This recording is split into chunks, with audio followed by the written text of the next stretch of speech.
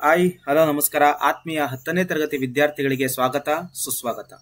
ನಾನು ನಿಮ್ಮ ಸುನಿಲ್ ಇವರು ಮಾತಾಡ್ತಾ ಇದ್ದೀನಿ. ನೀವೇನಾದ್ರೂ ನನ್ನ ಚಾನಲ್ಗೆ ಹೊಸಬರಾಗಿದ್ರೆ ಈಗಲೇ ಸಬ್ಸ್ಕ್ರೈಬ್ ಆಗಿ ಅಂತ ಹೇಳ್ತಾ ನನ್ನ ತರಗತಿಯನ್ನ ಶುರು ಮಾಡ್ತೀನಿ. ಇವತ್ತಿನ ಪಾಠ ಏನು ಅಂತಂತಂದ್ರೆ ನಿಯಂತ್ರಣ ಮತ್ತೆ ಸಹಭಾಗಿತ್ವ. ಇಂಗ್ಲಿಷಲ್ಲಿ ನಾವು ಕಂಟ್ರೋಲ್ ಅಂಡ್ ಕೋಆರ್ಡಿನೇಷನ್ ಅಂತ ಕರಿತೀವಿ. ನೋಡಿ, ಈ ಚಾಪ್ಟರ್ ಇಂದ 100% 6 7 ಮಾರ್ಕ್ಸ್ ಸಿಗ್ತದೆ. ಅದರಲ್ಲೂ ಕೂಡ ನಾನು ಏನ್ ಹೇಳ್ತಾ ಹೋಗ್ತೀನಿ ಅದನ್ನ ನೀವು ಬರ್ಕೊಳ್ತಾ ಹೋದ್ರೆ, ಇದನ್ನೇ ನೋಟ್ಸ್ ಮಾಡಿಟ್ಕೊಂಡ್ರೆ 100% 6 7 ಮಾರ್ಕ್ಸ್ ಸಿಗ್ತದೆ. ಈ ನೋಟ್ಸಿನ ಆಧಾರದ ಮೇಲೆ ಅವ್ರು ಕ್ವಶನ್ ಕೇಳಬೇಕಾಗಿರ್ತದೆ. ಯಾಕೆ ಇದನ್ನ ಹೇಳ್ತಾ ಇದ್ದೀನಿ ಅಂತಂದ್ರೆ, ನಾನು ಈ ನೋಟ್ಸ್ ಮಾಡೋಕ್ಕೋಸ್ಕರ ಬುಕ್ ಅನ್ನ ರೆಫರ್ ಮಾಡಿದ್ದೀನಿ, ಯೂಟ್ಯೂಬ್ ಅನ್ನ ರೆಫರ್ ಮಾಡಿದ್ದೀನಿ, ಮತ್ತೆ ಹಳೆಯ ಪ್ರಶ್ನೆ ಪತ್ರಿಕೆಗಳನ್ನ ರೆಫರ್ ಮಾಡಿದ್ದೀನಿ, ಕನಿಷ್ಠ ಕಲಿಕಾಂಶ ಪ್ಯಾಸಿಕ್ ಪ್ಯಾಕೇಜ್ ಅನ್ನು ಕೂಡ ನಾನು ಏನ್ ಮಾಡಿದ್ದೀನಿ ಅಂದ್ರೆ ರೆಫರ್ ಮಾಡಿದ್ದೀನಿ. ಸೊ ಇವೆಲ್ಲವನ್ನು ಕೂಡ ರೆಫರ್ ಮಾಡ್ಬಿಟ್ಟು ಒಂದು ಬಿಗ್ ಎಪಿಸೋಡ್ ಇದು, ಸುಮಾರು ಒಂದು 1 ಗಂಟೆ ಮೇಲೆ ಆಗ್ಬೋದೇನೋ ಈ ವಿಡಿಯೋ. ತಾಳ್ಮೆಯಿಂದ ನೋಡಿದ್ರೆ 6 ಮಾರ್ಕ್ಸ್ ಸಿಕ್ಕೇ ಸಿಗುತ್ತೆ ಅಂತ ಹೇಳ್ತಾ ನನ್ನ ತರಗತಿಯನ್ನ ಶುರು ಮಾಡ್ತೀನಿ. ಟೈಮ್ ವೇಸ್ಟ್ ಮಾಡೋದು ಬೇಡ, ಬನ್ನಿ. ನಿಯಂತ್ರಣ ಮತ್ತೆ ಸಹಭಾಗಿತ್ವ ಅಂತ ಐತೆ. ಶಾಲೆಯಲ್ಲಿ ಮಕ್ಕಳನ್ನ ನಿಯಂತ್ರಣ ಮಾಡೋದು HM ಸರ್ ಮತ್ತೆ ಟೀಚರ್ಸ್ಗಳು ಅಲ್ವಾ? ಅದೇ ತರ ನಮ್ಮನ್ನ ನಿಯಂತ್ರಣ ಮಾಡ್ತಿರೋದು ಯಾವುದು? ನಮ್ಮ ಚಟುವಟಿಕೆಗಳಿಗೆ, ನಮ್ಮ ಐಚ್ಛಿಕ ಕ್ರಿಯೆಗಳಿಗೆ ಮತ್ತೆ ಅನೈಚ್ಛಿಕ ಕ್ರಿಯೆಗಳನ್ನ ನಿಯಂತ್ರಣ ಮಾಡ್ತಿರೋದು ಯಾವುದು? ನಮ್ಮನ್ನ ನಿಜವಾಗ್ಲೂ ನಿಯಂತ್ರಣ ಮಾಡ್ತಿರೋರು ಯಾರು ಅಂತಂತಂದ್ರೆ ಅವು ನರ ಅಂಗಾಂಶಗಳು ಮತ್ತೆ ಸ್ನಾಯು ಅಂಗಾಂಶಗಳು ನಮ್ಮನ್ನ ನಿಯಂತ್ರಣ ಮಾಡ್ತಿದ್ದಾವೆ. ಅಷ್ಟೇ ಅಲ್ಲ, ನಮ್ಮಲ್ಲಿ ಉತ್ಪತ್ತಿಯಾಗುವಂತಹ ಹಾರ್ಮೋನ್ಗಳು ವೆರಿ ವೆರಿ ಇಂಪಾರ್ಟೆಂಟ್. ನಮ್ಮನ್ನ ನಿಯಂತ್ರಣ ಮಾಡ್ತಿರೋದು ಹಾರ್ಮೋನ್ಸ್ಗಳು, ನರ ಅಂಗಾಂಶ ಮತ್ತೆ ಸ್ನಾಯು ಅಂಗಾಂಶಗಳು. ಹೇಗೆ ನಮ್ಮನ್ನ ನಿಯಂತ್ರಣ ಮಾಡ್ತಿದ್ದಾವೆ ಮತ್ತೆ ಹೇಗೆ ನಮ್ಮ ಚಟುವಟಿಕೆಗೆ ಸಹಾಯ ಮಾಡ್ತಿದ್ದೇವೆ ಅಂದ್ಬಿಟ್ಟು ನೋಡೋಣ ನೆಕ್ಸ್ಟ್ ಪ್ಯಾರಾದಲ್ಲಿ. ನೋಡಿ, ನಮ್ಮ ಪರಿಸರದಿಂದ ಬರುವ ಎಲ್ಲಾ ಮಾಹಿತಿಗಳನ್ನ ಕೆಲವು ನರಕೋಶಗಳು ವಿಶಿಷ್ಟ ನರತುದಿಗಳನ್ನು ಪತ್ತೆ ಹಚ್ಚುತ್ತವೆ. ಈ ನರತುದಿಗಳು ಏನ್ ಮಾಡ್ತವೆ ಅಂತಂತಂದ್ರೆ ಜಸ್ಟ್ ಸಿಂಪಲ್ ಮಾಹಿತಿಗಳನ್ನ ಏನ್ ಮಾಡ್ತವೆ? ಪತ್ತೆ ಹಚ್ಚುತ್ತವೆ. ಈ ಲೈನಿನ ಅರ್ಥ ಏನ್ ಗೊತ್ತಾ? ಈಗ ಯಾವ್ದಾದ್ರು ಒಂದು ವಸ್ತುವನ್ನ ನೋಡ್ತಾ ಇದೀನಿ ಅಂತಂತಂದ್ರೆ, ಓ ಇದು ಮರನೆಯಾ, ಇದು ಮನುಷ್ಯನೆಯಾ, ಇದು ಕಲ್ಲೇ ಅಂತ ನಮ್ಗೆ ಗೊತ್ತಾಗ್ತದೆ. ಇಂತಹ ಮಾಹಿತಿಯನ್ನ ಪತ್ತೆ ಹಚ್ಚುತ್ತಾ ಇರೋದು ಯಾವುದು ಅಂತಂತಂದ್ರೆ ನರಕೋಶದಲ್ಲಿರುವಂತಹ ನರತುದಿಗಳು. ಅರ್ಥ ಆಗ್ತಿದೆ ಅಂತ ತಿಳ್ಕೊಳ್ತೀನಿ. ಆ ಕಡೆಯಿಂದ ಯಾವ್ದಾದ್ರು ಒಂದು ಹುಡುಗ ಓಡ್ ಬರ್ತಿದ್ದಾನೆ ಅಂತಂದ್ರೆ, ಆ ಕಡೆಯಿಂದ ಯಾವ್ದಾದ್ರು ಒಂದು ಹುಡುಗಿ ಓಡಿ ಬರ್ತಾ ಇದ್ದಾಳೆ ಅಂತಂತಂದ್ರೆ ಆ ಮಾಹಿತಿ ನಮ್ಗೆ ಗೊತ್ತಾಗ್ತಿದೆಯಲ್ವಾ? ಸೊ ಆ ಮಾಹಿತಿ ನಮ್ಗೆ ಗೊತ್ತಾಗ್ತಿದೆ ಅಂತಂತಂದ್ರೆ ಯಾರು ಪತ್ತೆ ಹಚ್ಚುತ್ತಾ ಇದ್ದಾರೆ ಅಂತಂತಂದ್ರೆ ನರಕೋಶಗಳಲ್ಲಿರುವಂತಹ ನರತುದಿಗಳು ಪತ್ತೆ ಹಚ್ಚುತ್ತಿದ್ದಾವೆ. ಹಾಗಾಗಿ ನಮಗೆ ಗೊತ್ತಾಗ್ತಿದೆ. ಸೊ ಈ ಮಾಹಿತಿ ಇದೆಯಲ್ಲ, ಈ ನರತುದಿಗಳು ಪತ್ತೆ ಹಚ್ಚುತ್ತದೆ ಅಂತ ಹೇಳ್ದೆ. ನೆಕ್ಸ್ಟ್ ನೋಡಿ, ಈ ಗ್ರಾಹಕಗಳು, ಈ ನರತುದಿಗಳನ್ನ ನಾವು ಸಾಮಾನ್ಯವಾಗಿ ಏನಂತ ಕರಿಬಹುದು ಅಂತಂದ್ರೆ ಗ್ರಾಹಕಗಳು ಅಂತ ಕರಿಬಹುದು. ಯಾಕೆ ಹೇಳಿ? ಅದು ಪತ್ತೆ ಹಚ್ಚುತ್ತಾ ಇರ್ತದಲ್ಲ, ಆ ಗ್ರಾಹಕ ಅಂತಾನು ಕೂಡ ನಾವೇನ್ ಮಾಡ್ಬೋದು ಹೇಳಬಹುದು. ಈ ಗ್ರಾಹಕ ಅಂತಂತಂದ್ರೆ, ಈಗ ಗ್ರಾಹಕಗಳು ಸಾಮಾನ್ಯವಾಗಿ ಎಲ್ಲೆಲ್ಲಿ ಇರ್ತಾವಪ್ಪ? ಗ್ರಾಹಕಗಳು ಒಳಕಿವಿ, ಮೂಗು, ನಾಲಿಗೆ ಮುಂತಾದ ಜ್ಞಾನೇಂದ್ರಿಯಗಳಲ್ಲಿ ಕಂಡು ಬರ್ತದೆ. ಇಟ್ ಮೀನ್ಸ್ ಪಂಚೇಂದ್ರಿಯಗಳು ಗೊತ್ತಲ್ವಾ? ಕಣ್ಣು, ಕಿವಿ, ಮೂಗು, ನಾಲಿಗೆ, ಚರ್ಮ. ಈ ಕಣ್ಣು, ಕಿವಿ, ಮೂಗು, ನಾಲಿಗೆ, ಚರ್ಮ ಇದಾವಲ್ಲ, ಸೊ ಇದರಿಂದ ನಮ್ಗೆ ಏನಾಗ್ತದೆ ಅಂತಂದ್ರೆ ಮಾಹಿತಿ ಗೊತ್ತಾಗ್ತದೆ. ಸೊ ಈ ಎಲ್ಲಾ ಜಾಗದಲ್ಲೂ ಕೂಡ ಗ್ರಾಹಕಗಳು ಇದಾವೆ, ಅಂದ್ರೆ ನರತುದಿಗಳು ಇದಾವೆ ಅಂತ ಅರ್ಥ. ಆದ್ದರಿಂದ ನೋಡಿ, ರುಚಿ ಗ್ರಾಹಕಗಳು ರುಚಿಯನ್ನ ಪತ್ತೆ ಹಚ್ಚುತ್ತವೆ, ವಾಸನೆ ಗ್ರಾಹಕಗಳು ಏನ್ ಮಾಡ್ತವೆ? ವಾಸನೆಯನ್ನ ಪತ್ತೆ ಹಚ್ಚುತ್ತವೆ. ಈ ಪ್ಯಾರದಲ್ಲಿ ಜಸ್ಟ್ ಸಿಂಪಲ್ ನಮ್ಮ ನಿಯಂತ್ರಣ ಮಾಡ್ತಿರೋದು ನರ ಮತ್ತು ಸ್ನಾಯು ಅಂಗಾಂಶಗಳು ಅಷ್ಟೇ ಅಲ್ಲ. ನೆಕ್ಸ್ಟ್ ಏನು ಅಂತಂತಂದ್ರೆ ಮಾಹಿತಿಯನ್ನ ಸಂಗ್ರಹ ಮಾಡ್ತಿರೋದು ನರ ತುದಿ ಆಗಿರ್ಬೋದು ಅಥವಾ ಗ್ರಾಹಕಗಳು. ಸೊ ಗ್ರಾಹಕಗಳು ಎಲ್ಲೆಲ್ಲಿ ಬರ್ತಾವ ಅಂತಂದ್ರೆ ಕಿವಿಲಿ, ಮೂಗಲ್ಲಿ, ನಾಲ್ಗೆಯಲ್ಲಿ ಮತ್ತೆ ಜ್ಞಾನೇಂದ್ರಿಯಗಳಲ್ಲಿ ಕಂಡು ಬರ್ತದೆ. ರುಚಿ ಗ್ರಾಹಕಗಳು ರುಚಿಯನ್ನ ಪತ್ತೆ ಹಚ್ಚಿದ್ರೆ, ವಾಸನೆ ಗ್ರಾಹಕಗಳು ವಾಸನೆಯನ್ನ ಪತ್ತೆ ಹಚ್ಚುತ್ತವೆ. ಬನ್ನಿ ನೆಕ್ಸ್ಟ್ ಸ್ಲೈಡ್ಗೆ ಹೋಗೋಣ ಬನ್ನಿ.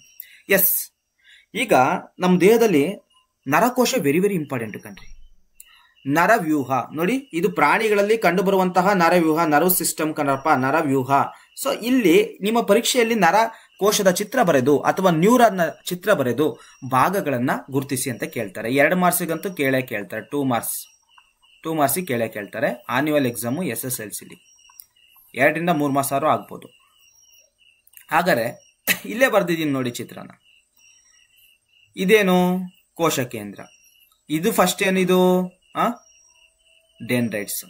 ಸೊ ಈ ಪ್ರದೇಶ, ದೊಡ್ಡ ಕೋಶ ಕೇಂದ್ರನು ಹೊಂದಿರುವಂತಹ ಪ್ರದೇಶಕ್ಕೆ ನಾವೇನಂತ ಕರಿತೀವಿ? ಕೋಶಕಾಯ ಅಂತ ಕರಿತೀವಿ. ಇದೇನಿದು? ಮೈಲಿನ ಹೊದಿಕೆ. ಇದು ಕೊಬ್ಬಿನ ಅಂಶದಿಂದ ಕೂಡಿರ್ತದೆ. ಈ ಮೈಲಿನ ಹೊದಿಕೆ ಕೊಬ್ಬಿನ ಅಂಶದಿಂದ ಕೂಡಿರ್ತದೆ, ನೆನ್ಪಿಟ್ಕೊಂಡಿರಿ, ಕೊಬ್ಬಿನ ಅಂಶದಿಂದ ಕೂಡಿರ್ತದೆ. ನೆಕ್ಸ್ಟ್ ಇದು ನರತುದಿ. ಈ ಚಿತ್ರವನ್ನ ನೀವು ಸ್ವಲ್ಪ ಪ್ರಾಕ್ಟೀಸ್ ಮಾಡಬೇಕಾಗಿರ್ತದೆ. ಹಾಗಾದ್ರೆ ಒಂದು ನರ ಅಂಗಾಂಶ ಅಥವಾ ನರಕೋಶಗಳು ಕಾರ್ಯನಿರ್ವಹಿಸಬೇಕು ಅಂತಂದ್ರೆ ಪ್ರಮುಖವಾಗಿ 3 ಭಾಗಗಳಿದಾವೆ. ಅದೇ ಡೆಂಡ್ರೈಟ್ಸ್, ಕೋಶಕಾಯ ಮತ್ತೆ ಆಕ್ಸಾನ್. ನೋಡಿಲಿ, ಆಕ್ಸಾನ್ ಯಾವುದು ಗೊತ್ತಾ? ಈ ಉದ್ದನೆಯ ನೀಳವಾದಂತಹ ರಚನೆ ಇದೆಯಲ್ಲ, ಹಿಂಗ್ ಉದ್ದಕ್ಕೆ ಹೋಗಿದೆಯಲ್ಲ, ಇದನ್ನ ನಾವೇನಂತ ಕರಿತೀವಿ ಅಂತಂತಂದ್ರೆ ಆಕ್ಸಾನ್ ಅಂತ ಕರಿತೀವಿ. ಓಕೆನಾ? ಬನ್ನಿ, ಈ ಚಿತ್ರವನ್ನ ನೀವು ಕಂಪಲ್ಸರಿ ಪ್ರಾಕ್ಟೀಸ್ ಮಾಡಲೇಬೇಕು. ಹೋಗೋಣ. ಹಾಗಾದ್ರೆ ಈ ನರಕೋಶದ ಕಾರ್ಯ ನಾವು ತಿಳ್ಕೋಬೇಕು. ನರಕೋಶದ ಕಾರ್ಯ ಇಲ್ಲೇನಿದೆ ನೋಡೋಣ. ಫಸ್ಟ್, ನರಕೋಶ ಒಂದರ ಡೆಂಡ್ರೈಟ್ಸ್ ನಲ್ಲಿ ಮಾಹಿತಿ ಸಂಗ್ರಹವಾಗುತ್ತದೆ. Look at this side. ಈ ನರಕೋಶ ಇದೆಯಲ್ಲ, ಈ ಫುಲ್ ಚಿತ್ರ ಇದೆಯಲ್ಲ, ಈ ಡೆಂಡ್ರೈಟ್ಸ್ ಅಲ್ಲಿ ಏನಾಗ್ತಿದೆ ಅಂತಂತಂದ್ರೆ ಮಾಹಿತಿ ಸಂಗ್ರಹ ಆಗ್ತಿದೆ ಅಂತ. ಓಕೆನಾ? ಈ ಡೆಂಡ್ರೈಟ್ಸ್ ಅಲ್ಲಿ ಏನಾಗ್ತೈತೆ? ಮಾಹಿತಿ ಸಂಗ್ರಹ ಆಗ್ತೈತೆ. ಈಗ ನಾಯಿ ಬಂತು ಅಂತ ತಿಳ್ಕೊಳ್ಳೋಣ. ಆ ನಾಯಿ ಬಂತು ಅಂತ ಗೊತ್ತಾಗಿತ್ತು, ನರಕೋಶದಲ್ಲಿರುವಂತಹ ಡೆಂಡ್ರೈಟ್ಸ್ಗೆ ಈ ಡೆಂಡ್ರೈಟ್ಸ್ ಅಲ್ಲಿ ಏನಾಗ್ತೈತೆ ಅಂತಂದ್ರೆ ಮಾಹಿತಿ ಸಂಗ್ರಹ ಆಗ್ತಾ ಇದೆ. ನೆಕ್ಸ್ಟ್ ಏನಾಗ್ತದೆ ನೋಡೋಣ. ಈ ಮಾಹಿತಿಯು ಡೆಂಡ್ರೈಟ್ಸ್ ನಲ್ಲಿ ರಾಸಾಯನಿಕ ಕ್ರಿಯೆ ಉಂಟು ಮಾಡುತ್ತದೆ. ಮಾಹಿತಿ ಇಲ್ಲಿ ಸಂಗ್ರಹ ಆಯ್ತು, ಇಲ್ಲಿ ಏನಾಗ್ತೈತೆ? ರಾಸಾಯನಿಕ ಕ್ರಿಯೆ ಉಂಟಾಗ್ತೈತೆ. ರಾಸಾಯನಿಕ ಕೆಮಿಕಲ್ ರಿಯಾಕ್ಷನ್ ಆಗ್ತೈತೆ ಕಣ್ರಪ್ಪ. ರಾಸಾಯನಿಕ ಕ್ರಿಯೆ ಏನಾಗ್ತದೆ? ಉಂಟಾಗ್ತಿದೆ. ನೆಕ್ಸ್ಟ್, ರಾಸಾಯನಿಕ ಕ್ರಿಯೆ ಉಂಟು ಮಾಡುತ್ತದೆ, ಜೊತೆಗೆ ವಿದ್ಯುತ್ ಆವೇಗವನ್ನು ಏನ್ ಮಾಡ್ತೈತೆ? ಸೃಷ್ಟಿಸುತ್ತಿದೆ. ನೋಡಿ, ಆ ಫುಲ್ ಇರೋ ಡೆಫಿನೇಷನ್ ಇಲ್ಲೇ ಹೇಳ್ಬಿಡ್ತೀನಿ. ನೋಡಿ, ಇಲ್ಲಿ ಮಾಹಿತಿ ಏನಾಯ್ತು? ಸಂಗ್ರಹ ಆಯ್ತು, ಇಲ್ಲಿ ರಾಸಾಯನಿಕ ಚಟುವಟಿಕೆಗಳು ಉಂಟಾಯ್ತು, ಮತ್ತೆ ಏನ್ ಸೃಷ್ಟಿ ಆಗ್ತಿದೆ ಅಂತಂತಂದ್ರೆ ವಿದ್ಯುತ್ ಆವೇಗಗಳು ಸೃಷ್ಟಿ ಆಗ್ತಿದೆ. ವಿದ್ಯುತ್ ಆವೇಗಗಳು ಸೃಷ್ಟಿ ಆಗ್ತಿದೆ ನನ್ನ ಪ್ರೀತಿಯ ಮಕ್ಕಳ. ವಿದ್ಯುತ್ ಆವೇಗಗಳು ಅಂತಂದ್ರೇನು? ಅದೇ ಪಾಸಿಟಿವ್ ಮತ್ತೆ ನೆಗೆಟಿವ್. ಕರೆಂಟ್ ಪಾಸ್ ಆಗ್ಬೇಕು ಅಂತಂತಂದ್ರೆ ಈ ಪಾಸಿಟಿವ್ ಮತ್ತೆ ನೆಗೆಟಿವ್ ಅನ್ನೋದು ಇರ್ಲೇಬೇಕು ತಾನೆ? ಧನಾವೇಶ ಮತ್ತು ಋಣಾವೇಶ ಇರ್ಬೇಕಲ್ವಾ? ಅದೇ ತರ ಇಲ್ಲಿ ಮಾಹಿತಿ ಏನಾದ್ರು ವರ್ಗಾವಣೆ ಆಗ್ಬೇಕು ಅಂತಂತಂದ್ರೆ ಸೊ ಇಲ್ಲಿ ಏನಾಗ್ತದೆ? ವಿದ್ಯುತ್ ಆವೇಗಗಳು ಸೃಷ್ಟಿ ಆಗ್ತದೆ. ವಿದ್ಯುತ್ ಆವೇಗಗಳು ಸೃಷ್ಟಿಯಾಗಿ ಎಲ್ಲಿಗೆ ಬರ್ತಿದಾವ ಅಂತಂತಂದ್ರೆ ಕೋಶ ಕಾಯಿಗೆ ಬರ್ತಾ ಇದ್ದಾವೆ. ಅರ್ಥ ಮಾಡ್ಕೊಳ್ಳಿ. ಮಾಹಿತಿ ಇಲ್ಲಿತ್ತು, ಇಲ್ಲಿ ರಾಸಾಯನಿಕ ಕ್ರಿಯೆ ಉಂಟಾಯ್ತು, ಮತ್ತೆ ವಿದ್ಯುತ್ ಆವೇಗಗಳು ಸೃಷ್ಟಿ ಆಯ್ತು. ಆ ಮಾಹಿತಿ ವಿದ್ಯುತ್ ಆವೇಗಗಳ ಮೂಲಕ ಕೋಶಕಾಯಕ್ಕೆ ಬಂತು. ಕೋಶಕಾಯದಿಂದ ಆಕ್ಸಾನ್ ನ ಮೂಲಕ ಚಲಿಸ್ತಾ ಇದೆ. ಆಕ್ಸಾನ್ ಮೂಲಕ ಚಲಿಸಿ ಎಲ್ಲಿಗೆ ಹೋಗ್ತಿದ್ದೇನಪ್ಪ? ನರ ತುದಿಗೆ ಏನಾಗ್ತೈತೆ? ಮಾಹಿತಿ ವರ್ಗಾವಣೆ ಆಗ್ತೈತೆ. ಮಾಹಿತಿ ವರ್ಗಾವಣೆ ಆಗ್ತೈತೆ. ಸೊ ಈ ನರತುದಿಯಿಂದ ಏನಾಗ್ತದೆ ಅಂತಂತಂದ್ರೆ ಇಲ್ಲಿ ಮತ್ತೊಂದು ನರಕೋಶ ಇರ್ತದೆ ಕಣ್ರಪ್ಪ. ಈ ಜಾಗದಲ್ಲಿ ಮತ್ತೊಂದು ನರಕೋಶ ಇರ್ತದೆ. Very very important. ಈ ಜಾಗದಲ್ಲಿ ನರಕೋಶ ಇರ್ತದೆ. ಸೊ ಇಲ್ಲಿ ನೋಡಿದೆ, ಇಲ್ಲೊಂದು ನರಕೋಶ ಜಸ್ಟ್ ಇಮ್ಯಾಜಿನೇಷನ್ ಮಾಡ್ಕೊಳ್ಳಿ. ಈ ಕಡೆ ಒಂದು ನರಕೋಶ ಇದೆ ಅಂತ ತಿಳ್ಕೊಳ್ಳಿ. ಸೊ ಈ ನರತುದಿಯಿಂದ ಈ ಡೆಂಡ್ರೈಟ್ಸ್ ಗಳಿಗೆ ಏನಾಗ್ತದೆ ಅಂತಂತಂದ್ರೆ ಮಾಹಿತಿ ವರ್ಗಾವಣೆ ಆಗ್ತದೆ. ಈ ನರತುದಿಯಿಂದ ಈ ಡೆಂಡ್ರೈಟ್ಸ್ ಗಳಿಗೆ ಏನಾಗ್ತದೆ? ಮಾಹಿತಿ ವರ್ಗಾವಣೆ ಆಗ್ತದೆ. ಸೊ ಈ ನರಕೋಶ, ಇಲ್ಲೊಂದು ನರಕೋಶ ಐತೆ, ಈ ಕಡೆ ಒಂದು ನರಕೋಶ ಐತೆ, ಈ ಕಡೆ ಒಂದು ನರಕೋಶ ಐತೆ. ಸೊ ಇಲ್ಲಿ ಮಧ್ಯದಲ್ಲಿ ಒಂದು ಗ್ಯಾಪ್ ಐತಲ್ಲ, ಈ ಪ್ಲೇಸ್ ಐತಲ್ಲ, ಈ ಪ್ಲೇಸಿಗೆ ನಾವ್ ಏನಂತ ಕರಿತೀವಿ ಅಂತಂತಂದ್ರೆ ಎರಡು ನರಕೋಶಗಳ ಮಧ್ಯೆ ಇರುವಂತಹ ಪ್ರದೇಶಕ್ಕೆ ನಾವು ಸಂಸರ್ಗ ಅಂತ ಕರಿತೀವಿ. ಸಂಸಾರ ಅಲ್ಲ, ಸಂಸರ್ಗ ಅಂತ ಕರಿತೀವಿ. ಸಿನಾಪ್ಸ್ ಅಂತ ಕರಿತೀವಿ ಕಣ್ರಪ್ಪ. ಇಂಗ್ಲಿಷ್ ಅಲ್ಲಿ ಸಿನಾಪ್ಸ್ ಅಂತ ಕರಿತೀವಿ. Very very important. ಪ್ರಶ್ನೆ 1 ಮಾರ್ಕ್ಸ್ ಅಲ್ಲಿ ಕೇಳ್ತಾರೆ, ಎರಡು ನರಕೋಶಗಳ ಮಧ್ಯೆ ಇರುವಂತಹ ಪ್ರದೇಶಕ್ಕೆ ಏನಂತ ಕರೀತಾರೆ ಅಂತಂದ್ರೆ ಸಂಸರ್ಗ ಅಂತ ಕರೀತಾರೆ. ನೋಡಿ, ನರಕೋಶಗಳ ಕಾರ್ಯ ಗೊತ್ತಾಯ್ತಲ್ವಾ? ಮಾಹಿತಿಯನ್ನ ವರ್ಗಾವಣೆ ಮಾಡ್ತದೆ. ಮಾಹಿತಿ ವರ್ಗಾವಣೆ ಆಗ್ಬೇಕಂತಂದ್ರೆ ರಾಸಾಯನಿಕ ಕ್ರಿಯೆ ಉಂಟಾಗ್ತದೆ, ಮತ್ತೆ ವಿದ್ಯುತ್ ಆವೇಗಗಳು ಸೃಷ್ಟಿ ಆಗ್ತದೆ. ವಿದ್ಯುತ್ ಆವೇಗಗಳ ಮೂಲಕ ಮಾಹಿತಿ ಕೋಶಕಾಯಕ್ಕೆ ಬರ್ತದೆ. ಕೋಶಕಾಯದಿಂದ ಆಕ್ಸಾನ್ ಬರ್ತದೆ. ಆಕ್ಸಾನ್ ಇಂದ ನರತುದಿ ಬರ್ತದೆ. ಈ ನರತುದಿಗಳಿಂದ ಏನಾಗ್ತದೆ ಅಂತಂದ್ರೆ ಈ ಮಧ್ಯೆ ಒಂದು ಸಂಸರ್ಗ ಎನ್ನುವ ಪ್ರದೇಶದಲ್ಲಿ ಒಂದು ರಾಸಾಯನಿಕ ಕ್ರಿಯೆ ಉಂಟಾಗ್ತದೆ. ಈ ರಾಸಾಯನಿಕ ಕ್ರಿಯೆ ಉಂಟಾಗಿ ಏನಾಗ್ತದೆ? ಮತ್ತೆ ಇನ್ನೊಂದು ನರಕೋಶಕ್ಕೆ ವರ್ಗಾವಣೆ ಆಗ್ತದೆ. ಈ ರೀತಿ ಒಂದು ನರಕೋಶದಿಂದ ಮತ್ತೊಂದು ನರಕೋಶಕ್ಕೆ ಮಾಹಿತಿ ವರ್ಗಾವಣೆ ಆಗ್ತಾ ಇದೆ. ಇದು ನರಕೋಶದ ಪ್ರಮುಖ ಕಾರ್ಯ. ಈ ರೀತಿ ಮಾಹಿತಿ ವರ್ಗಾವಣೆ ಆಗೋದ್ರಿಂದ ನಾವು ಸರಿಯಾದ ರೀತಿಯಲ್ಲಿ ಏನ್ ಮಾಡ್ತೀವಿ ಅಂತಂದ್ರೆ ರಿಪ್ಲೈ ಮಾಡ್ತೀವಿ. ಬೆಂಕಿ ಮುಟ್ಟ ತಕ್ಷಣ ನಾವೇನ್ ಮಾಡ್ತೀವಿ ಅಂತಂದ್ರೆ ಸರಿಯಾದ ರೀತಿಯಲ್ಲಿ ಕೈಯನ್ನು ಹಿಂದೆ ತಗೊಳ್ತೀವಿ ಅಥವಾ ಕಾಲನ್ನು ಹಿಂದೆ ತಗೊಳ್ತೀವಿ. ಸೊ ಇಂಥ ಮಾಹಿತಿಯನ್ನು ಏನ್ ಮಾಡ್ತದೆ? ವರ್ಗಾವಣೆ ಮಾಡ್ತದೆ ನಮ್ಮ ನರಕೋಶ. ಓಕೆ, ಪಾಠ ಮುಂದುವರೆದ. ಇಲ್ಲಿ ಏನಿದೆ ವಿವರಣೆ, ಈಗ ನಾನು ಏನ್ ಮಾತಾಡಿದೆ, ಏನ್ ವಿವರಣೆ ಕೊಟ್ಟೆ, ಅವೆಲ್ಲವೂ ಕೂಡ ಇದೆ. ಬರ್ಕೊಳ್ಳಿ, ನೀವು ಬರ್ಕೊಳ್ಳೋದಾರೆ ನೋಡ್ಸಿ ಬರ್ಕೊಳ್ಳಿ. ನೆಕ್ಸ್ಟ್ ಬರ್ತೀನಿ. ನೆನಪಿಡಿ ಅಂತ ಇದೆ. ಸೊ ಈ ಪ್ರಶ್ನೆಗಳನ್ನ ಕೇಳಿಲ್ಲ, ಬಟ್ ಅಕಸ್ಮಾತ್ ಕೇಳಿದ್ರೆ ಹೇಳಕ್ ಆಗಲ್ಲ. ಯಾರಿಗೊತ್ತು? ಅಪ್ಲಿಕೇಶನ್ ಲೆವೆಲ್ ಅಲ್ಲಿ ಕ್ವಶನ್ ತೆಗಿತಾರೆ. ನಾವು ಹೈ ಲೆವೆಲ್ ಅಲ್ಲಿ ಥಿಂಕ್ ಮಾಡಬೇಕು. ಲೋ ಲೆವೆಲ್ ಅಲ್ಲಿ ಥಿಂಕ್ ಮಾಡಿದ್ರೆ ನಾವು ಲೋ ಆಗೇ ಎದ್ಬಿಡ್ತೀವಿ. ಇಡೀ ಕ್ಲಾಸ್ ಅಲ್ಲೂ ಅಷ್ಟೇ. ಹಾಗಾಗಿ ನಾವ್ ಏನ್ ಮಾಡ್ಬೇಕಂತ ಹೈ ಲೆವೆಲ್ ಅಲ್ಲಿ ಥಿಂಕ್ ಮಾಡಬೇಕು, ಮತ್ತೆ ಹೈ ಲೆವೆಲ್ ಅಲ್ಲಿ ನೋಟ್ಸ್ ಮಾಡ್ಕೋಬೇಕು. ಹೈ ಲೆವೆಲ್ ನಾವ್ ಏನ್ ಮಾಡ್ಬೇಕಾಗಿರ್ತಂದ್ರೆ ಆನ್ಸರ್ ಅನ್ನ ಬರಿಬೇಕಾಗಿರ್ತದೆ. ಇವ್ಯಾಲ್ಯುವೇಟರ್ ನೋಡಿದ ತಕ್ಷಣ ಖುಷಿ ಪಟ್ಬಿಡ್ಬೇಕು. ಅಯ್ಯೋ, ನನ್ಗೆ ಗೊತ್ತಿಲ್ವಲ್ಲ ಈ ಕ್ವಶನ್ಗೆ ಆನ್ಸರು ಅಂತ ಅನ್ಸ್ಬಿಡ್ಬೇಕು ಅವರಿಗೆ. ಅದಕ್ಕಾಗಿ ನೀವು ಎಕ್ಸ್ಟ್ರಾ ಕ್ವಶನ್ ಗಳನ್ನ ಕೊಟ್ಟಿದ್ದೀನಿ. ಎಕ್ಸ್ಟ್ರಾ ಕ್ವಶನ್ ಗಳನ್ನು ಕೂಡ ನೀವು ಕಲ್ಕೊಳ್ತಾ ಹೋಗಿ. ನೋಡಿ, ನೆನಪಿಡಿ ಅಂತ ಕೊಟ್ಟಿದ್ದೀನಿ. ನರಕೋಶ ಎಂದರೇನು ಅಂತಿದೆ. ನರಕೋಶ ಎಂದರೇನು ಅಂತ ಕೇಳಬಹುದು. 9ನೇ ಕ್ಲಾಸಲ್ಲಿ ಇದೆ, ಹಾಗೂ 10ನೇ ಕ್ಲಾಸಲ್ಲೂ ಕೂಡ ಇದೆ. ನರಕೋಶ ಅಂತಂದ್ರೇನು? ನರಾಂಗಾಂಶದ ರಚನಾತ್ಮಕ ಮತ್ತು ಕಾರ್ಯಾತ್ಮಕ ಘಟಕಕ್ಕೆ ನರಕೋಶ ಅಂತ ಕರಿತೀವಿ. ಅದೇ ಜೀವಕೋಶ ಅಂತಂದ್ರೇನು? ಜೀವಿಯ ರಚನಾತ್ಮಕ ಮತ್ತು ಕಾರ್ಯಾತ್ಮಕ ಘಟಕಕ್ಕೆ ನಾವೇನಂತ ಕರಿತೀವಿ? ಜೀವಕೋಶ ಅಂತ ಕರಿತೀವಿ. ಓಕೆನಾ? ನರಕೋಶ ಅಂತಂದ್ರೆ ಏನಂತ ಗೊತ್ತಾಯ್ತು, ಜೀವಕೋಶ ಅಂತಂದ್ರೆ ಏನಂತ ಗೊತ್ತಾಯ್ತು. ನೆಕ್ಸ್ಟ್ ನೋಡೋಣ, ಸೈಟಾನ್ ಎಂದರೇನು? ಜಸ್ಟ್ ಸಿಂಪಲ್, ದೊಡ್ಡ ಕೋಶ ಕೇಂದ್ರವನ್ನು ಹೊಂದಿರುವ ಒಂದು ಕೋಶಕಾಯಕ್ಕೆ ನಾವೇನಂತ ಕರಿತೀವಿ ಅಂತಂದ್ರೆ ಸೈಟಾನ್ ಅಂತ ಕರಿತೀವಿ. ನೋಡಿ, ಇದೊಂದು ಕೋಶಕಾಯ, ಈ ಕೋಶಕಾಯಕ್ಕೆ ನಾವೇನಂತ ಕರಿತೀವಿ? ಸೈಟಾನ್ ಅಂತ ಕರಿತೀವಿ. ಓಕೆ, ನೆಕ್ಸ್ಟ್ ನೋಡೋಣ, ಡೆಂಡ್ರೈಟ್ಸ್ ಗಳೆಂದರೇನು? ನೋಡಿ, ಸೈಟಾನ್ ನಿಂದ ಹೊರಚಾಚಿರುವ ಚಿಕ್ಕೆಗಳಂತ ರಚನೆಗೆ ನಾವೇನಂತ ಕರಿತೀವಿ? ಡೆಂಡ್ರೈಟ್ಸ್ ಅಂತ ಕರಿತೀವಿ. ನೋಡಿ, ಇದು ಸೈಟಾನ್ ಅಂತ ಹೇಳಿದೆ ಅಲ್ವಾ, ಈ ಸೈಟಾನ್ ನಿಂದ ಹೊರಗೆ ಇರುವಂತಹ ಚಿಕ್ಕೆಗಳಂತಹ ರಚನೆಗಳಿಗೆ ನಾವೇನಂತ ಕರಿತೀವಿ? ಡೆಂಡ್ರೈಟ್ಸ್ ಅಂತ ಕರಿತೀವಿ. ನೆಕ್ಸ್ಟ್ ಡೆಂಡ್ರೈಟ್ಸ್ ಆಯ್ತು. ಈಗ ನೆಕ್ಸ್ಟ್ ಏನಿದೆ ಕ್ವಶನ್, ಆಕ್ಸಾನ್ ಎಂದರೇನು? ಕೋಶಕಾಯದಿಂದ ಹೊರಟಿರುವ ಒಂದು ನೀಳವಾದ ಉದ್ದನೆಯ ರಚನೆಗೆ. ಸೊ ಇದೇ ಆಕ್ಸಾನ್, ನಾನು ಹೇಳಿದ್ದೀನಿ, ಚಿತ್ರವನ್ನ ಪ್ರಾಕ್ಟೀಸ್ ಮಾಡಿ ಅಂತ ಹೇಳಿದೀನಿ. ಇದೇನಾಗಿರ್ತದೆ? ಕೋಶಕಾಯ ಇಲ್ಲಿದ್ರೆ ಕೋಶಕಾಯದಿಂದ ಹೊರಟಿರುವಂತಹ ನೀಳವಾದ ಉದ್ದನೆಯ ರಚನೆ ನಾವೇನಂತ ಕರಿತಿದೀವಿ? ಆಕ್ಸಾನ್ ಅಂತ ಕರಿತಿದೀವಿ.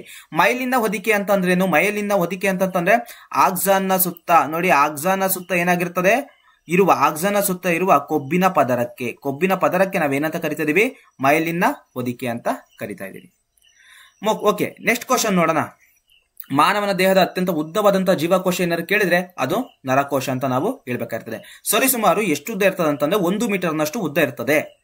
ಮತ್ತೆ ಪ್ರಶ್ನೆ, ನರವ್ಯವಸ್ಥೆಯ ಅತ್ಯಂತ ಚಿಕ್ಕ ಘಟಕ ಯಾವುದು? ನರವ್ಯವಸ್ಥೆಯ ಅತ್ಯಂತ ಚಿಕ್ಕ ಘಟಕ ನರಕೋಶ. ಇವಾಗ ತಾನೇ ನೀವು ಚಿತ್ರ ಪ್ರಾಕ್ಟೀಸ್ ಮಾಡಿ ಅಂತ ಹೇಳಿದ್ದೀನಿ, ಅದೇ ಚಿತ್ರ.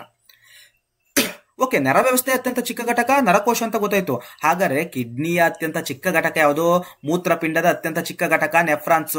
ಪಾಠ ಮಾಡಿದ್ದೀನಿ, ಜೀವಕ್ರಿಯೆಗಳು ಪಾಠ, ನೆಫ್ರಾನ್ಸ್ ಗಳ ಬಗ್ಗೆ, ಕಿಡ್ನಿಗಳ ಬಗ್ಗೆ ಸಾಕಷ್ಟು ಮಾಹಿತಿಯನ್ನು ಒದಗಿಸಿದ್ದೀನಿ. ನೀವು ಆ ವಿಡಿಯೋವನ್ನ ನೋಡ್ಲೇಬೇಕು, ಜೀವಕ್ರಿಯೆಗಳು ಅಂತ ಹೊಡೆದು ನೋಡಿ, ಆ ಪಾಠನೂ ಕೂಡ ಬರ್ತದೆ.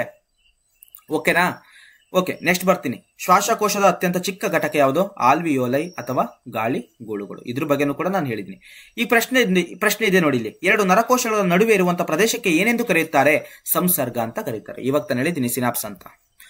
ಓಕೆ, ನೆಕ್ಸ್ಟ್ ಟಾಪಿಕ್ ಬಂದಿದ್ದೀನಿ. ಆ ಟಾಪಿಕ್ ಏನು ಅಂತಂತಂದ್ರೆ ಪರಾವರ್ತಿತ ಪ್ರತಿಕ್ರಿಯೆ. ಏನಪ್ಪಾ ಪರಾವರ್ತಿತ ಪ್ರತಿಕ್ರಿಯೆ ಅಂತಂತಂದ್ರೆ? ರಿಫ್ಲೆಕ್ಸ್ ಅಂತ ಕರಿತೀವಲ್ವಾ, ಪರಾವರ್ತನೆ ಅಂತಕ್ಕೆ ನಾವು ರಿಫ್ಲೆಕ್ಸ್ ಅಂತ ಕರಿತೀವಲ್ವಾ. ನಿಮ್ಗೆ ಜಸ್ಟ್ ಇದೊಂದು ಹೆಡ್ಲೈನ್ ತಿಳ್ಕೊಂಡಿರಿ, ಅದರಲ್ಲೂ ಕನ್ನಡ ಮಾಧ್ಯಮದ ವಿದ್ಯಾರ್ಥಿಗಳು ಗಮನವಿಟ್ಟು ಕೇಳಲೇಬೇಕು. ಈ ವಿಡಿಯೋವನ್ನ ಕಂಪಲ್ಸರಿ ನೋಡಿ. ಯಾಕೆ ಅಂತಂತಂದ್ರೆ 6 ಮಾರ್ಕ್ಸ್ 7 ಮಾರ್ಕ್ಸ್ ಸಿಗ್ತದೆ ಅಂತಂತಂದ್ರೆ ಯಾಕೆ ಬಿಡ್ಬೇಕು ನಾವು? ಒಂದು ವಿಡಿಯೋದಿಂದ 6 ಮಾರ್ಕ್ಸ್ ಸಿಗ್ತದೆ ಅಂತಂದ್ರೆ ಯಾಕೆ ಬಿಡ್ಬೇಕು? ಈ ಒಂದು ವಿಡಿಯೋದಿಂದ ನಮಗೆ ಸಂಕ್ಷಿಪ್ತವಾದಂತ ಒಂದು ಮಾಹಿತಿ ಸಿಗ್ತದೆ ಅಂತಂದ್ರೆ ನಾವು ಯಾಕೆ ನೋಟ್ ಮಾಡ್ಕೋಬಾರ್ದು? ಹಾಗಾಗಿ ನೀವು ನೋಟ್ ಮಾಡ್ಕೊಳ್ಳೇಬೇಕು, ನೋಟ್ ಮಾಡ್ಕೊಳ್ಳಿ. ಓಕೆನಾ? ಇರ್ಲಿ, ನಾನೀಗ ಪಾಠವನ್ನು ಶುರು ಮಾಡ್ಬಿಡ್ತೀನಿ, ಇದನ್ನೇ ಮಾತಾಡ್ತಾ ಕೂತ್ಕೊಳ್ಳೋಕ್ಕಾಗಲ್ಲ. ಪರಾವರ್ತಿತ ಪ್ರತಿಕ್ರಿಯೆ ಎಂದರೇನು? ಏನಿಲ್ಲ ಕಣ್ರಪ್ಪ, ಒಂದು ಪ್ರಚೋದನೆಗೆ ತಾನಾಗಿ ಉಂಟಾಗುವಂತ ಪ್ರತಿಕ್ರಿಯೆಗೆ ನಾವೇನಂತ ಕರಿತೀವಿ ಅಂತಂದ್ರೆ ಪರಾವರ್ತಿತ ಪ್ರತಿಕ್ರಿಯೆ ಅಂತ ಕರಿತೀವಿ. ಒಂದು ಪ್ರಚೋದನೆಗೆ ತಾನಾಗಿ ಉಂಟಾಗುವಂತ ಪ್ರತಿಕ್ರಿಯೆಗೆ ನಾವೇನಂತ ಕರಿತೀವಿ? ಪರಾವರ್ತಿತ ಪ್ರತಿಕ್ರಿಯೆ ಅಂತ ಕರಿತೀವಿ. ಪರಾವರ್ತಿತ ಪ್ರತಿಕ್ರಿಯೆಯ ಕೇಂದ್ರ ಮೆದುಳು ಬಳ್ಳಿಯಾಗಿದೆ. ಮೆದುಳು ಬಳ್ಳಿ, ನಿಮ್ ತಲೆ ಇದೆಯಲ್ಲ, ಹಿಂದೆ ತಲೆ ಇದೆಯಲ್ಲ, ಆ ಜಾಗದಲ್ಲಿ ಮೆದುಳು ಬಳ್ಳಿ ಸಾಮಾನ್ಯವಾಗಿ ನಾವು ನೋಡ್ತೀವಿ. ಓಕೆನಾ? ಈ ಕುತ್ತಿಗೆ ಅಂತ ಹೇಳ್ತೀವಲ್ಲ, ಆ ಜಾಗದಲ್ಲಿ ಸಾಮಾನ್ಯವಾಗಿ ಮೆದುಳು ಬಳ್ಳಿಯನ್ನ ನಾವು ನೋಡ್ತೀವಿ. ಹಾಗಾದ್ರೆ ಪರಾವರ್ತಿತ ಪ್ರತಿಕ್ರಿಯೆ ನಮ್ಗೆ ಅರ್ಥ ಆಗ್ತಿಲ್ವಲ್ಲ ಈ ಕಾನ್ಸೆಪ್ಟು. ಹೆಂಗ್ ಅರ್ಥ ಮಾಡ್ಸೋದು ಗೊತ್ತಾ? ನಮ್ಗೆ ಗೊತ್ತಿಲ್ದಂಗೆ ಏನ್ ಮಾಡ್ತೀವಿ ಅಂತಂದ್ರೆ ಪ್ರತಿಕ್ರಿಯೆಯನ್ನ ನೀಡ್ತೀವಿ. ಹೆಂಗೆ ನಮ್ಗೆ ಗೊತ್ತಿಲ್ದಂಗೆ ಪ್ರತಿಕ್ರಿಯೆ ನೀಡ್ತೀವಿ ಗೊತ್ತಾ? ನೋಡಿ, ವೇಗವಾಗಿ ಏನಾದ್ರೂ ಬರುತ್ತಿದ್ದ ಬಸ್ಸಿನ ಮಾರ್ಗದಿಂದ ನಾನು ನನಗರಿವಿಲ್ಲದಂತೆ ಹೊರಜಿಗಿದೆ, ಹೌದಲ್ವಾ? ಮಿಸ್ ಆಗಿ ಬಸ್ಸು ನಮ್ಮ ಪಕ್ಕಕ್ಕೆ ಬಂತು ಅಂತಂದ್ರೆ ಗುದ್ದು ಅಂತ ನಾವೇನಾದ್ರು ಎದೆ ಕೊಟ್ಬಿಟ್ಟು ನಿಂತ್ಕೊಳ್ತೀವಾ? ಇಲ್ಲ, ತಕ್ಷಣ ನನಗೆ ಅರಿವಿಲ್ದಂಗೆ ನಾನು ಏನ್ ಮಾಡ್ತೀನಿ ಅಂತಂದ್ರೆ ಹೊರಗಡೆ ಜಿಗಿತೀನಿ. ಅಷ್ಟೇ ಅಲ್ಲ, ಬೆಂಕಿಯ ಜ್ವಾಲೆಯಿಂದ ನಾನು ನನ್ನ ಕೈಯನ್ನು ನನಗರಿವಿಲ್ಲದೆ ಹಿಂತೆಗೆದುಕೊಂಡೆ. ನೋಡಿ, ನಿಮ್ ಫ್ರೆಂಡ್ಸ್ಗಳು ಮಾಡಿರ್ತಾರೆ, ಬೆಂಕಿನೇ ಮುಟ್ಸ್ಬಿಟ್ಟಿರ್ತಾರೆ, ತಪ್ಲೆನೆ ಮುಟ್ಸಿರ್ತಾರೆ, ಕೈ ತಗೊಂಡೋಗ್ಬಿಟ್ಟು ತಪ್ಲೆ ಮ್ಯಾಕೆ ಇಟ್ಬಿಟ್ಟಿರ್ತಾರೆ. ಅವಾಗ ಏನಾಗ್ತದೆ? ಹೀಟ್ ಆಗ್ತದೆ. ನಮಗ್ ಅರಿವಿಲ್ದನ್ ಏನ್ ಮಾಡ್ತೀವಿ ಅಂತಂದ್ರೆ ಹಿಂದೆ ತಗೊಬಿಡ್ತೀನಿ ನನ್ನ ಕೈಯ. ಅದೇ ತರ ಅಂದ್ರೆ ಇಲ್ಲಿ ಬೆಂಕಿ ಆಗಿರ್ಬೋದು, ವೇಗವಾಗಿ ಬರುತ್ತಿದ್ದ ಬಸ್ ಆಗಿರ್ಬೋದು, ಇವೆಲ್ಲವೂ ಕೂಡ ಪ್ರಚೋದನೆ. ಇಂಥ ಪ್ರಚೋದನೆಗೆ ನಾವೇನ್ ಮಾಡ್ತೀವಿ? ಪ್ರತಿಕ್ರಿಯೆಯನ್ನ ನೀಡ್ತೀವಿ. ಅಷ್ಟರಲ್ಲಿ ಇನ್ನೊಂದು ಎಕ್ಸಾಂಪಲ್ ಇದೆ, ಬೆಸ್ಟ್ ಎಕ್ಸಾಂಪಲ್. ಸರಸರನೆ ಬಂದ ಹಾವನ್ನು ನೋಡಿ ನನಗರಿವಿಲ್ಲದೆ ನೆಗೆಯುವುದು. ನಾನು ನೆಗಿತೀನಿ, ಹೌದಲ್ವಾ? ನೀವು ನೆಗಿತೀರಾ? ಸರಸರನೆ ಬಂದಂತ ಹಾವನ್ನು ನೋಡಿ ನಾವೇನ್ ಮಾಡ್ತೀವಿ? ಕ್ಲಾಸ್ ರೂಮ್ ಒಳಗಡೆ ಏನಾರ ಹಾವು ಬಂದ್ಬಿಟ್ರೆ ನಾವು ಬರ್ಲಿ ನನ್ನ ಪಕ್ಕದಲ್ಲಿ ಕೂತ್ಕೊಂಡು ಪಾಠ ಕೇಳಿ ಅಂತ ಅಂತೀವಾ? ಇಲ್ಲ, ಪಾಠ ಕೇಳಿ ಅಂತ ಅನ್ನಕ್ಕಲ್ಲ ನಾವು. ಸರಸರನೆ ಬಂದಂತ ಹಾವು ಒಂದು ಪ್ರಚೋದನೆ ಆದ್ರೆ ನನಗರಿವಿಲ್ದೇನೆ ನಾನು ನೆಗಿತೀನಲ್ಲ, ಇದು ಪ್ರತಿಕ್ರಿಯೆ. ಸೊ ಪರಾವರ್ತಿತ ಪ್ರತಿಕ್ರಿಯೆ ಅಂತಂದ್ರೆ ನಿಮ್ಗೆ ಅರ್ಥ ಆಗ್ತಿದೆ ಅಂತ ತಿಳ್ಕೊತೀನಿ. ಏನೋ ಒಂದು ಪ್ರಚೋದನೆಗೆ ತಾನಾಗಿ ಉಂಟಾಗುವಂತ ಪ್ರತಿಕ್ರಿಯೆಗೆ ನಾವೇನಂತ ಕರಿತೀವಿ? ಪರಾವರ್ತಿತ ಪ್ರತಿಕ್ರಿಯೆ ಅಂತ ಕರಿತೀವಿ. ನೆಕ್ಸ್ಟ್ ಟಾಪಿಕ್ ಬರೋಣ. ಪರಾವರ್ತಿತ ಚಾಪ, ರಿಫ್ಲೆಕ್ಸ್ ಆರ್ಕ್ ಅಂತ ಕರಿತೀವಿ. Very very important. ಈ ಡಯಾಗ್ರಾಮು ಇಂಪಾರ್ಟೆಂಟ್ ಕಣ್ರಪ್ಪ. ಯಾಕೆ ಇಂಪಾರ್ಟೆಂಟ್ ಅಂತಂದ್ರೆ ಈ ಡಯಾಗ್ರಾಮ್ ಮೇಲೆ 1 ಮಾರ್ಕ್ಸ್ ಅಂತೂ ಕೇಳ್ತಾರೆ. ಏನ್ ಕೇಳ್ತಾರೆ ಅಂದ್ಬಿಟ್ಟು ನೆಕ್ಸ್ಟ್ ಕ್ವಶನ್ ಇದೆ ಹೇಳ್ತೀನಿ. ಪರಾವರ್ತಿತ ಪ್ರತಿಕ್ರಿಯೆ ಬೇರೆ, ಪರಾವರ್ತಿತ ಚಾಪ ಬೇರೆ. ಏನಪ್ಪ ಪರಾವರ್ತಿತ ಚಾಪ ಅಂತಂತಂದ್ರೆ ಪ್ರಚೋದನೆ ಉಂಟಾಗಿನಿಂದ ಪ್ರತಿಕ್ರಿಯೆ ಏರ್ಪಡುವವರೆಗೂ ನರ ಸಂದೇಶಗಳು ಹಾದು ಹೋಗುವಂತಹ ಮಾರ್ಗಕ್ಕೆ ನಾವೇನಂತ ಕರಿತೀವಿ ಅಂತಂತಂದ್ರೆ ಪರಾವರ್ತಿತ ಚಾಪ ಅಂತ ಕರಿತೀವಿ. ಹೌದಲ್ವಾ? ನಾವೇನ್ ಮಾಡ್ತೀವಿ, ಒಂದು ಅಕಸ್ಮಾತ್ ಇಲ್ಲಿ ನೋಡಿಲಿ ಬಿಸಿ ಆಗ್ತಿದೆ ಅಂತ ನಾವೇನ್ ಮಾಡ್ತೀವಿ ಅಂತ ತಕ್ಷಣ ಹಿಂದಕ್ಕೆ ಕೈ ತಗೊಬಿಡ್ತೀವಿ. ಇಲ್ಲೇ ನೀರ್ ಕಾಸಿದೀನ ಅಂತನಾದ್ರು ತಿಳ್ಕೊಳ್ಳಿ, ಹಾಲು ಕಾಸಿದೀನಾರು ಅಂತನಾದ್ರು ತಿಳ್ಕೊಳ್ಳಿ, ಏನಾದ್ರೂ ಕಾಸಿದೀನ ಅಂತ ತಿಳ್ಕೊಳ್ಳಿ, ಸುಡ್ತಾ ಇದೆ ಅಂತ ನಾವೇನ್ ಮಾಡ್ತೀವಿ ಅಂತ ಹಿಂದಕ್ಕೆ ತಗೊಬಿಡ್ತೀವಿ. ಹೌದಲ್ವಾ? ಎಸ್, ಹಿಂದೆ ತಗೊಳ್ತೀವಿ. ಇಲ್ಲಿ ಪರಾವರ್ತಿತ ಚಾಪ ಅಂತಂತಂದ್ರೆ ಈ ಪ್ರಚೋದನೆ ಉಂಟಾಗಿನಿಂದ ಪ್ರತಿಕ್ರಿಯೆ ಏರ್ಪಡುವವರೆಗೂ ನರ ಸಂದೇಶಗಳು ಹಾದು ಹೋಗುವ ಮಾರ್ಗವನ್ನು ಪರಾವರ್ತಿತ ಚಾಪ ಅಂತ ಕರಿತೀವಿ. ಹಾಗಾದ್ರೆ ಇಲ್ಲಿ ಡೆಂಡ್ರೈಟ್ಸ್ ಗಳು ಇರ್ತವೆ ಅಂತ ತಿಳ್ಕೊಳ್ಳೋಣ, ಅಥವಾ ಗ್ರಾಹಕಗಳು ಇದಾವೆ, ಇಲ್ಲಿ ಗ್ರಾಹಕಗಳಿದಾವೆ. ಈ ಗ್ರಾಹಕಗಳ ಮೂಲಕ ಮಾಹಿತಿ ಯಾವ ತರ ವರ್ಗಾವಣೆ ಆಗ್ತದಂತ ತಿಳ್ಕೊಳ್ತೀವಲ್ಲ, ಈ ನರ ಸಂದೇಶಗಳು ಏನಾಗ್ತಿದೆ, ಹಾದು ಹೋಗ್ತಿದೆ, ಸುಡ್ತಾ ಇದೆ ಅಂತ ಅಂದ್ಬಿಟ್ಟು ಇಲ್ಲಿ ರೆಡ್ ಕಲರ್ ಬರ್ದಿದ್ದೀನಲ್ಲ, ಏನಾಗ್ತಿದೆ, ಮೆದುಳು ಬಳ್ಳಿಗೆ ಏನಾಗ್ತದೆ, ನರ ಸಂದೇಶಗಳು ಹಾದು ಹೋಗ್ತಾ ಇದಾವೆ. ನರ ಸಂದೇಶಗಳು ಹಾದು ಹೋಗಿ ನಾವೇನ್ ಮಾಡ್ತೀವಿ, ಪ್ರತಿಕ್ರಿಯೆಯನ್ನ ನೀಡ್ತೀವಿ ಪರಾವರ್ತಿತ ಚಾಪದಲ್ಲಿ. Definition important, ಬರ್ದಿಟ್ಕೊಳ್ಳಿ. ಈಗ ನೋಡಿ ಹೇಗೆ ನಾವು ಪ್ರತಿಕ್ರಿಯೆಯನ್ನ ನೀಡ್ತೀವಿ ಅಂತಂದ್ರೆ, ಫಸ್ಟ್ ನಮಗೆ ಸುಡ್ತಾ ಇದೆ ಅಂತ ಎಲ್ಲಿ ಗೊತ್ತಾಗ್ತದೆ ಗೊತ್ತಾ, ಗ್ರಾಹಕಗಳು ನಮ್ಗೆ ಏನ್ ಮಾಡ್ತಾವ ಅಂತಂದ್ರೆ, ಸುಡ್ತಾ ಇದೆ ಅಂತ ಏನ್ ಮಾಡ್ತವೆ, ಕ್ಯಾಚ್ ಮಾಡ್ಕೊಳ್ತವೆ. ಚರ್ಮದಲ್ಲಿನ ತಾಪ, ಓಕೆನಾ, ಇಲ್ಲಿ ಸುಡ್ತಾ ಇದೆ, ಸೊ ಇಲ್ಲಿ ಗ್ರಾಹಕಗಳಿದಾವೆ, ಸುಡ್ತಾ ಇದೆ ಅಂತ ಗೊತ್ತಾಯ್ತು. ನೆಕ್ಸ್ಟ್ ಇಂತಹ ಮಾಹಿತಿ ಎಲ್ಲಿ ವರ್ಗಾವಣೆ ಆಗ್ತೈತಪ್ಪ, ಜ್ಞಾನವಾಹಿ ನರಕೋಶಗಳಿಗೆ ವರ್ಗಾವಣೆ ಆಗ್ತೈತೆ. ಗ್ರಾಹಕಗಳಿಂದ ಮಾಹಿತಿ ಎಲ್ಲಿಗೆ ವರ್ಗಾವಣೆ ಆಗ್ತೈತೆ, ಜ್ಞಾನವಾಹಿ ನರಕೋಶಗಳಿಗೆ. ಜ್ಞಾನವಾಹಿ ನರಕೋಶಗಳಿಂದ ಎಲ್ಲಿಗೆ ವರ್ಗಾವಣೆ ಆಗ್ತೈತೆ ನೋಡಿ, ಮೆದುಳು ಬಳ್ಳಿಗೆ ವರ್ಗಾವಣೆ ಆಗ್ತದೆ. ಮೆದುಳು ಬಳ್ಳಿಗೆ ಈ ಜಾಗಕ್ಕೆ ಕನೆಕ್ಟ್ ಇರುತ್ತೆ, ಈ ಕಡೆ ಜಾಗಕ್ಕೆ ಅರ್ಥ ಮಾಡ್ಕೊಳ್ಳಿ. ಮೆದುಳು ಬಳ್ಳಿಗೆ ಏನಾಗ್ತದೆ, ವರ್ಗಾವಣೆ ಆಗ್ತದೆ. ನೆಕ್ಸ್ಟ್ ಮೆದುಳು ಬಳ್ಳಿಯಿಂದ ಸಂಬಂಧ ಕಲ್ಪಿಸುವ ನರಕೋಶ, ಈ ರೀತಿ ಮಾಹಿತಿ ವರ್ಗಾವಣೆ ಆಗ್ತೈತೆ. ನೆಕ್ಸ್ಟ್ ಕ್ರಿಯಾವಾಹಿ ನರಕೋಶ, ನೆಕ್ಸ್ಟ್ ಕಾರ್ಯನಿರ್ವಾಹಕ. ಈ ರೀತಿ ಏನಾಗ್ತದೆ ಅಂತಂದ್ರೆ ಒಂದು ಪ್ರತಿಕ್ರಿಯೆ ಉಂಟಾಗ್ತದೆ. ಇದು ವೆರಿ ವೆರಿ ಇಂಪಾರ್ಟೆಂಟ್. ಮೊದಲು ಗ್ರಾಹಕಗಳು ಕ್ಯಾಚ್ ಮಾಡ್ಕೊಳ್ತವೆ, ಜ್ಞಾನವಾಹಿ ನರಕೋಶಗಳು ಇರ್ತವೆ, ಅದು ಮೆದುಳು ಬಳ್ಳಿಗೆ ಮಾಹಿತಿಯನ್ನು ಕಳಿಸ್ತದೆ, ಮೆದುಳು ಬಳ್ಳಿಯಿಂದ ಸಂಬಂಧ ಕಲ್ಪಿಸುವ ನರಕೋಶಕ್ಕೆ ಬರ್ತವೆ. ನೆಕ್ಸ್ಟ್ ಇಲ್ಲಿ ಕ್ರಿಯಾವಾಹಿ ನರಕೋಶಗಳಿರ್ತವೆ, ಇವೇನ್ ಮಾಡ್ತವೆ ಅಂತಂದ್ರೆ ಕಾರ್ಯನಿರ್ವಹಿಸುವಂತೆ ಮಾಡ್ತದೆ. ನಮ್ಮ ಕಾರ್ಯನಿರ್ವಾಹಕಗಳು ಅಂತಂದ್ರೆ ಕೈಕಾಲುಗಳಲ್ಲಿರುವಂತಹ ಸ್ನಾಯುಗಳು ಏನ್ ಮಾಡ್ತವೆ ಅಂತಂದ್ರೆ, ನಮ್ಮ ಸ್ನಾಯುಗಳು ಏನ್ ಮಾಡ್ತವೆ, ಹಿಂದಕ್ಕೆ ಹಿಂಗ್ ನಾವ್ ಹೇಳ್ಕೊತೀವಿ, ಕೈಯ ಸುಡ್ತಾ ಇದೆ ಅಂತಂದ್ರೆ ನಾವೇನ್ ಮಾಡ್ತೀವಿ, ಹಿಂದಕ್ಕೆ ಹೇಳ್ಕೊಳ್ತೀವಿ. ಈ ರೀತಿ ಏನಾಗ್ತದೆ ಅಂತಂದ್ರೆ ಪರಾವರ್ತಿತ ಚಾಪ ಉಂಟಾಗ್ತದೆ. ಪ್ರಚೋದನೆ ಇಲ್ಲಿ ಉಂಟಾಯ್ತದೆ, ಈ ಜಾಗದಲ್ಲಿ ಉಂಟಾಗ್ತದೆ. ಪ್ರತಿಕ್ರಿಯೆ ಈ ಜಾಗದಲ್ಲಿ ಏನಾಗ್ತದೆ, ಏರ್ಪಡ್ತದೆ. ಇವು ಮಧ್ಯೆ ಇದೆಯಲ್ಲ, ಇದು ನರ ಸಂದೇಶಗಳು ಹಾದು ಹೋಗುವಂತ ಮಾರ್ಗಕ್ಕೆ ನಾವೇನಂತ ಕರಿತೀವಿ, ಫುಲ್ ಇವೆಲ್ಲದಕ್ಕೂ ಕೂಡ ಪರಾವರ್ತಿತ ಚಾಪ ಅಂತ ಕರಿತೀವಿ. ಓಕೆ, ಪ್ರಶ್ನೆ ಯಾವ ತರ ಕೇಳ್ತಾರೆ ಅಂತಂದ್ರೆ, 1 ಮಾರ್ಕ್ಸಿಗೆ ಈ ತರ ಕೇಳ್ತಾರೆ ಕಣ್ರಪ್ಪ. ಪರಾವರ್ತಿತ ಚಾಪದಲ್ಲಿ ಸಂದೇಶಗಳು ಸಾಗುವ ಸರಿಯಾದ ಅನುಕ್ರಮವನ್ನು ಬರೆಯಿರಿ ಅಂತ ಹೇಳ್ತಾರೆ. ಹೌದಲ್ವಾ? 1 ಆದ್ಮೇಲೆ 2, 2 ಆದ್ಮೇಲೆ 3, 3 ಆದ್ಮೇಲೆ 4 ಅಂತ ನಾವು ಹೆಂಗೆ ಹೇಳ್ತೀವಿ, ಹಂಗೆಯ ಪರಾವರ್ತಿತ ಚಾಪದಲ್ಲಿ ಸಂದೇಶಗಳು ಸಾಗುವಂತಹ ಸರಿಯಾದ ಅನುಕ್ರಮವನ್ನ ಕೇಳ್ತಾರೆ. ಫಸ್ಟ್ ಎಲ್ಲಿ, ಗ್ರಾಹಕಗಳು, ಅದಾದ್ಮೇಲೆ ಎಲ್ಲಿಗೆ ಪಾಸ್ ಆಯ್ತದೆ ಸಂದೇಶ, ಜ್ಞಾನವಾಹಿ ನರಕೋಶ, ಆಮೇಲೆ ಮೆದುಳು ಬಳ್ಳಿ, ಆಮೇಲೆ ಸಂಬಂಧ ಕಲ್ಪಿಸುವ ನರಕೋಶ, ಆಮೇಲೆ ಕ್ರಿಯಾವಾಹಿ ನರಕೋಶ, ಅದಾದ್ಮೇಲೆ ಇನ್ನೊಂದು ಯಾವುದು, ಕಾರ್ಯನಿರ್ವಾಹಕ, ನಮ್ಮ ಸ್ನಾಯುಗಳು, ನಮ್ಮ ಕೈಕಾಲಲ್ಲಿರುವಂತಹ ಸ್ನಾಯುಗಳು. ನೆಕ್ಸ್ಟ್ ಬರೋಣ. Yes, one of the most important diagram in your SSLC, brain and heart, very very important country. Brain and heart very very important. ಈ ಎರಡರ ಮೇಲೂ ಕೂಡ ಕ್ವಶನ್ ಕೇಳ್ತಾನೆ.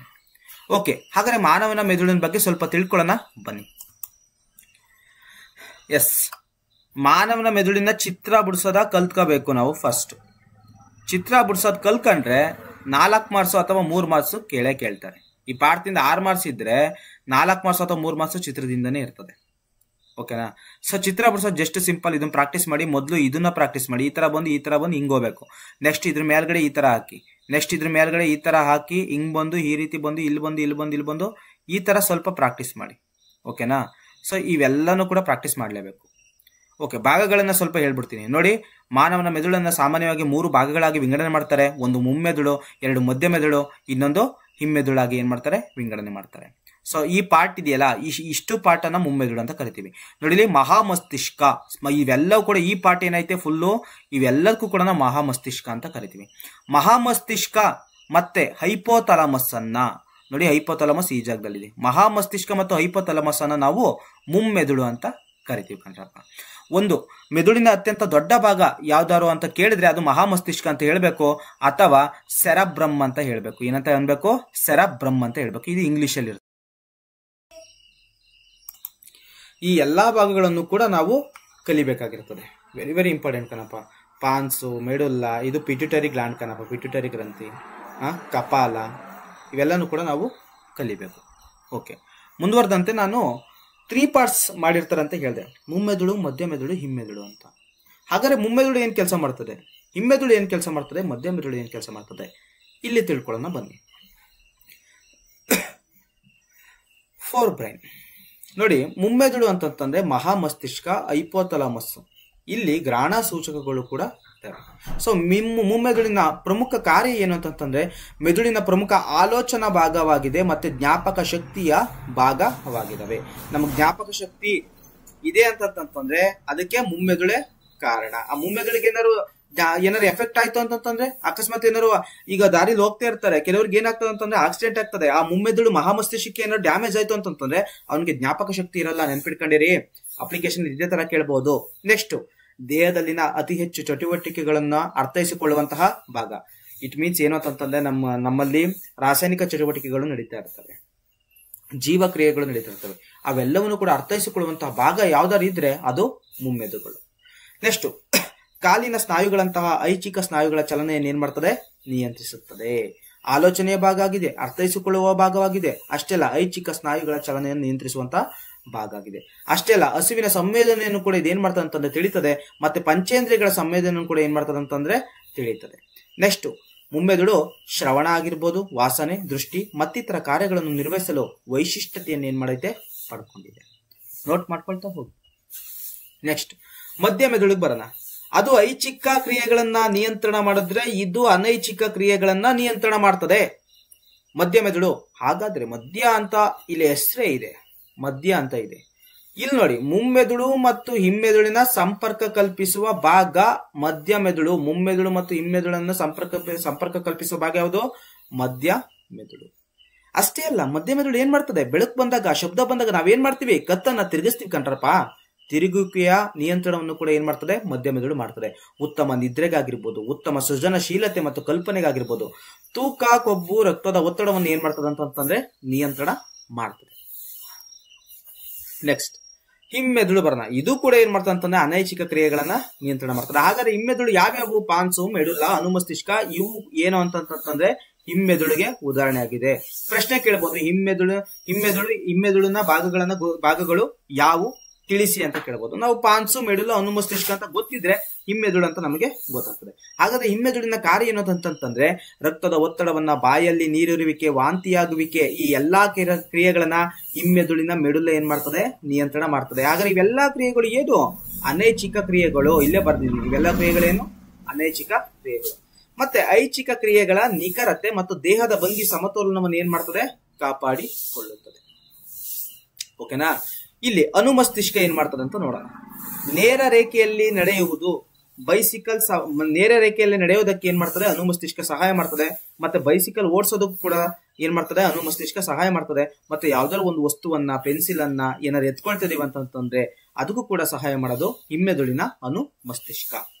ನೆಕ್ಸ್ಟ್ ಹೋಗೋಣ ಬನ್ನಿ. ಎಸ್, ಮೆದುಳಿನಲ್ಲಿರುವ ಅನೇಕ ಅಂಗಾಂಶಗಳು ಹೇಗೆ ಸಂರಕ್ಷಿಸಲ್ಪಟ್ಟಿದೆ. ವೆರಿ ವೆರಿ ಇಂಪಾರ್ಟೆಂಟ್ ಕ್ವಶನ್ ಕಣ್ರಪ್ಪ. ಮೆದುಳಿನಲ್ಲಿರುವಂತಹ ಅನೇಕ ಅಂಗಾಂಶಗಳು ಹೇಗೆ ಸಂರಕ್ಷಿಸಲ್ಪಟ್ಟಿವೆ ಅಂದ್ರೆ ಎಲ್ಲಾ ಭಾಗಗಳಿದಾವ ಮೆದುಳಿನಲ್ಲಿ, ಅವೆಲ್ಲವೂ ಕೂಡ ಹೇಗೆ ಸಂರಕ್ಷಿಸಲ್ಪಟ್ಟಿದೆ ಅನ್ನೋದನ್ನ ನಾವಿಲ್ಲಿ ಹೇಳ್ಬೇಕಾಗಿರ್ತದೆ. ನೋಡಿ, ನಾವು ಮನೇಲಿದ್ದೀವಿ. ಸೊ ಈಗ ನೋಡಿ, ಗುಡುಗ್ ಬರ್ಲಿ, ಸಿಡಿದ್ ಬರ್ಲಿ, ಮಿಂಚಾರು ಬರ್ಲಿ, ಮಳೆನಾರು ಬರ್ಲಿ, ನಮ್ಮನ್ನ ರಕ್ಷಣೆ ಮಾಡ್ತಿದೆ ನಮ್ಮ ಮನೆ, ಹೌದಲ್ವಾ? ಅದೇ ತರ ನಮ್ಮ ಮೆದುಳನ್ನ ರಕ್ಷಣೆ ಮಾಡ್ತಿರೋದು ಯಾವ ತರ ಇದೆ ಅಂತಂದ್ರೆ, ಮೆದುಳು ಯಾವ ತರ ವಿನ್ಯಾಸಗೊಂಡೈತೆ ಅಂತಂತಂದ್ರೆ ಎಲುಬಿನ ಪೆಟ್ಟಿಗೆಯೊಳಗೆ ಕುಳಿತುಕೊಳ್ಳುವಂತೆ ದೇಹವು ವಿನ್ಯಾಸಗೊಂಡಿದೆ. ಓಕೆನಾ. ಸೊ ಅದ್ರಲ್ಲಿ ನೋಡಿ ಮೆದುಳು ಇದೆ ಅಂತ ನಾವು ಇಲ್ಲಿ ನೋಡಿ ಒಂದು ಚಿತ್ರ ಈ ಕಡೆ ಸೈಡಲ್ಲಿ ಬಿಡಿಸ್ತೀನಿ, ಸಿಂಪಲ್ ಆಗಿ ಬಿಡಿಸ್ತೀನಿ ಕಣ್ರಪ್ಪ, ಸಿಂಪಲ್ ಆಗಿ ಬಿಡಿಸ್ತೀನಿ. ಮೆದುಳು ಅಂತ ಜಸ್ಟ್ ಇಮ್ಯಾಜಿನೇಷನ್ ಮಾಡ್ಕೊಳ್ಳಿ. ಓಕೆನಾ. ಇಲ್ಲಿ ಮೆದುಳು ಇರುತ್ತೆ ಸಾಮಾನ್ಯವಾಗಿ, ಇಲ್ಲಿ ಏನು ಮೆದುಳು ಇರುತ್ತೆ ಸಾಮಾನ್ಯ. ಓಕೆನಾ. ನೋಡಿಲಿ, ಈ ಮೆದುಳು ಇದೆಯಲ್ಲ, ಇದರಲ್ಲಿ ಸೆರೆಬ್ರೋಸ್ಪೈನಲ್ ಎಂಬ ದ್ರವದಿಂದ ಏನ್ ಮಾಡೈತೆ, ಸಂರಕ್ಷಿಸಲ್ಪಟ್ಟಿದೆ. ಹೌದು, ಹಿಂಗ್ ತಲೆ ಹಿಂಗ್ ತೂಗ್ತಾ ಇದ್ರೆ ಹಿಂಗ್ ಸ್ಮೂತ್ ಆಗಿರ್ತದೆ. ಫಾರ್ ಎಕ್ಸಾಂಪಲ್ ಲೋಳೆ ರಸವನ್ನು ನೋಡಿರ್ತಿರಲ್ಲ, ಅದು ಹೆಂಗಿರ್ತದೆ ಅದೇ ತರ ಏನಾಗ್ತದೆ ಅಂತಂದ್ರೆ ಈ ಜಾಗದಲ್ಲಿ ಈ ಮೆದುಳು ಮುಂದಕ್ಕೆ ಬಂದ್ರು ಅಷ್ಟೇ, ಹಿಂದಕ್ಕೆ ಹೋದ್ರು ಅಷ್ಟೇ, ಅದೇನ್ ಮಾಡ್ತದಂತಂದ್ರೆ ಏಟಾಗ್ದಂಗೆ ಏನ್ ಮಾಡ್ತದಂತಂದ್ರೆ ತಡೀತದೆ. ನೋವಾಗ್ದಂಗೆ ನರಕೋಶಗಳಿಗೆ, ಮೆದುಳಿಗೆ ನೋವಾಗ್ದಂಗೆ ಏನ್ ಮಾಡ್ತದೆ, ಸೆರೆಬ್ರೋಸ್ಪೈನಲ್ ಎನ್ನುವ ದ್ರವ ಏನ್ ಮಾಡ್ತದೆ, ರಕ್ಷಿಸಲ್ಪಡ್ತದೆ. ಅಷ್ಟೇ ಅಲ್ಲ, ಪೆಟ್ಟಿಗಳಿಗೆ ಒಂದು ದ್ರವ ತುಂಬಿದ ಬಲೂನ್ನಂತಹ ಮೆದುಳು ಇರಿಸಲ್ಪಟ್ಟಿದೆ. ಇವಾಗ ಹೇಳಿದ್ಮೇಲೆ ಅದೇ ದ್ರವ ಸೆರೆಬ್ರೋಸ್ಪೈನಲ್ ಎನ್ನುವ ದ್ರವ, ಇದು ಆಘಾತದಿಂದ ರಕ್ಷಣೆಯನ್ನು ಏನ್ ಮಾಡ್ತದೆ, ಒದಗಿಸುತ್ತದೆ. ಅಷ್ಟೇ ಅಲ್ಲ, ಈ ಮೆದುಳು ಹೇಗೆ ಸಂರಕ್ಷಿಸಲ್ಪಟ್ಟಿದೆ ಅಂತಂದ್ರೆ ಕಶೇರುಮಣಿ ಸ್ತಂಭವು ಮೆದುಳು ಬಳ್ಳಿಯನ್ನು ರಕ್ಷಿಸುತ್ತದೆ.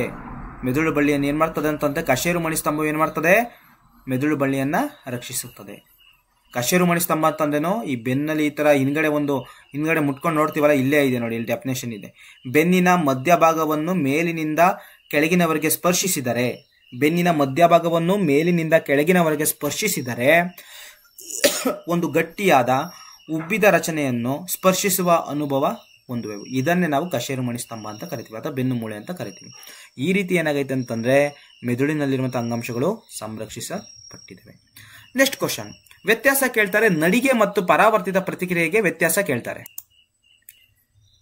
ನಡಿಗೆ ಮತ್ತು ಪರಾವರ್ತಿತ ಪ್ರತಿಕ್ರಿಯೆ ವ್ಯತ್ಯಾಸ ಅಲ್ವಾ? ನಡಿಗೆ ಅಂತಂದ್ರೆ ನಾವು ನಡೀತಾ ಇದ್ದೀವಿ, ಇದೊಂದೇನು ಐಚ್ಛಿಕ ಕ್ರಿಯೆ, ಹೌದಲ್ವಾ? ನಮ್ಮ ಇಚ್ಛೆಗೆ ಒಳಪಡ್ತದೆ, ಅದಕ್ಕೆ ನಮ್ಮ ಆಲೋಚನೆಯ ಅಗತ್ಯವಿರುತ್ತದೆ. ಓಕೆನಾ? ನೆಕ್ಸ್ಟ್, ಹಾಗೂ ನಮ್ಮ ನಿಯಂತ್ರಣದಲ್ಲಿ ಇರುತ್ತದೆ. ನಡಿಗೆ ಅನ್ನೋದು ನಮ್ಮ ನಿಯಂತ್ರಣದಲ್ಲಿ ಇರ್ತದೆ ಅಂತ ಹೇಳ್ತಿದ್ದಾರೆ, ಬಟ್ ಇಲ್ಲಿ ನಿಯಂತ್ರಣದಲ್ಲಿ ಇರುವುದಿಲ್ಲ ಅಂತ ಹೇಳಬೇಕಾಗಿರ್ತದೆ. ನೋಡಿ, ಇಲ್ಲಿ ಪರಾವರ್ತಿತ ಪ್ರತಿಕ್ರಿಯೆಯು ಒಂದು ಪ್ರಚೋದನೆಗೆ ತನ್ನಿಂದ ತಾನೇ ಅತಿ ವೇಗವಾಗಿ ಉಂಟಾಗುವಂತಹ ಪ್ರತಿಕ್ರಿಯೆ. ಜಸ್ಟ್ ಸಿಂಪಲ್ ಪರಾವರ್ತಿತ ಪ್ರತಿಕ್ರಿಯೆ ಎಂದರೇನಂತ ಬರೆದ್ರೆ ಮುಗೀತು, ಬಟ್ ಇದು ನಮ್ಮ ನಿಯಂತ್ರಣದಲ್ಲಿಲ್ಲ ಅಂತಾನು ಕೂಡ ಬರೆದ್ರೆ ಮುಗ್ದೋಯ್ತು ಅಷ್ಟೇ, ಜಸ್ಟ್ ಸಿಂಪಲ್. ನೆಕ್ಸ್ಟ್ ಬರೋಣ, ಸಂಸರ್ಗದಲ್ಲಿ ಎರಡು ನರಕೋಶಗಳ ಮಧ್ಯೆ ಏನಾಗ್ತದೆ ಅಂತ ಬರೀಬೇಕು. ಸಂಸರ್ಗದಲ್ಲಿ ಎರಡು ನರಕೋಶಗಳ ಮಧ್ಯೆ ಏನಾಗ್ತದೆ ನೋಡಿ, ಸಂಸರ್ಗ ಸಿನಾಪ್ಸ್, ಎರಡು ನರಕೋಶಗಳು ಈ ಕಡೆ ಒಂದು ನರಕೋಶ ಇದೆ ಅಂತ ತಿಳ್ಕೊಳ್ಳೋಣ, ಈ ಕಡೆ ಒಂದು ನರಕೋಶ ಇದೆ ಅಂತ, ಈ ಮಧ್ಯೆ ಇರುವಂತಹ ಪ್ರದೇಶಕ್ಕೆ ಸಂಸರ್ಗ ಅಂತ ಕರಿತೀವಿ ಅಂತ ತಿಳ್ಕೊಳ್ಳೋಣ. ಇಲ್ಲಿ ಏನಾಗ್ತದೆ ಗೊತ್ತಾ, ನರಕೋಶಗಳ ಮಧ್ಯೆ ನ್ಯೂರೋ ಟ್ರಾನ್ಸ್ಮಿಟರ್ಗಳಾದ ಡೋಪೋಮಿನ್ ಮತ್ತು ಅಸಿಟೋಕೊಯಲಿನ್ ಇದ್ದು ಇವುಗಳ ನರತುದಿಗೆ ಬಂದಂತಹ ವಿದ್ಯುತ್ ಆವೇಗ ಮಾಹಿತಿಯನ್ನ ರಾಸಾಯನಿಕ ಮಾಹಿತಿಯಾಗಿ ಪರಿವರ್ತಿಸಿ ಇನ್ನೊಂದು ನರಕೋಶದ ಡೆಂಡ್ರೈಟ್ಸ್ಗಳಿಗೆ ಮಾಹಿತಿಯನ್ನು ಏನ್ ಮಾಡ್ತದೆ, ಸಾಗಿಸಲ್ಪಡ್ತದೆ. ಏನಿಲ್ಲ ಕಣ್ರಪ್ಪ, ಇಲ್ಲೊಂದು ನರಕೋಶ ಇದೆ, ಇಲ್ಲೊಂದು ನರಕೋಶ ಇದೆ.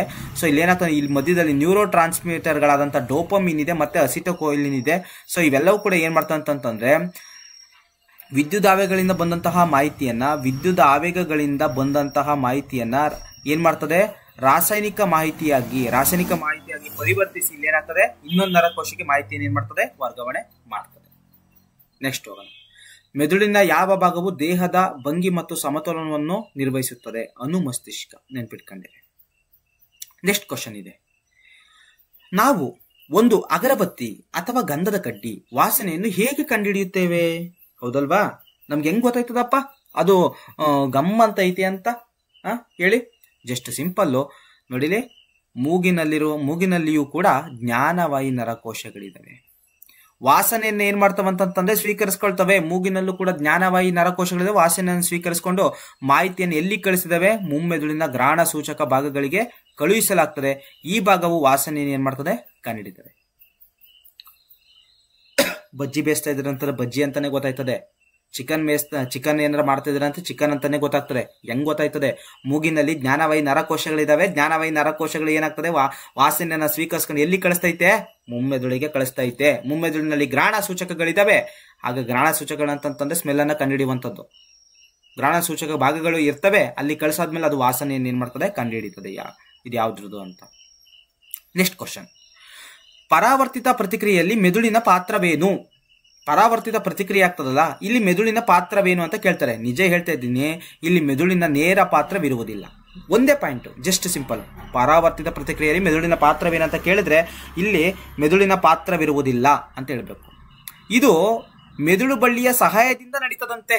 ನೋಡಿ, ಮೆದುಳು ಬಳ್ಳಿಯ ಸಹಾಯದಿಂದ ನಡೆಯುತ್ತದೆ. ಅಷ್ಟೇ ಅಲ್ಲ, ಪರಾವರ್ತಿತ ಚಾಪದ ಅನುಕೂಲದಿಂದ ಏನಾಗ್ತದೆ, ಪ್ರತಿಕ್ರಿಯೆ ನೀಡ್ತೀವಿ. ನೋಡಿಲಿ, ಮೆದುಳಿನ ಪಾತ್ರ ಇರೋದಿಲ್ಲ, ಬಟ್ ನಡೆಯೋದು ಪಾತ್ರ ಇರೋದು ಮೆದುಳು ಬಳ್ಳಿಲಿ ಮತ್ತೆ ಪರಾವರ್ತಿತ ಚಾಪದಲ್ಲಿ. ಇಷ್ಟೇ ಟಾಪಿಕ್. ನೇರ ಪಾತ್ರವಿರುವುದಿಲ್ಲ. ಮೆದುಳು ಬಳ್ಳಿ ಮತ್ತು ಪರಾವರ್ತಿತ ಚಾಪದಿಂದ ಏನಾಗ್ತದೆ, ಪ್ರತಿಕ್ರಿಯೆ ನೀಡ್ತದೆ. ಇವೆರಡರಲ್ಲಿ ಮಾತ್ರ ಏನಾಗೈತೆ, ಪಾತ್ರ ಇದೆ. ನೆಕ್ಸ್ಟ್ ಬರೋಣ, ಮೆದುಳಿನ ಪ್ರಮುಖ ಕಾರ್ಯವೆಂದರೆ ಆಲೋಚನೆ, ದೇಹದ ಸಮತೋಲನ, ಹೃದಯದ ಬಡಿತವನ್ನು ನಿಯಂತ್ರಿಸುತ್ತದೆ. ಮೇಲಿನ ಎಲ್ಲವೂ ಎಸ್.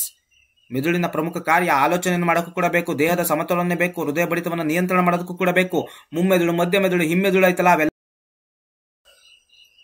ಆ ಎಲ್ಲಾ ಕಾರ್ಯಗಳು ಕೂಡ ಏನಾದ್ರು ಕೊಟ್ರೆ ನಾವು ಬರೀಬೇಕು ಮೆದುಳಿನ ಕಾರ್ಯ ಅವೆಲ್ಲವೂ ಕೂಡ ಅಂತ ನಾವು ತಿಳ್ಕೊಂಡಿರ್ಬೇಕು. ಓಕೆನಾ? ಓಕೆ, ನೆಕ್ಸ್ಟ್ ಕ್ವಶನ್ ಬರೋಣ ಬನ್ನಿ. ಏನಿದೆ ನಮ್ಮ ದೇಹದಲ್ಲಿ ಗ್ರಾಹಕಗಳ ಕಾರ್ಯವೇನು? ಗ್ರಾಹಕಗಳು ಸರಿಯಾಗಿ ನಿರ್ವಹಿಸದೆ ಸಂದರ್ಭಗಳನ್ನು ಯೋಚಿಸಿ. ಯಾವ ಸಮಸ್ಯೆಗಳನ್ನು ಉಂಟಾಗುವ ಸಾಧ್ಯತೆಗಳಿದಾವೆ? ನಮ್ಮ ದೇಹದಲ್ಲಿ ಗ್ರಾಹಕಗಳು ಬೇಕಲ್ವಾ? ಎಸ್. ನೋಡಿ, ನಾವು ಪ್ರಚೋದನೆಗೆ ಪ್ರತಿಕ್ರಿಯೆಯನ್ನು ನೀಡ್ತೀವಿ ಅಂತಂತಂದ್ರೆ ಅದಕ್ಕೆ ಗ್ರಾಹಕಗಳು ಬೇಕು. ತಾಪಮಾನ, ಒತ್ತಡ ಇತ್ಯಾದಿಗಳನ್ನು ಏನ್ ಮಾಡ್ತಾರೆ ಅಂತಂದ್ರೆ ಗ್ರಾಹಕಗಳು ಗ್ರಹಿಸಿಕೊಳ್ಳುತ್ತವೆ. ಸ್ವಲ್ಪ ನಿಧಾನಕ್ಕೆ ಮಾತಾಡ್ತೀನಿ, ಯಾಕಂತಂದ್ರೆ ಒಂದ್ ಸ್ವಲ್ಪ ಸುಸ್ತಾಗ್ತಿದೆ, ಹಾಗಾಗಿ. ನೆಕ್ಸ್ಟ್ ಇದೇ ಕ್ವಶನ್ ಮುಂದುವರೆದಂತೆ, ಮೆದುಳು ಬಳ್ಳಿಗೆ ಸಂದೇಶ ರವಾನಿಸಲು ಜ್ಞಾನವಾಹಿ ನರಕೋಶವನ್ನು ಚೋದಿಸುತ್ತದೆ. ಹೌದಲ್ವಾ? ಪರಾವರ್ತಿತ ಚಾಪವನ್ನು ನೀವು ಅರ್ಥ ಮಾಡ್ಕೋಬೇಕು. ಅದೇನ್ ಮಾಡ್ತದೆ ಅಂತಂತಂದ್ರೆ ಮೊದಲು ಗ್ರಾಹಕಗಳಿರ್ತವೆ, ಆಮೇಲೆ ಏನಿರ್ತದೆ ಜ್ಞಾನವಾಹಿ ನರಕೋಶವಿರ್ತವೆ. ಆ ಜ್ಞಾನವಾಹಿ ನರಕೋಶ ಏನ್ ಮಾಡ್ತದೆ ಅಂತಂತಂದ್ರೆ ಮಾಹಿತಿಯನ್ನ ಮೆದುಳು ಬಳ್ಳಿಗೆ ಕಳಿಸ್ಬೇಕಂಬಿಟ್ಟು ಏನ್ ಮಾಡ್ತದೆ ಅಂತಂದ್ರೆ ಚೋದಿಸ್ತದೆ, ಹೋಗು ಹೋಗು ಹೋಗು ಅಂತ. ನೆಕ್ಸ್ಟ್, ಗ್ರಾಹಕ ಕೋಶಗಳು ಹಾನಿಗೊಳಗಾದಾಗ ಸರಿಯಾಗಿ ಕಾರ್ಯನಿರ್ವಹಿಸುವುದಿಲ್ಲ. ಎಷ್ಟು ನೆನ್ಪಿಟ್ಕೊಂಡಿರಿ, ಕಾರ್ಯನಿರ್ವಹಿಸದಿರುವಂತಹ ಸಂದರ್ಭದಲ್ಲಿ ಏನಾಗ್ತದೆ ಅಂತ. ಗ್ರಾಹಕ ಕೋಶಗಳು ಹಾನಿಗೊಳಗಾದಾಗ ಏನಾಗ್ತದೆ ಅಂತಂತ ಗ್ರಾಹಕಗಳು ಸರಿಯಾಗಿ ಕಾರ್ಯನಿರ್ವಹಿಸದ ಸಂದರ್ಭಗಳಲ್ಲಿ ಯೋಚಿಸಿ ಯಾವ ಸಮಸ್ಯೆಗಳು ಉಂಟಾಗ್ತದೆ ಅಂತಂತಂದ್ರೆ ಅದು ಸರಿಯಾಗಿ ಕಾರ್ಯನಿರ್ವಹಿಸಕ್ಕೆ ಸಾಧ್ಯನೇ ಇಲ್ಲ. ಗ್ರಾಹಕ ಕೋಶಗಳು ಏನಾರ ಗ್ರಾಹಕ ಕೋಶಗಳು ಹಾನಿಯಾದ್ರೆ ನಾವು ಕಾರ್ಯನಿರ್ವಹಿಸಕ್ಕೆ ಸಾಧ್ಯ ಇಲ್ಲ ಅಂತ. ಮತ್ತೆ ಹಾನಿಗೊಳಗಾದ ಗ್ರಾಹಕ ಕೋಶಗಳಿದ್ದರೆ ನಾವು ಆಕಸ್ಮಿಕವಾಗಿ ಬಿಸಿಯಾದ ವಸ್ತುವನ್ನು ಮುಟ್ಟಿದಾಗ ನಮ್ಮ ಕೈ ಸುಟ್ಟು ಹೋಗುವ ಸಾಧ್ಯತೆ ಇದೆ. ಯಾಕೆಂದರೆ ತಕ್ಷಣ ಮೆದುಳು ಬಳ್ಳಿಗೆ ಸಂದೇಶ ರವಾನಿಸಲ್ಪಡದೆ ಇರುವುದು. ಎಸ್, ಗ್ರಾಹಕ ಕೋಶಗಳಿದ್ರೆ ಮೆದುಳು ಬಳ್ಳಿಗೆ ವೇಗವಾಗಿ ಏನಾಗ್ತದೆ ಅಂದ್ರೆ ಸಂದೇಶ ಆಗ್ತದೆ. ಗ್ರಾಹಕ ಕೋಶಗಳು ಇಲ್ಲ ಅಂತಂದ್ರೆ ಆ ಮಾಹಿತಿ ವೇಗವಾಗಿ ಸಂದೇಶಗಳು ರವಾನೆ ಆಗಲ್ಲ, ನಮ್ಮ ಕೈ ಸುಟ್ಟು ಹೋಗ್ತದೆ. ನೆನ್ಪಿಟ್ಕೊಂಡಿರಿ. ನೆಕ್ಸ್ಟ್ ಬರೋಣ. ನೆಕ್ಸ್ಟ್ ಕ್ವಶನ್ ಏನಿದೆ, ಮೆದುಳು ಬಳ್ಳಿಯು ಗಾಯಗೊಂಡ ಸಂದರ್ಭದಲ್ಲಿ ಯಾವ ಸಂಕೇತಗಳ ರವಾನೆಗೆ ಅಡ್ಡಿಯುಂಟಾಗ್ತದೆ? ಜಸ್ಟ್ ಸಿಂಪಲ್ಲು ಕ್ವಶನ್ ನೋಡಿ. ಯಾವ ಸಂಕೇತಗಳ ರವಾನೆಗೆ ಅಂತ ಕೇಳಿದರೆ ಯಾವ ಸಂಕೇತಗಳಂತಂದ್ರೆ ಅಡ್ಡಿ ಉಂಟಾಗ್ತದೆ ಅಂತಂತಂದ್ರೆ ಗ್ರಾಹಕಗಳಿಂದ ಬರುವಂತಹ ಸಂದೇಶಗಳ ರವಾನೆಗೆ ಏನಾಗ್ತದೆ ಅಂತಂತಂದ್ರೆ ಅಡ್ಡಿ ಉಂಟಾಗ್ತದೆ. ನೆಕ್ಸ್ಟ್ ಕ್ವಶನ್ ಇದೆ ನೋಡಿ, ಒಂದು ಜೀವಿಯಲ್ಲಿ ನಿಯಂತ್ರಣ ಮತ್ತು ಸಹಭಾಗಿತ್ವ ವ್ಯವಸ್ಥೆಯ ಅಗತ್ಯನ? ಹೌದು, ಒಂದು ಜೀವಿ ಅಂತಂದ್ರೆ ನಿಯಂತ್ರಣ ಮತ್ತೆ ಸಹಭಾಗಿತ್ವ ಬೇಕು. ಯಾಕೆ ಬೇಕು ನಮಗೆ? ಒಂದು ಜೀವಿ, ನಿಜ ಹೇಳ್ತಾ ಇದ್ದೀನಿ, ಒಂದು ಜೀವಿ ಬದುಕುಳಿಬೇಕು ಅಂತಂದ್ರೆ ನಿಯಂತ್ರಣ ಮತ್ತೆ ಸಹಭಾಗಿತ್ವ ಬೇಕು. ಅದೇ ಒಂದು ಜೀವಿ ಪರಿಸರದಲ್ಲಿ ಏನಾದ್ರು ಪ್ರಚೋದನೆಗೆ ಪ್ರತಿಕ್ರಿಯೆ ನೀಡಕ್ಕೋಸ್ಕರ ನಿಯಂತ್ರಣ ಮತ್ತೆ ಸಹಭಾಗಿತ್ವ ಬೇಕು, ವ್ಯವಸ್ಥೆ ಬೇಕು. ಅಷ್ಟೇ ಅಲ್ಲ, ಒಂದು ಜೀವಿಯ ದೈಹಿಕ ಮತ್ತು ಮಾನಸಿಕ ಬೆಳವಣಿಗೆ ಕೂಡ ನಿಯಂತ್ರಣ ಮತ್ತೆ ಸಹಭಾಗಿತ್ವ ವ್ಯವಸ್ಥೆಯ ಅಗತ್ಯವಿದೆ. ದೈನಂದಿನ ಐಚ್ಛಿಕ ಮತ್ತು ಅನೈಚ್ಛಿಕ ಚಟುವಟಿಕೆಗಳಿಗೂ ಕೂಡ ನಿಯಂತ್ರಣ ಮತ್ತೆ ಸಹಭಾಗಿತ್ವ ಬೇಕು. ಹಾರ್ಮೋನ್ಗಳ ಸ್ರವಿಕೆಗೂ ಕೂಡ ಏನ್ ಬೇಕು? ನಿಯಂತ್ರಣ ಮತ್ತೆ ಸಹಭಾಗಿತ್ವದ ಒಂದು ವ್ಯವಸ್ಥೆ ಬೇಕು ನಮಗೆ. ಚಯಾಪಚಯ ಕ್ರಿಯೆಗೆ ಹಾಗೂ ಜೀವಕ್ರಿಯೆಗಳಿಗೆ ತುಂಬಾ ಅಗತ್ಯ ಇದೆ. ಇದು ಅಪ್ಲಿಕೇಶನ್ ಲೆವೆಲ್ ಅಲ್ಲಿ ಇದೆ ಸ್ವಲ್ಪ. ಸೊ ಇದು ಬುಕ್ ಅಲ್ಲಿ ಆನ್ಸರ್ ಬೇರೆ ತರನೇ ಇದೆ. ಸೊ ಆದ್ರೆ ನಾನು ಕೀ ಪಾಯಿಂಟ್ಸ್ ಮಾಡಿ ಹಾಕಿದ್ದೀನಿ. ಈ 6 ಪಾಯಿಂಟ್ಸ್ಗಳನ್ನು ಬರ್ದಿಟ್ಕೊಳ್ಳಿ. ಇದೇ ತರ ಬರೀರಿ ನೀವು, 100% ಮಾರ್ಕ್ಸ್ ಕೊಟ್ಟೆ ಕೊಡ್ತಾರೆ. ಯಾಕೆ ಕೊಡಲ್ಲ ನನಗೆ ಕೇಳಿ. ಓಕೆ, ನೆಕ್ಸ್ಟ್ ಇನ್ನೊಂದು ವ್ಯತ್ಯಾಸ ಇದೆ. ಆವಾಗ ನಡಿಗೆ ಹೇಳ್ದೆ, ಹೌದಲ್ವಾ? ನಡಿಗೆ ಬಗ್ಗೆ ಇತ್ತು. ಇಲ್ಲಿ ಅನೈಚ್ಛಿಕ ಕ್ರಿಯೆಗಳಿದಾವೆ ಮತ್ತು ಪರಾವರ್ತಿತ ಕ್ರಿಯೆಗಳಿದಾವೆ. Just simple. ಅನೈಚ್ಛಿಕ ಕ್ರಿಯೆಗಳಂತಂದ್ರೆ ಏನಪ್ಪಾ? ಇಲ್ಲಿ ಐಚ್ಛಿಕ ಕ್ರಿಯೆಗಳಿರಲ್ಲ. ಐಚ್ಛಿಕ ಕ್ರಿಯೆಗಳು ಇರುವುದಿಲ್ಲ. Just simple. ಇಲ್ಲಿ ಅನೈಚ್ಛಿಕ ಕ್ರಿಯೆಗಳಂತಿದಾವಲ್ಲ, ನೀವು ನೆನ್ಪಿಟ್ಕೋಬೇಕಾಗಿರೋದು ಇದು ಮೆದುಳಿನ ಅನೈಚ್ಛಿಕ ಕ್ರಿಯೆಗಳು ಮೆದುಳಿನ ನಿಯಂತ್ರಣದಲ್ಲಿರ್ತದೆ. ಒಂದೇ ಒಂದು ಪಾಯಿಂಟ್, ಮೆದುಳಿನ ಅನೈಚ್ಛಿಕ ಕ್ರಿಯೆಗಳು ಮೆದುಳಿನ ನಿಯಂತ್ರಣದಲ್ಲಿರ್ತದೆ. ಪರಾವರ್ತಿತ ಕ್ರಿಯೆ ಅಂತಂದ್ರೇನು? ಒಂದು ಪ್ರಚೋದನೆಗೆ ಪ್ರತಿಕ್ರಿಯೆಯನ್ನು ನೀಡುವಂಥದ್ದು ತಕ್ಷಣವೇ. ಆ ಡೆಫಿನೇಷನ್ ಬರಬೇಡಿ. ಒಂದು ಪ್ರಚೋದನೆಗೆ ತಾನಾಗಿ ಉಂಟಾಗುವಂಥ ಪ್ರತಿಕ್ರಿಯೆಗೆ ಪರಾವರ್ತಿತ ಪ್ರತಿಕ್ರಿಯೆ ಅಂತ ಕರಿತೀವಿ. ಅದನ್ನೇ ಒಂದು ಡೆಫಿನೇಷನ್ ಬರೆದ್ಬಿಡಿ ಈ ಜಾಗಕ್ಕೆ. ಇನ್ನು ಅನೈಚ್ಛಿಕ ಕ್ರಿಯೆಗಳಿದಾವಲ್ಲ, ಸೊ ಹಾಗಾದ್ರೆ ಯಾವ್ಯಾವು? ಹೃದಯದ ಬಡಿತ ಆಗಿರ್ಬೋದು, ಬಾಯಲ್ಲಿ ನೀರೂರುವಿಕೆ, ವಾಂತಿಯಾಗುವಿಕೆ, ರಕ್ತದೊತ್ತಡ, ಇವೆಲ್ಲವೂ ಕೂಡ ಅನೈಚ್ಛಿಕ ಕ್ರಿಯೆಗಳಿಗೆ ಉದಾಹರಣೆ. ನೆಕ್ಸ್ಟ್ ಪರಾವರ್ತಿತ ಕ್ರಿಯೆಗಳಂತ ಇದಾವಲ್ಲ, ಸೊ ಇಲ್ಲಿ ಬಿಸಿಯಾದ ವಸ್ತುವನ್ನು ಮುಟ್ಟಿದ ತಕ್ಷಣ ಕೈಯನ್ನು ಹಿಂದಕ್ಕೆ ತೆಗೆದುಕೊಳ್ಳುವುದು, ಪ್ರಕಾಶಮಾನವಾದಂಥ ಬೆಳಕು ಕಣ್ಣಿಗೆ ಬಿದ್ದಾಗ ಕಣ್ಣನ್ನು ಏನ್ ಮಾಡ್ತೀವಿ? ಮುಚ್ಚಿಕೊಳ್ತೀವಿ. ಇವೆರಡೂ ಕೂಡ ವ್ಯತ್ಯಾಸವನ್ನ ತಿಳ್ಕೊಂಡಿರಿ. ವೆರಿ ವೆರಿ ಇಂಪಾರ್ಟೆಂಟ್ ಕಣ್ರಪ್ಪ. Okay, let's come to the next topic. Yes, ಇವಾಗ್ಲೂ ಕೂಡ ಒಂದು ವ್ಯತ್ಯಾಸ ಇದೆ. ಈ 3 ವ್ಯತ್ಯಾಸಗಳನ್ನ ತಿಳ್ಕೊಳ್ಳೇಬೇಕು ನೀವು ಕಂಪಲ್ಸರಿ. ವೆರಿ ವೆರಿ ಇಂಪಾರ್ಟೆಂಟ್ ಕಣ್ರಪ್ಪ. ಏನು? ಈ ಕ್ವಶನ್ ಅನ್ನ ನೀವು ಬರ್ಕೊಳ್ಳಿ. ಬರ್ಕೊಳ್ಳಿ, ಇದನ್ನ ಹೇಳಕ್ ಹೋಗಲ್ಲ ಯಾಕಂದ್ರೆ ಟೈಮ್ ವೇಸ್ಟ್ ಆಗ್ತದೆ. ಬಟ್ ಈ ಕ್ವಶನ್ ಅನ್ನ ಇಲ್ಲೇ ಇದೆ ನೋಡಿ, ನರವ್ಯೂಹದ ಕಾರ್ಯವಿಧಾನ ಮತ್ತು ಹಾರ್ಮೋನ್ಸ್ ಗಳ ಕಾರ್ಯವಿಧಾನ ತಿಳಿಸಿ ಅಂತ ಹೇಳ್ತಾರೆ. ಜಸ್ಟ್ ಸಿಂಪಲ್, ನರವ್ಯೂಹ ಮತ್ತು ಹಾರ್ಮೋನ್ಸ್ ಗಳ ಕಾರ್ಯವಿಧಾನ ವೆರಿ ವೆರಿ ಇಂಪಾರ್ಟೆಂಟ್. ನರವ್ಯೂಹ ನರ ಸಂದೇಶಗಳನ್ನು ಒಳಗೊಂಡಿರ್ತದೆ. ಹಾರ್ಮೋನ್ಗಳ ಕಾರ್ಯವಿಧಾನ, ಹಾರ್ಮೋನ್ಗಳು ರಕ್ತಕ್ಕೆ ಸ್ರವಿಸುತ್ತವೆ. ಹಾರ್ಮೋನ್ಗಳ ಕಾರ್ಯವಿಧಾನ, ಗ್ರಂಥಿಗಳು ಏನ್ ಮಾಡ್ತವೆ, ಹಾರ್ಮೋನ್ಗಳನ್ನ ರಕ್ತಕ್ಕೆ ಸ್ರವಿಸ್ತದೆ. ಹಾರ್ಮೋನ್ಗಳ ಕಾರ್ಯವಿಧಾನ ರಕ್ತಕ್ಕೆ ಸ್ರವಿಸ್ತದೆ. ಏನನ್ನ, ಹಾರ್ಮೋನ್ ಅನ್ನ. ಪರಿಣಾಮ ಅಲ್ಪಕಾಲೀನ ಕಾರ್ಯ. ಪರಿಣಾಮ ಏನು, ಅಲ್ಪಕಾಲೀನ ಕಾರ್ಯ. ಇಟ್ ಮೀನ್ಸ್ ಏನಾದ್ರು ಒಂದು ವಸ್ತುವನ್ನ ಮುಟ್ಟಿದ ತಕ್ಷಣ ನಮ್ಗೆ ನೋವಾಯ್ತು ಅಂತಂದ್ರೆ ಅದು ಜೀವನ ಪೂರ್ತಿ ಇರ್ತದಾ? ಇಲ್ಲ, ಜೀವನ ಪೂರ್ತಿ ಇರಕ್ ಸಾಧ್ಯ ಇಲ್ಲ. ಅದು ಸ್ವಲ್ಪ ಕಾಲ ಮಾತ್ರ ಇರ್ತದೆ. ಹಾಗಾಗಿ ಪರಿಣಾಮ ಏನು ಅಂತಂದ್ರೆ ಅಲ್ಪಕಾಲೀನ ಕಾರ್ಯ. ಇದರಲ್ಲಿ ಪರಿಣಾಮ ದೀರ್ಘಕಾಲೀನ ಕಾರ್ಯ. ಅಕಸ್ಮಾತ್ ಏನೋ ಹಾರ್ಮೋನೇ ಪ್ರೊಡ್ಯೂಸ್ ಆಗಿಲ್ಲ ಅಂತಂದ್ರೆ ಹಲವಾರು ಕಾಯಿಲೆಗಳು ಬರ್ತವೆ. ಓಕೆನಾ. ಪಿಟ್ಯೂಟರಿ ಗ್ರಂಥಿ ಬೆಳವಣಿಗೆ ಹಾರ್ಮೋನ್ ಅನ್ನ ಪ್ರೊಡ್ಯೂಸ್ ಮಾಡಬೇಕು. ಅಕಸ್ಮಾತ್ ಏನಾರು ಜಾಸ್ತಿ ಪ್ರೊಡ್ಯೂಸ್ ಮಾಡ್ತು ಅಂತಂದ್ರೆ ದೈತ್ಯತೆ, ಕಡಿಮೆ ಪ್ರೊಡ್ಯೂಸ್ ಆಯ್ತು ಅಂತಂದ್ರೆ ಕುಬ್ಜತೆ. ಇದು ದೀರ್ಘಕಾಲವಾಗಿರ್ತದೆ ಪರಿಣಾಮ. ನೆನ್ಪಿಟ್ಕೊಂಡು, ನರವ್ಯೂಹದ ಕಾರ್ಯವಿಧಾನ ಪರಿಣಾಮ ಅಲ್ಪಕಾಲೀನ, ಸ್ವಲ್ಪ ಹೊತ್ತು ಮಾತ್ರ ಇರ್ತದೆ. ಹಾರ್ಮೋನ್ಸ್ಗಳ ಪರಿಣಾಮ ದೀರ್ಘಕಾಲದವರೆಗೂ ಇರುತ್ತದೆ. ನೆಕ್ಸ್ಟ್ ನೋಡಿ, ನರ ಸಂದೇಶಗಳಿಗೆ ತಮ್ಮ ಕಾರ್ಯದಲ್ಲಿ ನಿರ್ದಿಷ್ಟತೆ ಇಲ್ಲ. ಕಾರ್ಯಗಳಲ್ಲಿ ಏನಿಲ್ಲ, ನಿರ್ದಿಷ್ಟತೆ ಇಲ್ಲ. ನಿಜವಾದ ಹಾರ್ಮೋನ್ಸ್ಗಳಲ್ಲಿ ನಿರ್ದಿಷ್ಟತೆ ಇದೆ. Very very important, very very important. ಹಾರ್ಮೋನ್ಸ್ಗಳು ನಿರ್ದಿಷ್ಟತೆ ಇದೆ. ಯಾಕೆ ಅಂತ ಅಂದ್ಬಿಟ್ಟು ಗ್ರಂಥಿಗಳಿದಾವೆ ಮುಂದೆ, ಆ ಗ್ರಂಥಿಗಳ ಟಾಪಿಕ್ ಹೇಳ್ತೀನಿ, ಅಲ್ಲಿ ಗೊತ್ತಾಗ್ತದೆ ನಿಮಗೆ. ನೆಕ್ಸ್ಟ್, ಆಕ್ಸಾನು ಮತ್ತು ಡೆಂಡ್ರೈಟ್ಸ್ಗಳು ಸಂದೇಶ ರವಾನಿಸಲು ಕಾರ್ಯವನ್ನು ಜೊತೆಯಾಗಿ ಸೇರಿ ಮಾಡುತ್ತವೆ. ಇಟ್ ಮೀನ್ಸ್ ಡೆಂಡ್ರೈಟ್ಸ್ ಆಗಿರ್ಬೋದು, ಕೋಶಕಾಯ ಆಗಿರ್ಬೋದು, ಆಕ್ಸಾನ್ ಆಗಿರ್ಬೋದು, ಇವೆಲ್ಲವೂ ಸೇರ್ಕೊಂಡು ಏನ್ ಮಾಡ್ತವೆ ಅಂತಂದ್ರೆ ಸಂದೇಶವನ್ನು ಏನ್ ಮಾಡ್ತವೆ, ರವಾನೆ ಮಾಡ್ತವೆ. ಬಟ್ ಇಲ್ಲಿ ಏನು ಅಂತಂತಂದ್ರೆ, ಇಲ್ಲಿ ಸಂದೇಶ ರವಾನೆ ಆಗ್ಬೇಕು ಅಂತಂತಂದ್ರೆ ರಕ್ತದ ಮೂಲಕ ಏನಾಗ್ತದೆ, ಸಂದೇಶಗಳು ರವಾನೆ ಆಗ್ತದೆ. ಓಕೆ, ನೆಕ್ಸ್ಟ್ ಸ್ಲೈಡ್ಗೆ ಹೋಗೋಣ ಬನ್ನಿ. ತುಂಬಾ ಈಸಿ ಆನ್ಸರ್ ಇದು. ಪ್ರಾಣಿಗಳಲ್ಲಿ ರಾಸಾಯನಿಕ ಹೊಂದಾಣಿಕೆ ಹೇಗಾಗ್ತದೆ ಅಂತಂತಂದ್ರೆ ಹಾರ್ಮೋನ್ಗಳ ಮೂಲಕ ಏನಾಗ್ತದೆ, ರಾಸಾಯನಿಕ ಹೊಂದಾಣಿಕೆ ಆಗುತ್ತದೆ. ಹಾರ್ಮೋನ್ಗಳ ಮೂಲಕ ರಾಸಾಯನಿಕ ಹೊಂದಾಣಿಕೆ ಆಗ್ತದೆ. ಗ್ರಂಥಿಗಳು ಸ್ರವಿಸುವ ರಾಸಾಯನಿಕಗಳನ್ನ ನಾವೇನಂತ ಕರಿತೀವಿ, ಹಾರ್ಮೋನ್ಗಳಂತ ಕರಿತೀವಿ. ಹಾರ್ಮೋನ್ ಎಂದರೇನು ಅಂತ ಏನಾದ್ರು ಕೇಳಿದ್ರೆ ನಾವೇನಂತ ಹೇಳ್ಬೇಕು, ಗ್ರಂಥಿಗಳು ಸ್ರವಿಸುವ ರಾಸಾಯನಿಕಗಳನ್ನ, ರಸಗಳನ್ನ, ದ್ರವ ಪದಾರ್ಥವನ್ನ, ಗ್ರಂಥಿಗಳು ಸ್ರವಿಸುವ ರಾಸಾಯನಿಕಗಳನ್ನ, ಗ್ರಂಥಿಗಳು ಸ್ರವಿಸುವ ದ್ರವ ಪದಾರ್ಥಗಳನ್ನ, ಗ್ರಂಥಿಗಳು ಸ್ರವಿಸುವ ರಸವನ್ನ ನಾವೇನಂತ ಕರಿತೀವಿ, ಹಾರ್ಮೋನ್ ಅಂತ ಕರಿತೀವಿ. ಹಾಗಾದ್ರೆ ಯಾವ್ಯಾವ ಹಾರ್ಮೋನು?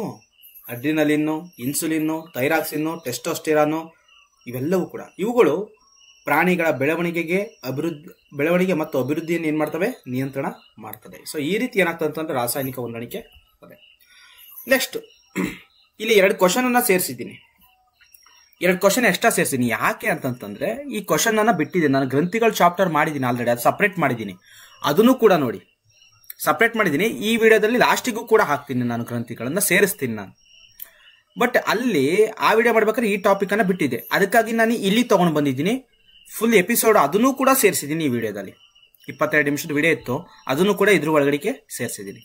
ಅಲ್ಲಿ 2 ಕ್ವಶನ್ ಬಿಟ್ಟಿದೆ, ಆ 2 ಕ್ವಶನ್ ಇಲ್ಲಿ ಹಾಕಿದ್ದೀನಿ. ಏನ್ ಕ್ವಶನ್ ನೋಡ್ರಪ್ಪ. ಅಯೋಡಿನ್ ಉಪ್ಪಿನ ಬಳಕೆಯನ್ನು ಏಕೆ ಶಿಫಾರಸು ಮಾಡಬೇಕು? Very very important. ಅಯೋಡಿನ್ ಎಲ್ಲಿರ್ತದಪ್ಪ? ಉಪ್ಪಲ್ಲಿರ್ತದೆ ಕಣ್ರಪ್ಪ. ಈ ಉಪ್ಪನ್ನ ಏಕೆ ಶಿಫಾರಸು ಮಾಡಿದ್ದಾರೆ ನಮ್ಮ ಸರ್ಕಾರ? ನೋಡಿ, ನಮ್ಮ ದೇಹದಲ್ಲಿ ಥೈರಾಯ್ಡ್ ಗ್ರಂಥಿ ಐತೆ. ಥೈರಾಯ್ಡ್ ಗ್ರಂಥಿಯು ಥೈರಾಕ್ಸಿನ್ ಹಾರ್ಮೋನ್ ಅನ್ನ ಪ್ರೊಡ್ಯೂಸ್ ಮಾಡಬೇಕು ಅಂತಂದ್ರೆ ಅಯೋಡಿನ್ ಅಂಶ ಬೇಕು. ಅಕಸ್ಮಾತ್ ಏನಾರ ಅಯೋಡಿನ್ ಕೊರತೆ ಉಂಟಾದ್ರೆ ಗಳಗಂಡ ರೋಗ ಅಥವಾ ಸರಳ ಗಾಯಿಟ್ಟರ್ ಬರ್ತದೆ. ನೋಡಿ, ಈ ಕುತ್ತಿಗೆದಲ್ಲಿ ಏನಾಗ್ತಂತಂದ್ರೆ ಊದ್ಕೊಳ್ತದೆ, ರೌಂಡ್ ಆಗಿ ಊದ್ಕೊಬಿಡ್ತದೆ. ಈ ಕಾಯಿಲೆನ ಗಳಗಂಡ ರೋಗ ಅಂತ ಕರಿತೀವಿ. ಹಾಗಾಗಿ ಅಯೋಡಿನ್ ಇರುವಂತಹ ಉಪ್ಪನ್ನು ಏನ್ ಮಾಡಿದ್ದಾರೆ, ಸರ್ಕಾರದವರು ಶಿಫಾರಸು ಮಾಡಿದ್ದಾರೆ. ನೆಕ್ಸ್ಟ್, ಥೈರಾಕ್ಸಿನ್ ಹಾರ್ಮೋನ್ ದೇಹದಲ್ಲಿ ಏನ್ ಮಾಡ್ತದೆ, ಇಲ್ಲಿ ಥೈರಾಯ್ಡ್ ಗ್ರಂಥಿ ಪ್ರೊಡ್ಯೂಸ್ ಮಾಡೋದು ಯಾವ ಹಾರ್ಮೋನು? ಥೈರಾಯ್ಡ್ ಗ್ರಂಥಿ ಎಲ್ಲಿರ್ತದಪ್ಪ? ಕುತ್ತಿಗೆಯಲ್ಲಿ ಇರ್ತದ ಕರಪ್ಪ. ಕುತ್ತಿಗೆಯಲ್ಲಿ ಸಾಮಾನ್ಯವಾಗಿ ಗಂಟಲಿದೆಯಲ್ಲ, ಆ ಜಾಗದಲ್ಲಿ ಸಾಮಾನ್ಯವಾಗಿ ಇರ್ತದೆ. ಸೊ ಇದು ಪ್ರೊಡ್ಯೂಸ್ ಮಾಡೋದು ಥೈರಾಕ್ಸಿನ್ ಹಾರ್ಮೋನ್. ಇದರಿಂದ ಬೆನಿಫಿಟ್ ಏನಂತಂದ್ರೆ ಕಾರ್ಬೋಹೈಡ್ರೇಟ್ಸ್, ಲಿಪಿಡ್ಸ್ ಮತ್ತೆ ಪ್ರೋಟೀನು, ಚಯಾಪಚಯ ಕ್ರಿಯೆಗಳನ್ನು ಏನ್ ಮಾಡ್ತದೆ, ನಿಯಂತ್ರಣ ಮಾಡ್ತದೆ. ಇಂಪಾರ್ಟೆಂಟ್. ನೆಕ್ಸ್ಟ್ ಕ್ವಶನ್ ಇದೆ, ಹೈಡ್ರೋ ಎಂದರೇನು? ಹೈಡ್ರೋ ಅಂತಂದ್ರೆ ನೀರು ಕಣ್ರಪ್ಪ. ಓಕೆ, ನೆಕ್ಸ್ಟ್ ಕ್ವಶನ್ ಏನಿದೆ, ಪ್ರಾಣಿಗಳ ದೇಹದಲ್ಲಿ ಯಾವ ನಿರ್ದೇಶನಗಳಿವೆ? ಪ್ರಾಣಿಗಳ ದೇಹದಲ್ಲಿ ಯಾವ ನಿರ್ದೇಶನಗಳಿದಾವೆ ಅಂತಂದ್ರೆ ಬೆಳವಣಿಗೆಯನ್ನು ಎಚ್ಚರಿಕೆಯಿಂದ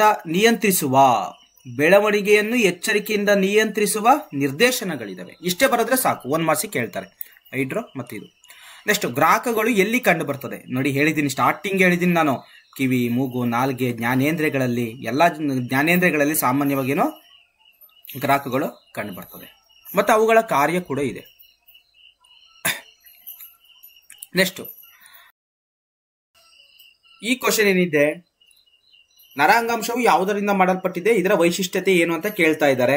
ನೋಡಿ, ನರಾಂಗಾಂಶವು ಯಾವ್ದ್ರಿಂದ ಮಾಡಲ್ಪಟ್ಟಿರ್ತಪ್ಪ? ನರಕೋಶದಿಂದ ಅಥವಾ ನ್ಯೂರಾನ್ ನಿಂದ ಮಾಡಲ್ಪಟ್ಟಿದೆ. ನರಕೋಶ ಅಂತಂದ್ರೆ ಬೇರೆ ಅಲ್ಲ, ನ್ಯೂರಾನ್ ಅಂದ್ರೆ ಬೇರೆ ಅಲ್ಲ. ಇದರಿಂದ ಏನಾಗೈತೆ, ನರ ಅಂಗಾಂಶ ಮಾಡಲ್ಪಟ್ಟೈತೆ. ಇದೊಂದು ವ್ಯವಸ್ಥಿತವಾದಂತಹ ಜಾಲ ಅಂತಾನೆ ಕೂಡ ನಾವು ಹೇಳ್ಬೋದು. ದೇಹದ ಒಂದು ಭಾಗದಿಂದ ಮತ್ತೊಂದು ಭಾಗಕ್ಕೆ ಮಾಹಿತಿಯನ್ನ ವಿದ್ಯುದಾವೇಗಗಳ ಮೂಲಕ ಸಾಗಿಸುವ ವೈಶಿಷ್ಟ್ಯತೆಯನ್ನು ಪಡೆದಿದೆ. ಮಾಹಿತಿಯನ್ನ ವಿದ್ಯುದಾವೇಗಗಳ ಮೂಲಕ ಸಾಗಿಸುವಂತಹ ವೈಶಿಷ್ಟ್ಯತೆಯನ್ನ ನರ ಅಂಗಾಂಶವು ಪಡೆದಿದೆ ಅಂತ ಬರೆದ್ರೆ ಮುಗೀತು. ನೆಕ್ಸ್ಟ್ ಕ್ವಶನ್, ಐಚ್ಛಿಕ ಕ್ರಿಯೆಗಳಿಗೆ ಉದಾಹರಣೆ ಕೊಡಿ. ಐಚ್ಛಿಕ ಕ್ರಿಯೆ ಅಂತ ನಮ್ಮ ಇಚ್ಛೆಗೆ ಒಳಪಡುವಂತದ್ದು. ಜಸ್ಟ್ ಸಿಂಪಲ್ ಬರೆಯೋದಾಗಿರ್ಬೋದು, ಮಾತನಾಡೋದಾಗಿರ್ಬೋದು, ಒಂದು ಕುರ್ಚಿಯನ್ನ ಜರುಗಿಸೋದಾಗಿರ್ಬೋದು, ಒಂದು ವಸ್ತುವನ್ನ ಎತ್ಕೊಳ್ಳೋದಾಗಿರ್ಬೋದು, ಇವೆಲ್ಲವೂ ಕೂಡ, ಚಪ್ಪಳೆ ತಟ್ಟೋದಾಗಿರ್ಬೋದು, ಇವೆಲ್ಲವೂ ಕೂಡ ಏನು ಐಚ್ಛಿಕ ಕ್ರಿಯೆಗಳಿಗೆ ಉದಾಹರಣೆ ಆಗಿದೆ. ನಮ್ಮ ಇಚ್ಛೆಗೆ ಒಳಪಡುವ ಸ್ನಾಯುಗಳಿಗೆ ಐಚ್ಛಿಕ ಸ್ನಾಯುಗಳು ಅಂತ ಕರಿತೀವಿ. Very very important. ಐಚ್ಛಿಕ ಸ್ನಾಯು ಅಂತಂತಂದ್ರೆ ನಮ್ಮ ಇಚ್ಛೆಗೆ ಒಳಪಡುವಂತ ಸ್ನಾಯುಗಳು, ಇದಕ್ಕೆ ಐಚ್ಛಿಕ ಕ್ರಿಯೆಗಳು ಅಂತ ಕರಿತೀವಿ. ಉದಾಹರಣೆ ಕೈ ಕಾಲುಗಳಲ್ಲಿರುವಂತಹ ಸ್ನಾಯುಗಳು. ನೆಕ್ಸ್ಟ್ ಕ್ವಶನ್ ನೋಡಿ, ನರವ್ಯೂಹ ಆವೇಗವು ಡೆಂಡ್ರೈಟ್ಗಳಿಂದ ಎಲ್ಲಿಗೆ ಚಲಿಸುತ್ತದೆ? Just simple. ಡೆಂಡ್ರೈಟ್ಗಳಿಂದ ಆವೇಗ ಎಲ್ಲಿ ಚಲಿಸ್ತದಪ್ಪ? ಕೋಶಕಾಯ ಚಲಿಸ್ತಕ್ಕನಪ್ಪ. ಕೋಶಕಾಯದಿಂದ ಎಲ್ಲಿ ಚಲಿಸ್ತದೆ? ಆಕ್ಸನ್ ಇಂದ ನರ ತುದಿಗೆ ಎಲ್ಲಿ ಚಲಿಸ್ತದೆ? ನರ ತುದಿಯಿಂದ ಸಂಸರ್ಗಕ್ಕೆ ಹೋಗ್ತದೆ. ಸಂಸರ್ಗದಿಂದ ಮತ್ತೊಂದು ನರಕೋಶಕ್ಕೆ ಅಂದ್ರೆ ಮತ್ತೆ ಡೆಂಡ್ರೈಟ್ಸ್ಗೆ ಹೋಗ್ತದೆ. ಈ ರೀತಿ ಏನಾಗ್ತದೆ ಅಂತಂದ್ರೆ ಆವೇಗವು ಚಲಿಸುತ್ತದೆ. ಓಕೆ, ನೆಕ್ಸ್ಟ್ ಬರೋಣ. ನರವ್ಯೂಹ ಆವೇಗವು ಡೆಂಡ್ರೈಟ್ಗಳಿಂದ ಎಲ್ಲಿಗೆ? ಓಕೆ, ಈ ಕ್ವಶನ್ ಈಗ ತಾನೇ ಹೇಳಿದ್ದೀನಿ, ಮತ್ತೆ ಹೇಳೋದು ಬೇಡ. ರಾಸಾಯನಿಕ ಸಂಯೋಜನೆಯು ಪ್ರಾಣಿಗಳಲ್ಲಿ ಹೇಗೆ ನಡೆಯುತ್ತದೆ ಅಂತ ಕೇಳ್ತಾರೆ. ಒಂದು ರಾಸಾಯನಿಕ ಸಂಯೋಜನೆ ಪ್ರಾಣಿಗಳಲ್ಲಿ ಹೇಗೆ ನಡೀತದೆ ಅಂತಂತಂದ್ರೆ ಹಾರ್ಮೋನ್ಗಳಿಂದ ನಡೀತದೆ ಕಣ್ರಪ್ಪ. ರಾಸಾಯನಿಕ ಸಂಯೋಜನೆ ಅಥವಾ ಸಮನ್ವಯವು. ಹಾಗಾದ್ರೆ ಈ ಹಾರ್ಮೋನ್ ಅನ್ನ ಸ್ರವಿಸ್ತಾ ಇರೋದೇನು? ಗ್ರಂಥಿಗಳು. ಯಾವ ಗ್ರಂಥಿಗಳು? ಎಂಡೋಕ್ರೈನ್ ಗ್ರಂಥಿಗಳು. ಯಾವ ಗ್ರಂಥಿಗಳು? ಎಂಡೋಕ್ರೈನ್ ಗ್ರಂಥಿಗಳು. ಓಕೆನಾ? ನೆಕ್ಸ್ಟ್ ಬರೋಣ. ಕ್ವಶನ್ ನೋಡಿಲಿ, ದೇಹದ ಭಂಗಿ ಮತ್ತು ಸಮತೋಲನವು ಕೆಳಗಿನವುಗಳಲ್ಲಿ ಯಾವುದರಿಂದ ನಿಯಂತ್ರಿಸಲ್ಪಡ್ತದೆ? ಭಂಗಿ ಮತ್ತು ಸಮತೋಲನ ಯಾವುದು? ಸೆರಬೆಲ್ಲಂ. ಸೆರಬೆಲ್ಲಂ ಅಂತಂದ್ರೇನು? ಅನುಮಸ್ತಿಷ್ಕ. ಯಾವ ಮಸ್ತಿಷ್ಕ? ಅನುಮಸ್ತಿಷ್ಕ. ಸೆರಬೆಲ್ಲಂ ಅಂತಂತಂದ್ರೆ ಇದೇನ್ ಮಾಡ್ತದೆ ಅಂತಂತಂದ್ರೆ ದೇಹದ ಭಂಗಿ ಮತ್ತು ಸಮತೋಲನವನ್ನ ಏನ್ ಮಾಡ್ತದೆ? ನಿಯಂತ್ರಣ ಮಾಡ್ತದೆ. ಅತ್ಯಂತ ದೊಡ್ಡ ಭಾಗ ಯಾವುದು ಮೆದುಳಿನಲ್ಲಿ? ಸೆರಬ್ರಮ್. ಓಕೆ, ನೆಕ್ಸ್ಟ್ ಕ್ವಶನ್, ಈ ಕೆಳಗಿನ ಯಾವುದರಿಂದ ರಕ್ತದೊತ್ತಡ ನಿಯಂತ್ರಿಸಲ್ಪಡುತ್ತದೆ? ರಕ್ತದೊತ್ತಡವನ್ನು ನಿಯಂತ್ರಣ ಮಾಡೋದು ಯಾವುದು? ಯಾವ ಗ್ರಂಥಿ ಅಂತ ಕೇಳ್ತಿದ್ದಾರೆ. ಅಡ್ರಿನಲ್ ಗ್ರಂಥಿ ಏನ್ ಮಾಡ್ತದೆ ಅಂತಂದ್ರೆ ರಕ್ತದೊತ್ತಡವನ್ನ ನಿಯಂತ್ರಣ ಮಾಡ್ತದೆ. ನೆಕ್ಸ್ಟ್ ಬರೋಣ. ಹಾರ್ಮೋನ್ ಎಂದರೆ ಏನು? ಹಾರ್ಮೋನ್ ಎಂದರೆ ಒಂದು ರಾಸಾಯನಿಕ ಮೆಸೆಂಜರ್. ಹಾರ್ಮೋನ್ಗಳ ಮೂಲಕ ಏನಾಗ್ತದೆ ಅಂತಂದ್ರೆ ಮಾಹಿತಿ ಹೋಗ್ತದೆ. ಕೆಮಿಕಲ್ ಮೆಸೆಂಜರ್ ಅಂತಾನು ಕೂಡ ಕರಿತೀವಿ ಹಾರ್ಮೋನ್ಗಳನ್ನ. ಕೆಮಿಕಲ್ ಮೆಸೆಂಜರ್ ಅಂತಾನು ಕೂಡ ಕರಿತೀವಿ ಹಾರ್ಮೋನ್ಸ್. ನೆಕ್ಸ್ಟ್ ಕ್ವಶನ್, ಅಡ್ರಿನಲ್ ಏನನ್ನು ಸೂಚಿಸುತ್ತದೆ ಅಂತ ಇದೆ. ಅಡ್ರಿನಲ್ ಏನನ್ನ ಸೂಚಿಸುತ್ತದೆ? ಅಡ್ರಿನಲ್ ಅಂದ್ರೆ ಏನಪ್ಪ? ಗ್ರಂಥಿ. ಅಡ್ರಿನಲಿನ್ ಏನನ್ನ ಸೂಚಿಸುತ್ತದೆ ಅಂತ ಆಗಬೇಕಾಗಿತ್ತು ಪ್ರಶ್ನೆ. ಇರ್ಲಿ, ಹೇಗ್ ಬರೋದ್ರು ಆಗುತ್ತೆ, ಒಂದ್ ಸ್ವಲ್ಪ ಅಡ್ಜಸ್ಟ್ ಮಾಡ್ಕೊಳ್ಳೇಬೇಕು. ನೋಡಿ, ಅಡ್ರಿನಲಿನ್ ಹಾರ್ಟ್ ಬೀಟ್ ಮತ್ತು ರಕ್ತದೊತ್ತಡವನ್ನು ಏನ್ ಮಾಡ್ತದೆ ಅಂತಂದ್ರೆ ನಿಯಂತ್ರಣ ಮಾಡ್ತದೆ. ಹಾರ್ಟ್ ಬೀಟ್ ಮತ್ತೆ ರಕ್ತದೊತ್ತಡವನ್ನ ನಿಯಂತ್ರಣ ಮಾಡ್ತದೆ, ಎರಡೂ ಕೂಡ ಹೌದು. ಇನ್ನ ಅಂತಃಸ್ರಾವಕ ಗ್ರಂಥಿಗಳು, ಇಟ್ ಮೀನ್ಸ್ ಎಂಡೋಕ್ರೈನ್ ಗ್ಲ್ಯಾಂಡ್ಸ್ ಅಂತ. ಅಂತಃಸ್ರಾವಕ ಗ್ರಂಥಿಗಳು ತಮ್ಮ ಸ್ರವಿಸುವಿಕೆಯನ್ನು ಯಾವುದರಲ್ಲಿ ಸುರಿಸುತ್ತವೆ? ನೋಡಿ, ಗ್ರಂಥಿಗಳು ಯಾವಾಗಲೂ ಕೂಡ ಹಾರ್ಮೋನ್ ಅನ್ನು ಎಲ್ಲಿ ಪ್ರೊಡ್ಯೂಸ್ ಮಾಡ್ತವೆ? ರಕ್ತಕ್ಕೆ ನೇರವಾಗಿ ಪ್ರೊಡ್ಯೂಸ್ ಮಾಡ್ತವೆ. ಎಂಡೋಕ್ರೈನ್ ಗ್ಲ್ಯಾಂಡ್ಸ್ಗಳು ರಕ್ತಕ್ಕೆ ನೇರವಾಗಿ ಏನ್ ಮಾಡ್ತವೆ? ಹಾರ್ಮೋನ್ ಅನ್ನ ಪ್ರೊಡ್ಯೂಸ್ ಮಾಡ್ತವೆ. ನೆಕ್ಸ್ಟ್ ಕ್ವಶನ್, ಕೆಳಗಿನ ಯಾವುದರಿಂದ ರಕ್ತದ ಗ್ಲೂಕೋಸ್ ಮಟ್ಟವು ನಿಯಂತ್ರಿಸಲ್ಪಡ್ತದೆ? ಒಂದು ರಕ್ತದಲ್ಲಿ ಗ್ಲೂಕೋಸ್ ಮಟ್ಟವನ್ನು ನಿಯಂತ್ರಣ ಮಾಡೋದು ಯಾವುದು ಗೊತ್ತಾ? ಯಾವುದು? ಇನ್ಸುಲಿನ್. ಯಾವುದು? ಇನ್ಸುಲಿನ್ ಮತ್ತು ಗ್ಲುಕಗಾನ್ ಅಂತ ನಾವು ಹೇಳಬೇಕಾಗ್ತದೆ. ಇನ್ಸುಲಿನ್ ಮತ್ತು ಗ್ಲುಕಗಾನ್ ಏನ್ ಮಾಡ್ತದೆ ಅಂತಂದ್ರೆ ರಕ್ತದಲ್ಲಿರುವ ಸಕ್ಕರೆ ಮಟ್ಟವನ್ನ ನಿಯಂತ್ರಣ ಮಾಡ್ತದೆ ಅಥವಾ ರಕ್ತದಲ್ಲಿರುವ ಗ್ಲೂಕೋಸ್ ಅನ್ನ ನಿಯಂತ್ರಣ ಮಾಡ್ತದೆ. ನೆಕ್ಸ್ಟ್ ಹೋಗೋಣ ಬನ್ನಿ. ಇವಾಗ ತಾನೇ ಹೇಳಿದ್ದೆ ಕಶೇರು ಸ್ತಂಭ ಅಥವಾ ಬೆನ್ನು ಮೂಳೆ ಎಂದರೇನು ಅಂತ. ಇವಾಗ ತಾನೇ ಹೇಳಿದ್ದೆ. ನೋಡಿ, ಕೈಯಿಂದ ಮತ್ತೊಂದ್ಸಲ ಬೇಕಾದ್ರೆ ರಿವಿಷನ್ ಆಗಾಲಿ, ಇದು ಬರ್ಕೊಳ್ಳಿ, ಎರಡೆರಡು ಸಲ ಬರೆಯಕ್ಕೆ ಹೋಗ್ಬೇಡಿ. ಕೈಯಿಂದ ಬೆನ್ನಿನ ಮಧ್ಯಭಾಗವನ್ನು ಮೇಲಿಂದ ಕೆಳಕಿನವರೆಗೆ ಸ್ಪರ್ಶಿಸಿದ್ರೆ ಒಂದು ಗಟ್ಟಿಯಾದ ಉಬ್ಬಿದ ರಚನೆಯನ್ನು ಸ್ಪರ್ಶಿಸಿದ ಅನುಭವ ಹೊಂದುವಿರಿ. ಇದೇ ಕಶೇರು ಸ್ತಂಭ ಅಥವಾ ಬೆನ್ನು ಮೂಳೆ. ಇದು ಮೆದುಳು ಬಳ್ಳಿಯನ್ನು ಏನ್ ಮಾಡ್ತದೆ? ರಕ್ಷಿಸುತ್ತದೆ. ಹಾಗಾದ್ರೆ ಕಶೇರು ಸ್ತಂಭ ಏನನ್ನ ರಕ್ಷಿಸ್ತೈತೆ? ಮೆದುಳು ಬಳ್ಳಿಯನ್ನ ರಕ್ಷಿಸ್ತಾ ಇದೆ. ನೆಕ್ಸ್ಟ್ ಕ್ವಶನ್ ನೋಡಿಲಿ, ಅಯೋಡಿನ್ ಮತ್ತು ಅಮೈನೋ ಆಮ್ಲಗಳನ್ನು ಹೊಂದಿರುವ ಹಾರ್ಮೋನ್. ಅಯೋಡಿನ್ ಹೊಂದಿರುವಂತಹ ಹಾರ್ಮೋನ್ ಯಾವುದು? ಥೈರಾಕ್ಸಿನ್. ಥೈರಾಕ್ಸಿನ್ ಪ್ರೊಡ್ಯೂಸ್ ಆಗಬೇಕಂತಂದ್ರೆ ಅಯೋಡಿನ್ ಬೇಕು. ಹಾಗಾದ್ರೆ ಥೈರಾಕ್ಸಿನ್ ಅಲ್ಲಿ ಏನಿರ್ತದೆ? ಅಯೋಡಿನ್ ಇರ್ತದೆ ಅಂತ ಅರ್ಥ. ಅಷ್ಟೇ ಅಲ್ಲ, ಥೈರಾಕ್ಸಿನ್ ಏನಿದೆ? ಅಮೈನೋ ಆಸಿಡ್ಗಳಿದಾವೆ. ಓಕೆ, ನೆಕ್ಸ್ಟ್ ಹೋಗೋಣ.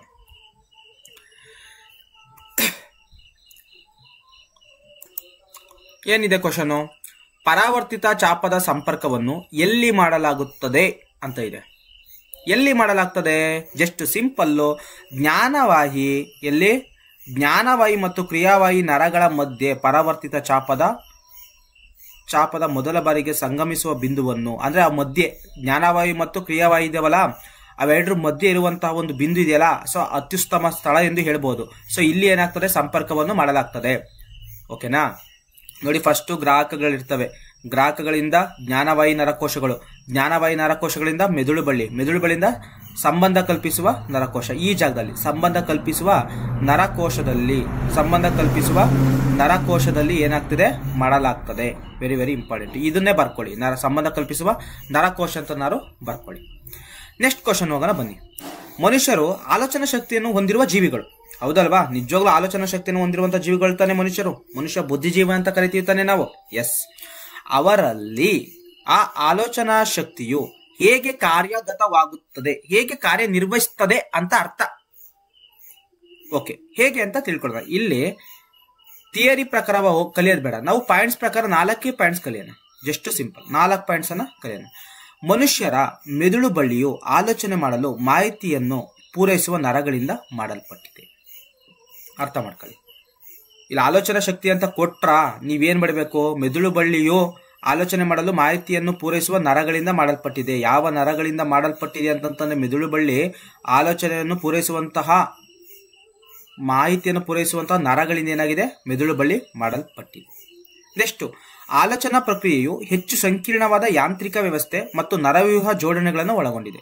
ಸೊ ಆಲೋಚನಾ ಪ್ರಕ್ರಿಯೆ ಏನನ್ನ ಒಳಗೊಂಡಿದೆ ಅಂತಂದ್ರೆ ಯಾಂತ್ರಿಕ ವ್ಯವಸ್ಥೆಯನ್ನ ಒಳಗೊಂಡಿದೆ ಮತ್ತು ನರವ್ಯೂಹದ ಜೋಡಣೆಯನ್ನ ಒಳಗೊಂಡಿದೆ ಅಂತ ಹೇಳಬೇಕು.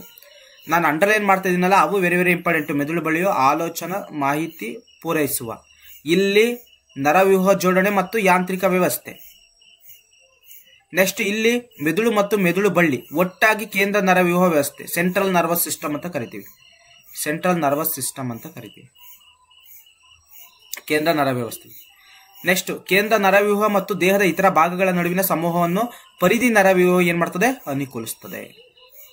ಕೇಂದ್ರ ನರವ್ಯೂಹ ಮತ್ತು ದೇಹದ ಇತರ ಭಾಗಗಳ ನಡುವಿನ ಸಂವಹನವನ್ನು ಪರಿಧಿ ನರವ್ಯೂಹವು ಏನ್ ಮಾಡ್ತದೆ? ಅನುಕೂಲಿಸುತ್ತದೆ. ಇದು ಇಂಪಾರ್ಟೆಂಟ್ ಕಣ್ರಪ್ಪ, ಇದನ್ನು ಪ್ರಾಕ್ಟೀಸ್ ಮಾಡಿ, ಸ್ವಲ್ಪ ಪ್ರಾಕ್ಟೀಸ್ ಮಾಡಿ. ನೆಕ್ಸ್ಟ್ ಹೋಗೋಣ. ಡ್ಯಾಶ್ ಮೆಲುಕು ಹಾಕುವುದು ಬೆಳವಣಿಗೆಯಿಂದುಂಟಾದ ಚಲನೆಯಲ್ಲ. ಎಮ್ಮೆ ಮೆಲುಕು ಹಾಕುವುದು ಬೆಳವಣಿಗೆಯಿಂದ ಉಂಟಾದಂತಹ ಚಲನೆ ಅಲ್ಲ. ಹಸು ಮೆಲುಕು ಹಾಕುವುದು ಬೆಳವಣಿಗೆಯಿಂದುಂಟಾದ ಚಲನೆ ಅಲ್ಲ. ನೆಕ್ಸ್ಟ್ ಕ್ವಶನ್, ಪ್ಯಾರಾಥಾರ್ಮೋನಿನ ಕೊರತೆಯಿಂದ ಬರುವಂತಹ ರೋಗ ಯಾವುದು? ಪ್ಯಾರಾಥಾರ್ಮೋನ್ಗಳಿಂದ ಬರುವಂತದ್ದು ಸ್ನಾಯು ಸೆಳೆತ ಉಂಟಾಗ್ತದೆ. ಮೆದುಳಿನ ಅತ್ಯಂತ ದೊಡ್ಡ ಭಾಗ ಯಾವುದು? ಮಹಾ ಮಸ್ತಿಷ್ಕ. ನೆಕ್ಸ್ಟ್ ಕ್ವಶನ್, ಈ ಕೆಳಗಿನ ಯಾವ ಅಂತಸ್ರಾವಕ ಗ್ರಂಥಿಗಳು ಜೋಡಿಯಾಗಿರುವುದಿಲ್ಲ? ಸೊ ನೋಡಿ, ಇಲ್ಲಿ ವೃಷಣಗಳು ಏನಾಗ್ತದೆ? ಜೋಡಿಯಾಗಿರೋದಿಲ್ಲ ಅಂತ ಹೇಳ್ತಾ ಇದ್ದಾರೆ. ಓಕೆನಾ? ಅಂಡಾಶಯ, ಪಿಟ್ಯುಟರಿ, ಅಡ್ರಿನಲ್ ಇವೆಲ್ಲವೂ ಕೂಡ ಒಂದೇ ತರ ಏನ್ ಮಾಡ್ತಾವ ಅಂತ ಸಾಮಾನ್ಯವಾಗಿ ಕಾರ್ಯನಿರ್ವಹಿಸ್ತಿದ್ರೆ, ವೃಷಣಗಳು ಆ ತರ ಅಲ್ಲ. ಇದಕ್ಕೆ ಈ ಮೂರಕ್ಕೂ ಕೂಡ ಹೊಂದಾಣಿಕೆ ಆಗಲ್ಲ. ನೆಕ್ಸ್ಟ್, ಈ ಕೆಳಗಿನ ಯಾವ ಹಾರ್ಮೋನ್ ಜನನ ಗ್ರಂಥಿಗಳು ಲೈಂಗಿಕ ಹಾರ್ಮೋನ್ಗಳನ್ನು ಉತ್ಪಾದಿಸಲು ಚೋದಿಸುತ್ತದೆ? ಲೈಂಗಿಕ ಹಾರ್ಮೋನ್ಗಳನ್ನ ಉತ್ಪತ್ತಿ ಆಗಬೇಕು ಅಂತಂದ್ರೆ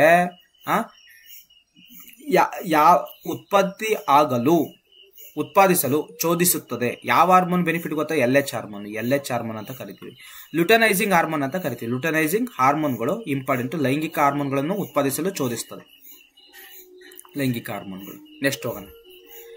ಎಸ್, ಇಷ್ಟೊತ್ತು ನಾನು ಮಾತಾಡಿರೋದು ಯಾವ್ದ್ರ ಬಗ್ಗೆ ಅಂತಂದ್ರೆ ಪ್ರಾಣಿಗಳ ಬಗ್ಗೆ ಸಂಬಂಧಪಟ್ಟಂತೆ, ಪ್ರಾಣಿ ನರಕೋಶಗಳ ಬಗ್ಗೆ, ಮತ್ತೆ ಪರಾವರ್ತಿತ ಚಾಪದ ಬಗ್ಗೆ, ಮತ್ತೆ ಇನ್ನೇನ್ ಮಾತಾಡಿದೀನಿ ಅಂತಂದ್ರೆ ಸಾಮಾನ್ಯ ನಡಿಗೆ ಆಗಿರ್ಬೋದು, ಪರಾವರ್ತಿತ ಪ್ರತಿಕ್ರಿಯೆ ಆಗಿರ್ಬೋದು, ಮತ್ತೆ ರಾಸಾಯನಿಕ ಕ್ರಿಯೆ ಯಾವ ತರ ನಡೀತದೆ, ಇಷ್ಟೆಲ್ಲ ಮಾತಾಡಿರೋ ಒಂದು ನರ್ವಸ್ ಸಿಸ್ಟಮ್ ಬಗ್ಗೆ, ಮೆದುಳಿನ ಬಗ್ಗೆ, ಅಂದ್ರೆ ಪ್ರಾಣಿಗಳಲ್ಲಿ ಸಹಭಾಗಿತ್ವ ಮಾತಾಡಿದೀನಿ. ಇವಾಗ ಬರ್ತಾ ಇರೋದು ನಾನು ಯಾವ್ದಕ್ಕೆ? ಸಸ್ಯಗಳಲ್ಲಿ ಸಹಭಾಗಿತ್ವ. Very very important. ಇನ್ನೇನು ಒಂದು 20 ನಿಮಿಷದಲ್ಲಿ ಇನ್ನು 40 ನಿಮಿಷದಲ್ಲಿ ಮುಗಿಬಹುದೇನೋ ಪಾಠ. ಯಾಕಂತಂದ್ರೆ ಈ ಎಕ್ಸ್ಟ್ರಾ 20 ನಿಮಿಷ ಆಡ್ ಮಾಡ್ತೀನಿ. ಸೊ ಒಂದು 40 ನಿಮಿಷ ಆಗ್ಬೋದೇನೋ. ಗಮನವಿಟ್ಟು ಕೇಳಿ, ತುಂಬಾ ಇಂಟ್ರೆಸ್ಟ್ ಇದೆ. ಸಾಕಷ್ಟು ಮಾಹಿತಿಗಳನ್ನ ತಿಳ್ಕೊಳ್ಳೋಣ. ನಮ್ಗೆ ಗೊತ್ತಿಲ್ಲದಿರೋ ವಿಷಯಗಳು ಕೂಡ ಇದಾವೆ. ಸಸ್ಯಗಳು ಬೆಳೆಯೋದಕ್ಕೆ ಕಾರಣ ಏನು, ಸಸ್ಯಗಳು ಯಾವ್ಯಾವ ತರ ಪ್ರತಿಕ್ರಿಯೆಯನ್ನು ನೀಡ್ತವೆ, ಸಸ್ಯಗಳ ಬಗ್ಗೆ ಸಂಕ್ಷಿಪ್ತವಾದಂತಹ ಒಂದು ಮಾಹಿತಿಯನ್ನ ನಾವು ಇಲ್ಲಿ ತಿಳ್ಕೊಳ್ಳೋಣ. ಓಕೆ, ಈಗ ಶುರು ಮಾಡ್ಬಿಡ್ತೀನಿ, ಮತ್ತೆ ಕಂಟಿನ್ಯೂ ಮಾಡ್ಬಿಡ್ತೀನಿ. ಸಸ್ಯಗಳು 2 ವಿಭಿನ್ನ ರೀತಿಯ ಚಲನೆಗಳನ್ನ ತೋರಿಸುತ್ತವೆ. ಹೌದು, ಮನುಷ್ಯ ಹೇಗೆ ಚಲಿಸ್ತಾನೆ ಹಾಗೂ ಕೂಡ ಸಸ್ಯಗಳು ಕೂಡ ಏನ್ ಮಾಡ್ತವೆ ಅಂತಂದ್ರೆ ಚಲಿಸುತ್ತವೆ.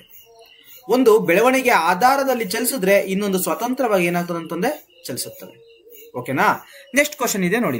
ಸಸ್ಯಗಳು ಮಾಹಿತಿಯನ್ನು ತಲುಪಿಸಲು ಯಾವ ವಿಧಾನವನ್ನು ಬಳಸಿಕೊಳ್ತವೆ? ನೋಡಿ, ನಮ್ಮಲ್ಲಿ ಮಾಹಿತಿಯನ್ನು ಗಳಿಸಬೇಕು ಅಂತಂದ್ರೆ ನರಕೋಶಗಳು ಬೇಕು, ಹೌದಲ್ವಾ? ಅದೇ ತರ ಇಲ್ಲಿ ಸಸ್ಯಗಳಿಗೂ ಕೂಡ ನೋವಾಗ್ತದೆ, ಸಸ್ಯಗಳು ಕೂಡ ನೋವಾಗ್ತದೆ ಕಣ್ರಪ್ಪ. ಅರ್ಥ ಮಾಡ್ಕೊಳ್ಳಿ. ಮಾಹಿತಿ ಕೂಡ ಏನ್ ಮಾಡ್ತಾನೆ, ಸಸ್ಯಗಳು ಕೂಡ ವರ್ಗಾವಣೆ ಮಾಡ್ತವೆ.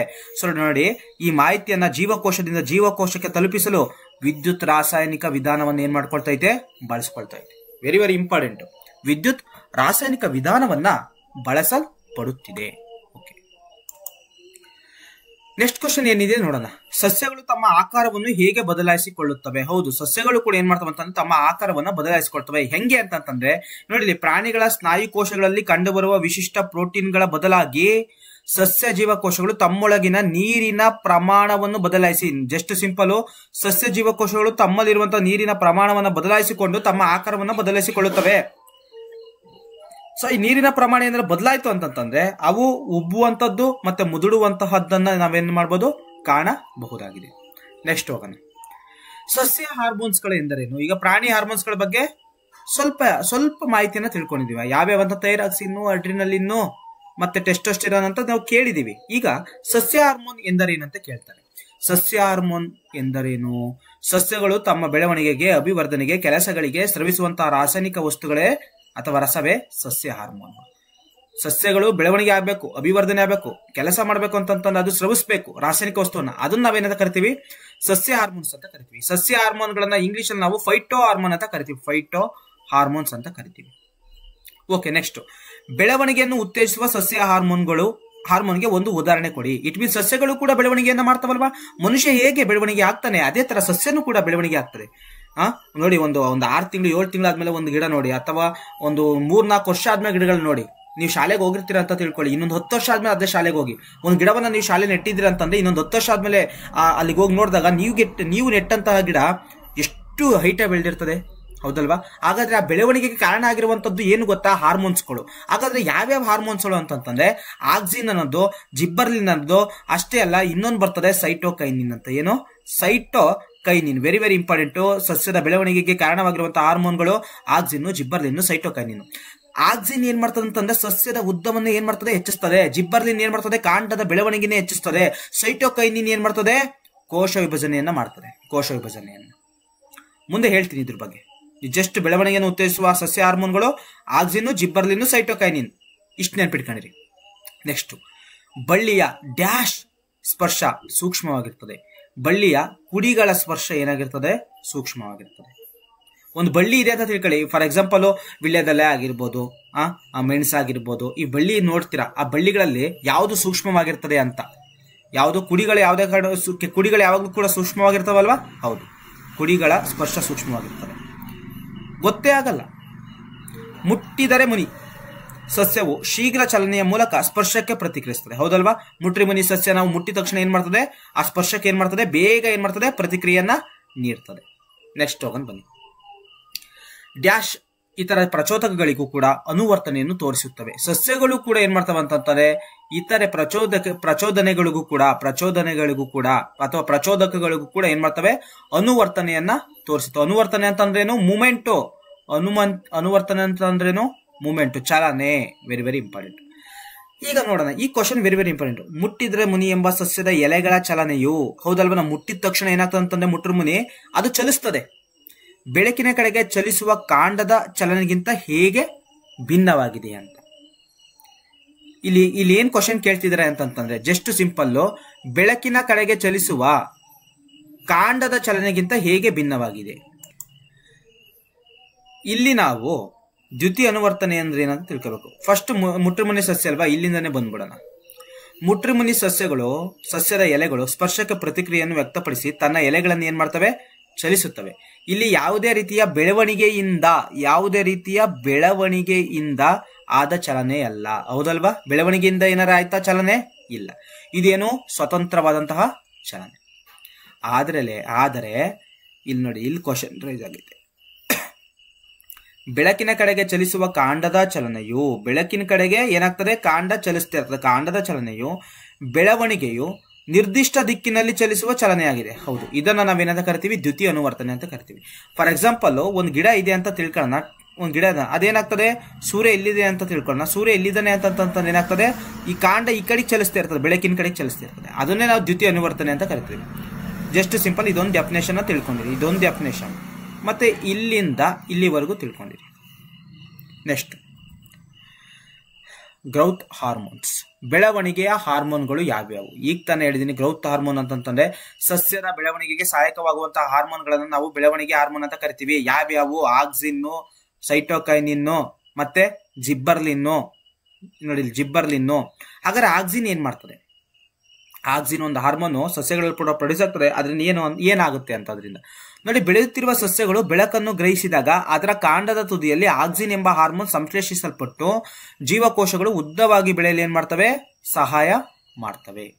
ಜೀವಕೋಶಗಳು ಉದ್ದವಾಗಿ ಬೆಳೆಯಲು ಏನ್ ಮಾಡ್ತವೆ? ಸಹಾಯ ಮಾಡ್ತವೆ. ಆಕ್ಸಿನ್ನು ಎಲ್ಲಿ ಸಂರಕ್ಷಿಸಲ್ಪಡ್ತದೆ ಅಂತ ಕೇಳಿದ್ರೆ ನಾವೇನ್ ಮಾಡ್ಬೇಕು? ಕಾಂಡದ ತುದಿಯಲ್ಲಿ ಆಕ್ಸಿನ್ ಎಂಬ ಹಾರ್ಮೋನ್ ಸಂಶ್ಲೇಷಿಸಲ್ಪಟ್ಟು ಜೀವಕೋಶಗಳು ಉದ್ದವಾಗಿ ಬೆಳೆಯಲು ಏನ್ ಮಾಡ್ತವೆ? ಸಹಾಯ ಮಾಡ್ತವೆ. ಜಿಬ್ಬರ್ಲಿನ್ ಏನ್ ಸಹಾಯ ಮಾಡ್ತದೆ? ಕಾಂಡದ ಬೆಳವಣಿಗೆಯನ್ನು ಏನ್ ಮಾಡ್ತದೆ? ಕಾಂಡದ ಬೆಳವಣಿಗೆಯನ್ನು ಏನ್ ಮಾಡ್ತದೆ? ಹೆಚ್ಚಿಸುತ್ತದೆ. ಸೈಟೋಕೈನಿನ್ ಏನ್ ಮಾಡ್ತದೆ? ಕೋಶ ವಿಭಜನೆಯನ್ನ ಮಾಡ್ತದೆ. ಇನ್ನೊಂದು ಹಾರ್ಮೋನ್ ಇದೆ, ನೆನಪಿಡಿ ಅಂತ ಬರ್ದಿದ್ದೀನಿ, ಅಬ್ಸಿಸಿಕ್ ಆಮ್ಲ. ಒಂದು ಬೆಳವಣಿಗೆಯನ್ನು ನಿಯಂತ್ರಿಸುವಂತಹ ಹಾರ್ಮೋನ್. ಒಂದು ಗಿಡ ಬೆಳೀತಾ ಇದೆ ಅಂತಂದ್ರೆ ಈ ಗಿಡವನ್ನ ಪ್ರತಿಬಂಧಿಸ್ತದೆ.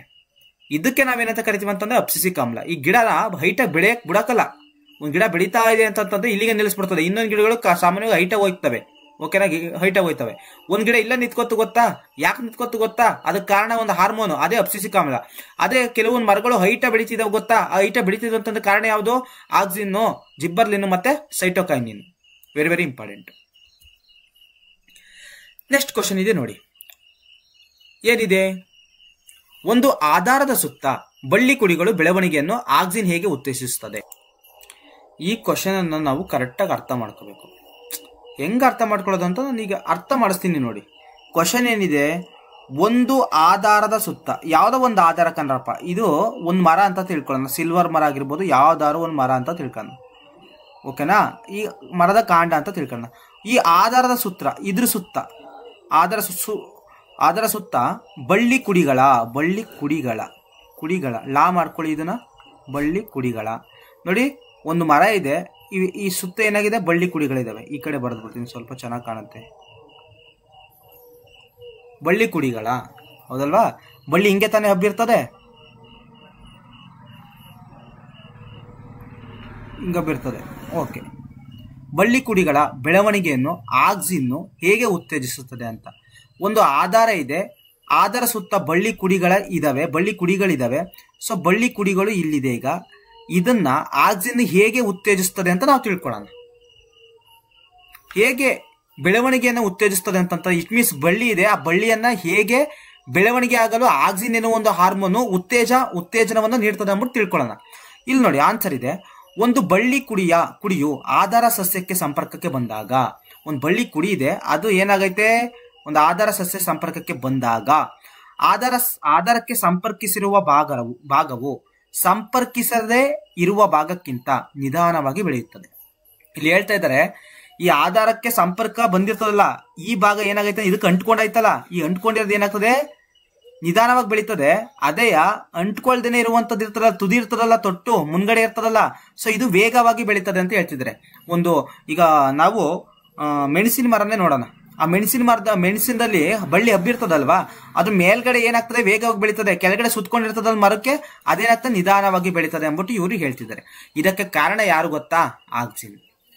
ಆಧಾರ ಸಂಪರ್ಕವಿರುವ ಭಾಗದಲ್ಲಿ ಆಕ್ಸಿನ್ ಏನಾಗ್ತದೆ? ಕಡಿಮೆ ಉತ್ಪತ್ತಿ ಆಗ್ತದೆ. ಸಂಪರ್ಕ ಇಲ್ಲದೆ ಇರೋ ಜಾಗದಲ್ಲಿ ಏನಾಗ್ತದೆ? ಆಕ್ಸಿನ್ ಹೆಚ್ಚು ಉತ್ಪತ್ತಿ ಆಗ್ತದೆ. ಈ ಭಾಗದ ಸಸ್ಯ ಹೆಚ್ಚು ಬೆಳೆದು ಆಧಾರ ಸಸ್ಯಕ್ಕೆ ಸುರುಳಿ ಸುತ್ತುತ್ತದೆ. ಅರ್ಥ ಮಾಡ್ಕೊಳ್ಳಿ. Auxin important ಕಣ್ರಪ್ಪ. ಮೆಣಸಾಗಿರ್ಬೋದು, ವಿಳ್ಯದೆಲೆ ಆಗಿರ್ಬೋದು, ಅವೆಲ್ಲವೂ ಕೂಡ ಬಳ್ಳಿ ಕುಡಿಗಳಿದಾವೆ ಅಂತಂದ್ರೆ ಅವೆಲ್ಲಕ್ಕೂ ಕೂಡ ಕಾರಣ ಏನಂತಂದ್ರೆ ಆಕ್ಸಿನ್. ಸಂಪರ್ಕ ಬಂದ್ರೆ ಆಕ್ಸಿನ್ ಕಡಿಮೆ ಉತ್ಪತ್ತಿ ಆಗಿರ್ತದೆ, ಸಂಪರ್ಕ ಇಲ್ಲ ಅಂತಂದಿದ್ರೆ ಒಂದು ಆಧಾರಕ್ಕೆ ಆಕ್ಸಿನ್ ಜಾಸ್ತಿ ಉತ್ಪತ್ತಿ ಆಗ್ತದೆ. ನೆನ್ಪಿಟ್ಕೊಂಡಿರಿ.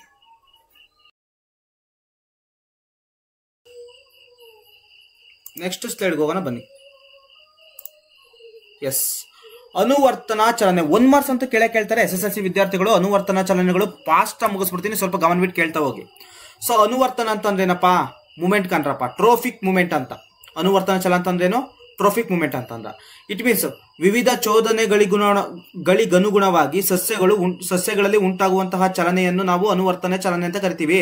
ಸಸ್ಯಗಳಲ್ಲಿ ಉಂಟಾಗುವಂತಹ ಚಲನೆ ನಾವೇನಂತ ಕರಿತಿದೀವಿ? ಅನುವರ್ತನ ಚಲನೆ ಅಂತ ಕರಿತಿದೀವಿ. ಹಾಗಾದ್ರೆ ಆ ಹೇಗೆ ಸಸ್ಯಗಳು ಚಲಿಸ್ತವೆ ಗೊತ್ತಾ? ಚಲಿಸುವಕ್ಕೆ ಸಾಕಷ್ಟು ಮಾಹಿತಿ ಇದಾವೆ ನೋಡಿಲಿ. ಯಾವ ತರ ದ್ಯುತಿ ಅನುವರ್ತನೆ ಅಂತ ಬರ್ತದೆ. ಚಲಿಸ್ತವೆ, ಇಲ್ಲೆಲ್ಲವೂ ಕೂಡ ಚಲಿಸ್ತಾ ಇರುವಂತದ್ದು. ಏನೇನ್ ಚಲಿಸ್ತವೆ ಅಂತ ಹೇಳ್ತೀನಿ ನೋಡಿ. ಅನುವರ್ತನ ಚಲಗಳಲ್ಲಿ ಯಾವುದು? ದ್ಯುತಿ ಅನುವರ್ತನೆ ಅಥವಾ ಪ್ರಕಾಶಾನುವರ್ತನೆ, ಗುರುತ್ವಾನುವರ್ತನೆ, ಸ್ಪರ್ಶಾನುವರ್ತನೆ, ರಾಸಾಯನಿಕ ವರ್ತನೆ, ಜಲಾನುವರ್ತನೆ, ಧನ ಪ್ರಕಾಶಾನುವರ್ತನೆ, ಋಣ ಪ್ರಕಾಶಾನುವರ್ತನೆ, ತಾಪಾನುವರ್ತನೆ. ಇವೆಲ್ಲವೂ ಕೂಡ ಏನಾಗ್ತಿದೆ ಅಂತಂದ್ರೆ ಸಸ್ಯಗಳಲ್ಲಿ ಏನಾಗ್ತೈತೆ? ಚಲನೆಯನ್ನ ಉಂಟಾಗ್ತಿದೆ. ಸೊ ಇವೆಲ್ಲವೂ ಕೂಡ ಸಸ್ಯಗಳಲ್ಲಿ ಚಲನೆ ಉಂಟಾಗ್ತಿರೋದು. ಸೊ ಇವೆಲ್ಲವೂ ಕೂಡ ವಿವಿಧ ರೀತಿಯಲ್ಲಿ ಏನಾಗ್ತವೆ ಅಂದ್ರೆ ಚಲಿಸ್ತವೆ. ಸಸ್ಯಗಳು ವಿವಿಧ ರೀತಿಯಲ್ಲಿ ಚಲಿಸ್ತವೆ. ಹಾಗಾದ್ರೆ ಹೇಗೆ ತಿಳ್ಕೊಳ್ಳೋಣ? ಹೇಗೆ ಅಂದ್ಬಿಟ್ಟು ಈಗ ತಿಳ್ಕೊಳ್ಳೋಣ ನೋಡಿ. ಈಗ ದ್ಯುತಿ ಅನುವರ್ತನೆ ಅಂತ ಕರಿತೀನಿ ಅಥವಾ ಪ್ರಕಾಶಾನುವರ್ತನೆ. ನೋಡಿ, ಸಸ್ಯಗಳು ಕೂಡ ಏನಾಗ್ತಿದಾವೆ ಅಂತಂದ್ರೆ ಚಲಿಸ್ತಾ ಇದಾವೆ. ನೋಡಿ, ಸಸ್ಯಗಳು ಬೆಳಕಿನ ಕಡೆಗೆ ಅಥವಾ ಬೇರು ಬೆಳಕಿನ ವಿರುದ್ಧ ದಿಕ್ಕಿನಲ್ಲಿ ಬೆಳೆಯುವುದನ್ನು ನಾವೇನಂತ ಕರಿತೀವಿ ಅಂತಂದ್ರೆ ದ್ಯುತಿ ಅನುವರ್ತನೆ ಅಂತ ಕರಿತೀವಿ. ದ್ಯುತಿ ಅಂತಂದ್ರೆ ಏನಪ್ಪಾ? ಬೆಳಕು ಕಣ್ರಪ್ಪ. ನೋಡಿ, ಇಲ್ಲಿ ಕಿಟಕಿ ಇದೆ. ಈ ಕಿಟಕಿ ಸೈಡ್ ಏನಾಗ್ತಿದೆ ಅಂತಂದ್ರೆ ಸೂರ್ಯನ ಬೆಳಕು ಬರ್ತಾ ಇದೆ. ಇಲ್ಲಿ ಏನ್ ಮಾಡಿದೀನಿ ಅಂತಂದ್ರೆ ಒಂದು ಕೋನಿಕಲ್ ಫ್ಲಾಸ್ಕ್ ಅನ್ನು ಇಟ್ಟಿದ್ದೀನಿ. ಕೋನಿಕಲ್ ಫ್ಲಾಸ್ಕ್ ಮೇಲೆ ಫ್ಲಾಸ್ಕ್ ಇಟ್ಟಿದ್ದೀನಿ. ನೆಕ್ಸ್ಟ್ ಇಲ್ಲಿ ಕವರ್ ಮಾಡಿದೀನಿ. ಇಲ್ಲಿ ಕವರ್ ಮಾಡ್ಬಿಟ್ಟು ಏನ್ ಮಾಡಿದೀನಿ? ಒಂದು ಗಿಡವನ್ನ ಇಟ್ಟಿದ್ದೀನಿ, ಒಂದು ಬೀಜಗಳನ್ನ ಹಾಕಿದ್ದೀನಿ. ಬೆಳಕ್ಕೆ ಮೊಳಕೆ ಹೊಡಿತವೆ. ಮೊಳಕೆ ಹೊಡ್ಬಿಟ್ಟು ಗಿಡ ಬೆಳೀತದೆ. ಗಿಡ ಬೆಳೀತು ಅಂತ ತಿಳ್ಕೊಳ್ಳಿ. ಈ ಕೆಳಗಡೆ ನೀರ್ ಹಾಕಿದ್ದೀನಿ. ಸೊ ಕೋನಿಕಲ್ ಫ್ಲಾಸ್ಕ್ ಕೆಳಗಡೆ ಒಂದ್ ಗಿಡ ಬೆಳೀತು ಅಂತ ತಿಳ್ಕೊಳ್ಳಿ, ಅಥವಾ ಒಂದು ಪಾಟ್ ಅಂತ ತಿಳ್ಕೊಳ್ಳಿ. ಆ ಪಾಟಲ್ಲಿ ಗಿಡ ಇದೆ. ಸೊ ಈ ಸೂರ್ಯನ ಬೆಳಕಿನ ಕಡೆ ಏನಾಗ್ತೈತೆ? ಈ ಗಿಡ ಏನಾಗ್ತೈತೆ? ಬಾಗ್ತೈತೆ. ಇದನ್ನೇ ನಾವೇನಾದ್ರು ಕರಿತೀವಿ ಅಂತಂದ್ರೆ ದ್ಯುತಿ ಅನುವರ್ತನೆ ಅಂತ ಕರಿತೀವಿ. ನೆನ್ಪಿಟ್ಕೊಂಡಿರಿ. ಸೂರ್ಯನ ಬೆಳಕಿನ ಕಡೆಗೆ ಸಸ್ಯವು ಬಾಗುವುದಕ್ಕೆ ಅಥವಾ ಸಸ್ಯವು ಚಲಿಸುವುದಕ್ಕೆ ನಾವು ದ್ಯುತಿ ಅನುವರ್ತನೆ ಅಂತ ಕರಿತೀವಿ. ಇದು ಸನ್ಲೈಟ್ ಹಿಂಗ್ ಬೀಳ್ತಾ ಇದೆಯಲ್ಲ, ಇದು ಸನ್ಲೈಟ್. ಇದು ಕಿಟಕಿ ಓಪನ್ ಮಾಡ್ಕೊಂಡಿದ್ದೀನಿ. ಬೇಕಾದ್ರೆ ನೀವು ಕೂಡ ಪರೀಕ್ಷೆ ಮಾಡಿ ನೋಡಿ. ನಿಮ್ಮ ಮನೆಯಲ್ಲಿ ಒಂದು ಕಿಟಕಿ ಓಪನ್ ಮಾಡ್ಬಿಟ್ಟು ಒಂದು ಗಿಡವನ್ನ ಇಡಿ. ಆ ಗಿಡ ಏನಾರು ಸೂರ್ಯನ ಕಡೆಗೆ ಬಾಗ್ತದೋ ಅಥವಾ ಅದ್ರ ಆಪೋಸಿಟ್ ಬಾಗ್ತದೋ ನೀವೇ ಪರೀಕ್ಷೆ ಮಾಡಿ ನೋಡಿ. ನಿಜವಾಗ್ಲೂ ಹೇಳ್ತೀನಿ, ಅದು ಯಾವಾಗ್ಲೂ ಕೂಡ ಬಾಗೋದು ಸೂರ್ಯನ ಕಡೆಗೆ. ಹಾಗಾಗಿ ನಾನು ಏನಂತ ಕರಿತೀನಿ ಅಂತಂದ್ರೆ ಇದನ್ನ, ಈ ಚಲನೆಯನ್ನ, ಈ ಅನುವರ್ತನೆಯನ್ನ ನಾನು ದ್ಯುತಿ ಅನುವರ್ತನೆ ಅಂತ ಕರಿತೀನಿ. ನೆಕ್ಸ್ಟ್ ಹೋಗೋಣ. ಎಸ್, ಗುರುತ್ವಾನುವರ್ತನೆ. What is the mean by geotropism? ಗುರುತ್ವಾನುವರ್ತನೆ ಅಂತಂದ್ರೆ ಏನಿಲ್ಲ, ಸಸ್ಯದ ಬೇರುಗಳು ಭೂಮಿಯ ಕೆಳಗೆ ಬೆಳೆಯುವುದನ್ನು ಗುರುತ್ವಾನುವರ್ತನೆ ಅಂತ ಕರೀತಾರೆ. ಗುರುತ್ವ ಅಂತಂದ್ರೆ ಭೂಮಿಯಲ್ಲಿ ಗುರುತ್ವಾಕರ್ಷಣೆ ಬಲ ಇಲ್ವಾ? ಎಸ್. ಹಾಗಾದ್ರೆ ಸಸ್ಯಗಳಲ್ಲಿ ಬೇರುಗಳು, ನಿಜವಾಗ್ಲೂ ಕೂಡ ಬೇರುಗಳು ಭೂಮಿಯಿಂದ ಮೇಲ್ ಬರ್ತಾವ? ಇಲ್ಲ. ಬಂದ್ರು ಕೂಡ ಅದು ಆಲದ ಮರ ಇರ್ತದಲ್ಲ, ಅದು ಬೇರೆ ತರ ಬರ್ತದೆ. ಇಲ್ಲಿ ಗುರುತ್ವಾನುವರ್ತನೆ ಬೇರುಗಳು ಆಲ್ಮೋಸ್ಟ್ ಎಲ್ಲಾ ಸಸ್ಯಗಳು ಏನಾಗ್ತದೆ? ಭೂಮಿಯ ಕೆಳಗಡೆ ಏನಾಗ್ತದೆ? ಚಲಿಸ್ತದೆ. ಸೊ ಇದನ್ನ ನಾವೇನಂತ ಕರಿತೀವಿ? ಗುರುತ್ವಾನುವರ್ತನೆ. ಅಂದ್ರೆ ಬೇರುಗಳು ಭೂಮಿಯ ಕೆಳಗಡೆ ಬೆಳೆಯುವುದಕ್ಕೆ ನಾವು ಗುರುತ್ವಾನುವರ್ತನೆ ಅಂತ ಕರಿತೀವಿ. ನೋಡಿ, ಸಸ್ಯದ ಬೇರುಗಳು ಕೆಳಮುಖವಾಗಿ, ಚಿಗುರುಗಳು ಮೇಲ್ಮುಖವಾಗಿ ಬೆಳೆಯುತ್ತವೆ. ಇದನ್ನ ನಾವೇನಂತ ಕರಿತೀವಿ? ಗುರುತ್ವಾನುವರ್ತನೆ. ಇದು ಚಿಗುರುಗಳು ಮೇಲ್ಮುಖವಾಗಿ, ಬೇರುಗಳು ಕೆಳಮುಖವಾಗಿ ಬೆಳೆದ್ರೆ ಅದನ್ನ ಗುರುತ್ವಾನುವರ್ತನೆ. ನೆಕ್ಸ್ಟ್ ಬರೋಣ. ಸ್ಪರ್ಶಾನುವರ್ತನೆ ಯಾವ ತರ ಚಲಿಸ್ತಾ ಇದೆ ಅಂತ? ಅನುವರ್ತನೆ ಅಂತಂದ್ರೆ ಚಲಿಸುವಂತದ್ದು ಗಿಡ. ಸೊ ಇಲ್ಲಿ ಸ್ಪರ್ಶಾನುವರ್ತನೆ ಅಂತಂದ್ರೇನು? ಬಳ್ಳಿಯು ಒಂದು ವಸ್ತುವನ್ನು ಸ್ಪರ್ಶಿಸಿದ ನಂತರ, ಒಂದು ಬಳ್ಳಿ ಏನಾಗೈತೆ ಅಂತಂದ್ರೆ ಒಂದು ವಸ್ತುವನ್ನ, ಒಂದು ಮರವನ್ನು ಏನ್ ಮಾಡೈತೆ? ಸ್ಪರ್ಶಿಸಿದ ನಂತರ ಅದರ ಆಧಾರ ತೆಗೆದುಕೊಂಡು ಬೆಳೆಯುವುದಕ್ಕೆ. ಇದರ ಆಧಾರ ತೆಗೆದುಕೊಂಡು ಏನ್ ಮಾಡ್ತೈತಿ? ಈ ಮರವನ್ನ ಆಧಾರವಾಗಿ ಇಟ್ಕೊಂಡೈತೆ. ಆಧಾರ ತೆಗೆದುಕೊಂಡು ಏನಾಗ್ತೈತೆ? ಬಳ್ಳಿಯ ಕುಡಿಗಳು ಏನಾಗ್ತೈತೆ? ಬೆಳೀತಾ ಐತೆ. ಸೊ ಇದಕ್ಕೆ ನಾವೇನಂತ ಕರಿತೀವಿ? ಸ್ಪರ್ಶಾನುವರ್ತನೆ ಅಂತ ಕರಿತೀವಿ. ಸ್ಪರ್ಶ ಅಂತಂದ್ರೇನು? ಮುಟ್ಟೋದಲ್ವಾ? ಇದು ಮುಟ್ಟಿ ಟಚ್ ಮಾಡಿ ಏನಾಗ್ತೈತಿ? ಬೆಳೀತೈತಿ. ಅದಕ್ಕಾಗಿ ಸ್ಪರ್ಶಾನುವರ್ತನೆ ಅಂತ ಕರಿತೀವಿ. ನೆಕ್ಸ್ಟ್ ಬರ್ತಾ ಇದೀನಿ, ರಾಸಾಯನಿಕ ವರ್ತನೆ, ಕೀಮೋಟ್ರೋಫಿಸಮ್ ಅಂತ ಕರಿತೀವಿ. ಕೀಮೋಟ್ರೋಫಿಸಮ್, ಈ ಪದವನ್ನ ನೋಡಿಲಿ, ಇಲ್ಲಿ ನೀವು ಅರ್ಥ ಮಾಡ್ಕೋಬೇಕು. ರಾಸಾಯನಿಕಗಳ ಪ್ರಚೋದನೆಗೆ ಪ್ರತಿಕ್ರಿಯೆಯಾಗಿ ಸಸ್ಯದ ಭಾಗಗಳು ಬೆಳವಣಿಗೆ ಆಗುವುದು. ಕೀಮೋ ಅಂತಂದ್ರೆ ಏನು? ಕೆಮಿಕಲ್ಸ್ ಅಲ್ವಾ? ರಾಸಾಯನಿಕ ಅಂತ ಇದೆ. ರಾಸಾಯನಿಕಗಳ ಪ್ರಚೋದನೆಗೆ ಸಸ್ಯದ ಭಾಗಗಳು ಬೆಳೆಯುವುದಕ್ಕೆ. Just simple. ರಾಸಾಯನಿಕ ಪ್ರಚೋದನೆಗೆ ಸಸ್ಯದ ಭಾಗಗಳು ಬೆಳೆಯುವುದಕ್ಕೆ ಅಥವಾ ರಾಸಾಯನಿಕ ಗಳಿರ್ತಾವಲ್ಲ, ಆ ಜಾಗದಲ್ಲಿ ಬೆಳ್ಕೊಂಡು ಹೋಗ್ತವೆ. ಇದಕ್ಕೆ ನಾವು ರಾಸಾಯನಿಕ ಅನುವರ್ತನೆ ಅಂತ ಕರಿತೀವಿ. ಡೆಫಿನೇಷನ್ ನೋಡಿ, ರಾಸಾಯನಿಕಗಳ ಪ್ರಚೋದನೆಗೆ ಪ್ರತಿಕ್ರಿಯೆಯಾಗಿ ಸಸ್ಯದ ಭಾಗಗಳು ಬೆಳವಣಿಗೆಯಾಗುವುದನ್ನು ರಾಸಾಯನಿಕ ವರ್ತನೆ ಅಂತ ಕರೀತಾರೆ. ಉದಾಹರಣೆ, ಅಂಡಾಣುಗಳ ಚಲನೆ. ಅಂಡಾಣುಗಳ ಕಡೆಗೆ ಪರಾಗರೇಣು ನಳಿಕೆಗಳ ಬೆಳವಣಿಗೆ. ಇದು ರಾಸಾಯನಿಕ ವರ್ತನೆಗೆ ಉದಾಹರಣೆ. ಕೇಳ್ತಾರೆ, ಅಂಡಾಣುಗಳ ಕಡೆಗೆ ಪರಾಗರೇಣು ನಳಿಕೆಗಳ ಚಲನೆಯನ್ನು ಯಾವ ಅನುವರ್ತನೆ ಅಥವಾ ಯಾವ ಚಲನೆ ಅಂತ ಕೇಳ್ಬೋದು. ಅವಾಗ ನಾವು ಕೇಳಿದ್ರೆ ನಾವು ಅಂಡಾಣುಗಳು ಮತ್ತು ಪರಾಗರೇಣು ಅಂತ ಕೇಳಿದ್ರೆ ನಾವು ರಾಸಾಯನಿಕ ವರ್ತನೆ ಅಂತ ಹೇಳ್ಬೇಕಾಗಿರ್ತದೆ. ನೆಕ್ಸ್ಟ್ ನೋಡಿ, ತಾಪಾನುವರ್ತನೆ. ತಾಪಾನುವರ್ತನೆ ಅಂದ್ರೆ ಟೆಂಪರೇಚರ್. ಇದು ನಿಮ್ಮೆಲ್ಲ ಪುಸ್ತಕದಲ್ಲಿ ಇಲ್ಲ ಜಾಸ್ತಿ ಮಾಹಿತಿ, ಬಟ್ ನಾನೇ ಜಾಸ್ತಿ ಹೇಳ್ತಾ ಇದ್ದೀನಿ ಯಾಕಂದ್ರೆ ನಿಮ್ಗೆ ನಾಲೆಡ್ಜ್ ಬೇಕು. ತಾಪಾನುವರ್ತನೆ ಅಂತಂದ್ರೆ ಗಿಡವು ಉಷ್ಣತೆಯ ಕಡೆಗೆ ಬಾಗುವುದನ್ನು ನಾವೇನಂತ ಕರಿತೀವಿ? ತಾಪಾನುವರ್ತನೆ ಅಂತ ಕರಿತೀವಿ. ಇನ್ನು ಧನ ಪ್ರಕಾಶಾನುವರ್ತನೆ ಅಂತ, ಧನ ಅಂತಂದ್ರೇನು ಪಾಸಿಟಿವ್, ಋಣ ಅಂತಂದ್ರೇನು ನೆಗೆಟಿವ್, ಪ್ರಕಾಶನ ಅಂತಂದ್ರೇನು ಬೆಳಕು. ಸಸ್ಯಗಳು ಬೆಳಕಿನ ಕಡೆಗೆ ತಿರುಗುವುದನ್ನ ಧನ ಪ್ರಕಾಶಾನುವರ್ತನೆ ಅಂತ ಕರಿತೀವಿ. ಋಣ ಪ್ರಕಾಶಾನುವರ್ತನೆ ಅಂತಂದ್ರೆ ಬೇರುಗಳು ಭೂಮಿಯ ಕೆಳಗೆ ಚಲಿಸುವುದನ್ನ ನಾವು ಋಣ ಪ್ರಕಾಶಾನುವರ್ತನೆ ಅಂತ ಕರಿತೀವಿ. ಅಲಿಯಾಸ್ ಜಿಯೋಟ್ರೋಫಿಸಮ್ ಅಂತಾನು ಕೂಡ ನಾವು ಇದನ್ನು ಕರಿಬಹುದು. ಧನ ಪ್ರಕಾಶಾನುವರ್ತನೆ ನಾವು ದ್ಯುತಿ ಅನುವರ್ತನೆ ಅಂತಾನು ಕೂಡ ನಾವು ಕರಿಬಹುದಾಗಿದೆ. ಓಕೆನಾ? ನೆಕ್ಸ್ಟ್ ಹೋಗೋಣ ಬನ್ನಿ. ಎಸ್, ಅವರು ಪ್ರಶ್ನೆ ಕೇಳ್ತಾರೆ. ಏನಂತ ಕೇಳ್ತಾರೆ ಅಂತ, ಜಲಾನುವರ್ತನೆ ಎಂದರೇನು, ಜಲಾನುವರ್ತನೆಯನ್ನು ತೋರಿಸುವ ಒಂದು ಚಿತ್ರ ಬರೆದು ಭಾಗಗಳನ್ನ ಗುರುತಿಸಿ ಪ್ರಯೋಗವನ್ನು ವಿವರಿಸಿ ಅಂತ ಕೇಳ್ಬೋದು. ಕೇಳಿಲ್ಲ, ಬಟ್ ಕೇಳ್ಬೋದು. ಒಂದು 3 ಮಾರ್ಕ್ಸಿಗೆ ಕೇಳ್ಬೋದು. ಅಪ್ಲಿಕೇಶನ್ ಲೆವೆಲ್ ಅಲ್ಲಿ ಬರ್ದಿದ್ದೀನಿ. ಯಾಕೆ ಬೇಕು? ನಾವು ತಿಳ್ಕೊಂಡಿರ್ಬೇಕು. ಇದು ಪುಸ್ತಕದಲ್ಲೆಲ್ಲ ಇದೆ, ಸೊ ಹಾಗಾಗಿ ನಾವು ತಿಳ್ಕೊಳ್ಳೇಬೇಕು. ಓಕೆ, ನೆಕ್ಸ್ಟ್ ನೋಡೋಣ. ಇಲ್ಲಿ ಏನೇನಿದೆ ನೋಡೋಣ. ಫಸ್ಟ್ ಇದೇನಪ್ಪ? ಇದು ಬೀಕರು. ಇದೇನು? ಇದು ಬೀಕರು. ಇಲ್ಲಿ ಒಂದ್ ಕಡೆ ಸೈಡಿಗೆ ಏನ್ ಹಾಕಿದ್ದೀನಿ? ನೀರನ್ನ ಹಾಕಿದ್ದೀನಿ. ಇನ್ನೊಂದ್ ಕಡೆ ಏನ್ ಮಾಡಿದ್ದೀನಿ? ನೀರನ್ನ ಹಾಕಿಲ್ಲ. ಓಕೆ, ಇದೇನಿದು? Filtering paper bridge. Filter paper ಇರ್ತದಲ್ಲ, ಅದನ್ನ ನಾನು ಏನ್ ಮಾಡಿದ್ದೀನಿ ಅಂತಂದ್ರೆ ಈ ತರ ಬ್ರಿಡ್ಜ್ ತರ ಸೇತುವೆಯಾಗಿ ರೀತಿ ನಿರ್ಮಿಸಿದ್ದೀನಿ. ಈ ಕಡೆಯಿಂದ ಈ ಕಡೆ ಕನೆಕ್ಷನ್ ಮಾಡಿದ್ದೀನಿ. ಈ ಮಧ್ಯದಲ್ಲಿ ಏನ್ ಮಾಡಿದ್ದೀನಿ? ಜರ್ಮಿನೇಟಿಂಗ್ ಸೀಡ್ಸ್ ಅನ್ನ ಹಾಕಿದ್ದೀನಿ. ಜರ್ಮಿನೇಟಿಂಗ್ ಸೀಡ್ಸ್ ಅಂತಂದ್ರೇನು ಹೇಳಿ ನೋಡೋಣ. ಜರ್ಮಿನೇಟಿಂಗ್ ಸೀಡ್ಸ್ ಎಂದರೇನು? ಮೊಳಕೆ ಹೊಡೆದಿರ್ತಾವಲ್ಲ ಆ ಬೀಜಗಳನ್ನ ಈ ಜಾಗದಲ್ಲಿ ಇಟ್ಟಿದ್ದೀನಿ. ಈಗ ನೀವೇ ಹೇಳ್ರಪ್ಪ, ಮೊಳಕೆ ಹೊಡೆದಿರುವಂತ ಬೀಜಗಳನ್ನ ಈ ಜಾಗದಲ್ಲಿ ಇಡ್ತಿದ್ದೀನಿ. ಇದು ಯಾವ ಕಡೆಗೆ ಇದ್ರಲ್ಲಿರುವಂತ ಬೇರುಗಳು ಈ ಕಡೆ ಚಲಿಸ್ತದೋ ಅಥವಾ ಈ ಕಡೆ ಚಲಿಸ್ತದೋ ನೀವೇ ಹೇಳಿ. ಯಾವ ಕಡೆ ಚಲಿಸ್ತದೆ? ಎಸ್, ಈ ಕಡೆ ಚಲಿಸ್ತದೆ. ಯಾಕೆ? ಇಲ್ಲಿ ನೀರ ಇದೆ ಸರ್, ಅದಕ್ಕೆ. ಈ ಕಡೆ ನೀರಿಲ್ಲ ಸರ್, ಅದಕ್ಕೆ ಇಲ್ಲಿಗೆ ಚಲಿಸಲ್ಲ. ಇಲ್ಲಿ ನೀರೈತೆ, ಅದಕ್ಕೆ ಇಲ್ಲಿ ಚಲಿಸ್ತದೆ. ಅದೇ ವಿವರಣೆಯನ್ನ ಇಲ್ಲಿ ನಾನು ಬರ್ದಿದ್ದೀನಿ, ಬರ್ದಿಟ್ಕೊಳ್ಳಿ. ಕೊನೆದಾಗಿ ಇಲ್ಲಿ ಏನಾಗ್ತದೆ ಅಂತಂದ್ರೆ ವೀಕ್ಷಣೆ, ಅಬ್ಸರ್ವೇಷನ್. ಮೊಳಕೆಯೊಡೆದ ಬೀಜದ ಬೇರುಗಳು ಎ ಬೀಕರ್ ಕಡೆಗೆ ಏನಾಗ್ತದೆ? ಚಲಿಸ್ತದೆ. ಈ ಕಡೆಗೆ ಏನಾಗ್ತದೆ? ಚಲಿಸುತ್ತದೆ. ಈ ವಿವರಣೆ ಇವಾಗ ಏನ್ ಹೇಳಿದೆ ಅದೇ. ನೆಕ್ಸ್ಟ್ ಅಂದ್ರೆ ಜಲಾನುವರ್ತನೆ ಅಂತಂದ್ರೆ ಜಲದ ಕಡೆ ಬೇರುಗಳು ನೀರಿನ ಕಡೆಗೆ ಚಲಿಸುವುದಕ್ಕೆ ನಾವೇನಂತ ಕರಿತೀವಿ? ಜಲಾನುವರ್ತನೆ. ಸೊ ಈ ಎಕ್ಸ್ಪೆರಿಮೆಂಟ್ ಅಲ್ಲಿ ಜಲಾನುವರ್ತನೆ ಆಗುತ್ತೆ. Next question. ಇನ್ನೊಂದು 3 ಸ್ಲೈಡ್ ಇದಾವೆ. ಏನ್ ಹಬ್ಬ ಅಂತಂದ್ರು ಇನ್ನು ಸ್ವಲ್ಪ ಹೊತ್ತಾಗುತ್ತೆ. ಈ 3 ಸ್ಲೈಡ್ ಅಂತಂದ್ರೆ ನಾನು ಈಗ ಪ್ರಿಪೇರ್ ಮಾಡಿದ್ರಲ್ಲಿ 3 ಸ್ಲೈಡ್ ಮತ್ತೆ ಗ್ರಂಥಿಗಳನ್ನು ಕೂಡ ಆ ಪಾಠವನ್ನೇ ಆಡ್ ಮಾಡ್ತೀನಿ. ಅಲ್ಲೊಂದು 20 ನಿಮಿಷ ಎಕ್ಸ್ಟ್ರಾ ಆಡ್ ಆಗುತ್ತೆ. ಇನ್ನೊಂದು ಕರೆಕ್ಟಾಗಿ ಒಂದು 25 ನಿಮಿಷ ಆಗ್ಬೋದು. ಹೈಯೆಸ್ಟ್ 25ರಿಂದ 30 ನಿಮಿಷ ಆಗ್ಬೋದು. One of the biggest chapter ಇದು. ಕೆಲವರು ಭಾಗ 1 ಅಂತ ಮಾಡ್ತಾರೆ, ಭಾಗ 2, ಭಾಗ 3 ಅಂತ ಮಾಡ್ತಾರೆ. ಬಟ್ ನನಗೆ ಅದೆಲ್ಲ ಇಷ್ಟ ಆಗಲ್ಲ. ತುಂಬಾ ಆಯ್ತು ಅಂತಂತಂದ್ರೆ, ಜಾಸ್ತಿ ಆಯ್ತು ಅಂತಂದ್ರೆ ಭಾಗ 1, ಭಾಗ 2 ಮಾಡ್ತೀನಿ. ಸೊ ನನ್ನ ಕೈಲಿ ಎಷ್ಟಾಗಿದೆ ಅಷ್ಟು ಪ್ರಯತ್ನ ಪಟ್ಟಿದ್ದೀನಿ. ಭಾಗ 1ರಲ್ಲೇ ಮುಗಿಸೋದಕ್ಕೆ ನಾನು ಪ್ರಯತ್ನ ಪಟ್ಟಿದ್ದೀನಿ. ಇದರಲ್ಲೇ ಸಾಕಷ್ಟು ಮಾಹಿತಿಯನ್ನು ಕೊಟ್ಟಿದ್ದೀನಿ ನಾನು.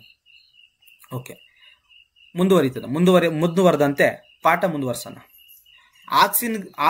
ಆಕ್ಸಿನ್ಗಳಂತೆಯೇ ಕಾಂಡದ ಬೆಳವಣಿಗೆಯಲ್ಲಿ ಸಹಕರಿಸುವ ಸಸ್ಯ ಹಾರ್ಮೋನ್ಗಳಿಗೆ ಉದಾಹರಣೆ ಕೊಡಿ. ನೋಡಿ, ಕಾಂಡದ ಬೆಳವಣಿಗೆ ಸಹಕರಿಸೋದು ಯಾವುದು? ಜಿಬ್ಬರ್ಲಿನ್ ಮತ್ತೆ cytokinin. Auxin, gibberellin, cytokinin important ಕಂಡ್ರಪ್ಪ, ಅಷ್ಟೇ, ಇನ್ನೇನಿಲ್ಲ. ನೆಕ್ಸ್ಟ್ ಕ್ವಶನ್ ಇದೆ ನೋಡಿ. ಬೆಳೆಯುತ್ತಿರುವ ಸಸ್ಯಗಳು ಬೆಳಕನ್ನು ಗ್ರಹಿಸಿದಾಗ ಅದರ ಕಾಂಡದ ತುದಿಯಲ್ಲಿ ಏನನ್ನು ಉದ್ದವಾಗಿ ಬೆಳೆಯಲು ಸಹಾಯ ಮಾಡುತ್ತದೆ? ಬೆಳೆಯುತ್ತಿರುವ ಸಸ್ಯಗಳು ಬೆಳಕನ್ನು ಗ್ರಹಿಸಿದಾಗ ಅದರ ಕಾಂಡದ ತುದಿಯಲ್ಲಿ ಆಕ್ಸಿನ್ ಎಂಬ ಹಾರ್ಮೋನ್ ಸಂಶ್ಲೇಷಿಸಲ್ಪಟ್ಟು ಜೀವಕೋಶಗಳು ಉದ್ದವಾಗಿ ಬೆಳೆಯಲು ಸಹಾಯ ಮಾಡುತ್ತದೆ. Just simple. ಆಕ್ಸಿನ್ ಎಂಬ ಹಾರ್ಮೋನು ಸಂಶ್ಲೇಷಿಸಲ್ಪಟ್ಟು ಜೀವಕೋಶಗಳು ಉದ್ದವಾಗಿ ಬೆಳೆಯಲು ಸಹಾಯ ಮಾಡುತ್ತದೆ. ನೆಕ್ಸ್ಟ್ ಕ್ವಶನ್ ಹೋಗೋಣ. ಸಸ್ಯಗಳಲ್ಲಿ ರಾಸಾಯನಿಕ ಸಹಭಾಗಿತ್ವ ಹೇಗಾಗ್ತದೆ? ರಾಸಾಯನಿಕ ಸಹಭಾಗಿತ್ವವು ಸಸ್ಯಗಳಲ್ಲೂ ಕೂಡ ಹಾರ್ಮೋನ್ಗಳಿಂದ ಆಗ್ತದೆ. ಹಾಗಾದ್ರೆ ಯಾವ hormone? Auxin, cytokinin, gibberellin. Simple. Next ಬರೋಣ. ಇದು ಇಷ್ಟೊತ್ತು ಮಾತಾಡಿದ್ದೀನಿ ಆ ಹಾರ್ಮೋನ್ಗಳ ಬಗ್ಗೆ. Auxin, gibberellin, cytokinin. ಆಕ್ಸಿನ್ ಏನ್ ಮಾಡ್ತದೆ? ಜೀವಕೋಶಗಳು ಉದ್ದವಾಗಿ ಬೆಳೆಯಲು ಸಹಾಯಕ ಮಾಡ್ತದೆ. ಆಕ್ಸಿನ್ ಇನ್ನೇನು ಬೆನಿಫಿಟ್? ಸಸ್ಯದ ಕಾಂಡವು ಬೆಳಕಿನೆಡೆಗೆ ಬಾಗಲು ಏನ್ ಮಾಡ್ತದೆ? ಸಹಾಯ ಮಾಡ್ತದೆ. ಒಂದು ಸಸ್ಯದ ಕಾಂಡ ಏನಾಗ್ತೈತೆ ಅಂತ ಬೆಳಕಿನೆಡೆಗೆ ಬಾಗ್ತಾ ಐತೆ ಈ ಕಡೆಗೆ, ಬೆಳಕಿಲ್ಲಿದೆ ಅಂತಂತಂದ್ರೆ ಈ ಕಡೆಗೆ ಸಸ್ಯದ ಕಾಂಡ ಬೆಳಕಿನೆಡೆಗೆ ಬಾಗಲು ಸಹಾಯ ಮಾಡ್ತದೆ ಈ ಕಾಂಡ. ಇದು ಆಕ್ಸಿನ್ನ ಒಂದು ಶಕ್ತಿ, ಈ ಹಾರ್ಮೋನ್ನ ಶಕ್ತಿ. ಓಕೆನಾ. ನೆಕ್ಸ್ಟ್ ಜಿಬ್ಬರ್ಲಿನ್ ಏನು, ಕಾಂಡ ಮತ್ತು ಹೂ ಬೆಳವಣಿಗೆಗೆ ಏನ್ ಮಾಡ್ತದೆ, ಸಹಾಯ ಮಾಡ್ತದೆ. ಕಾಂಡದ ಬೆಳವಣಿಗೆ ಸಹಾಯ ಮಾಡೋದು ಜಿಬ್ಬರ್ಲಿನ್.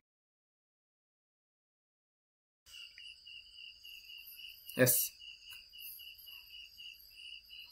ಜಿಬ್ಬರ್ಲಿನ್ ಕಾಂಡ ಮತ್ತು ಹೂ ಬೆಳವಣಿಗೆಗೆ ಸಹಾಯ ಮಾಡ್ತದೆ. ಸೈಟೋಕೈನಿನ್ ಕೋಶ ವಿಭಜನೆ ಏನ್ ಮಾಡ್ತದೆ, ಉತ್ತೇಜಿಸ್ತದೆ. ಮತ್ತೆ ಬೆಳಗಿನ ವೇಳೆ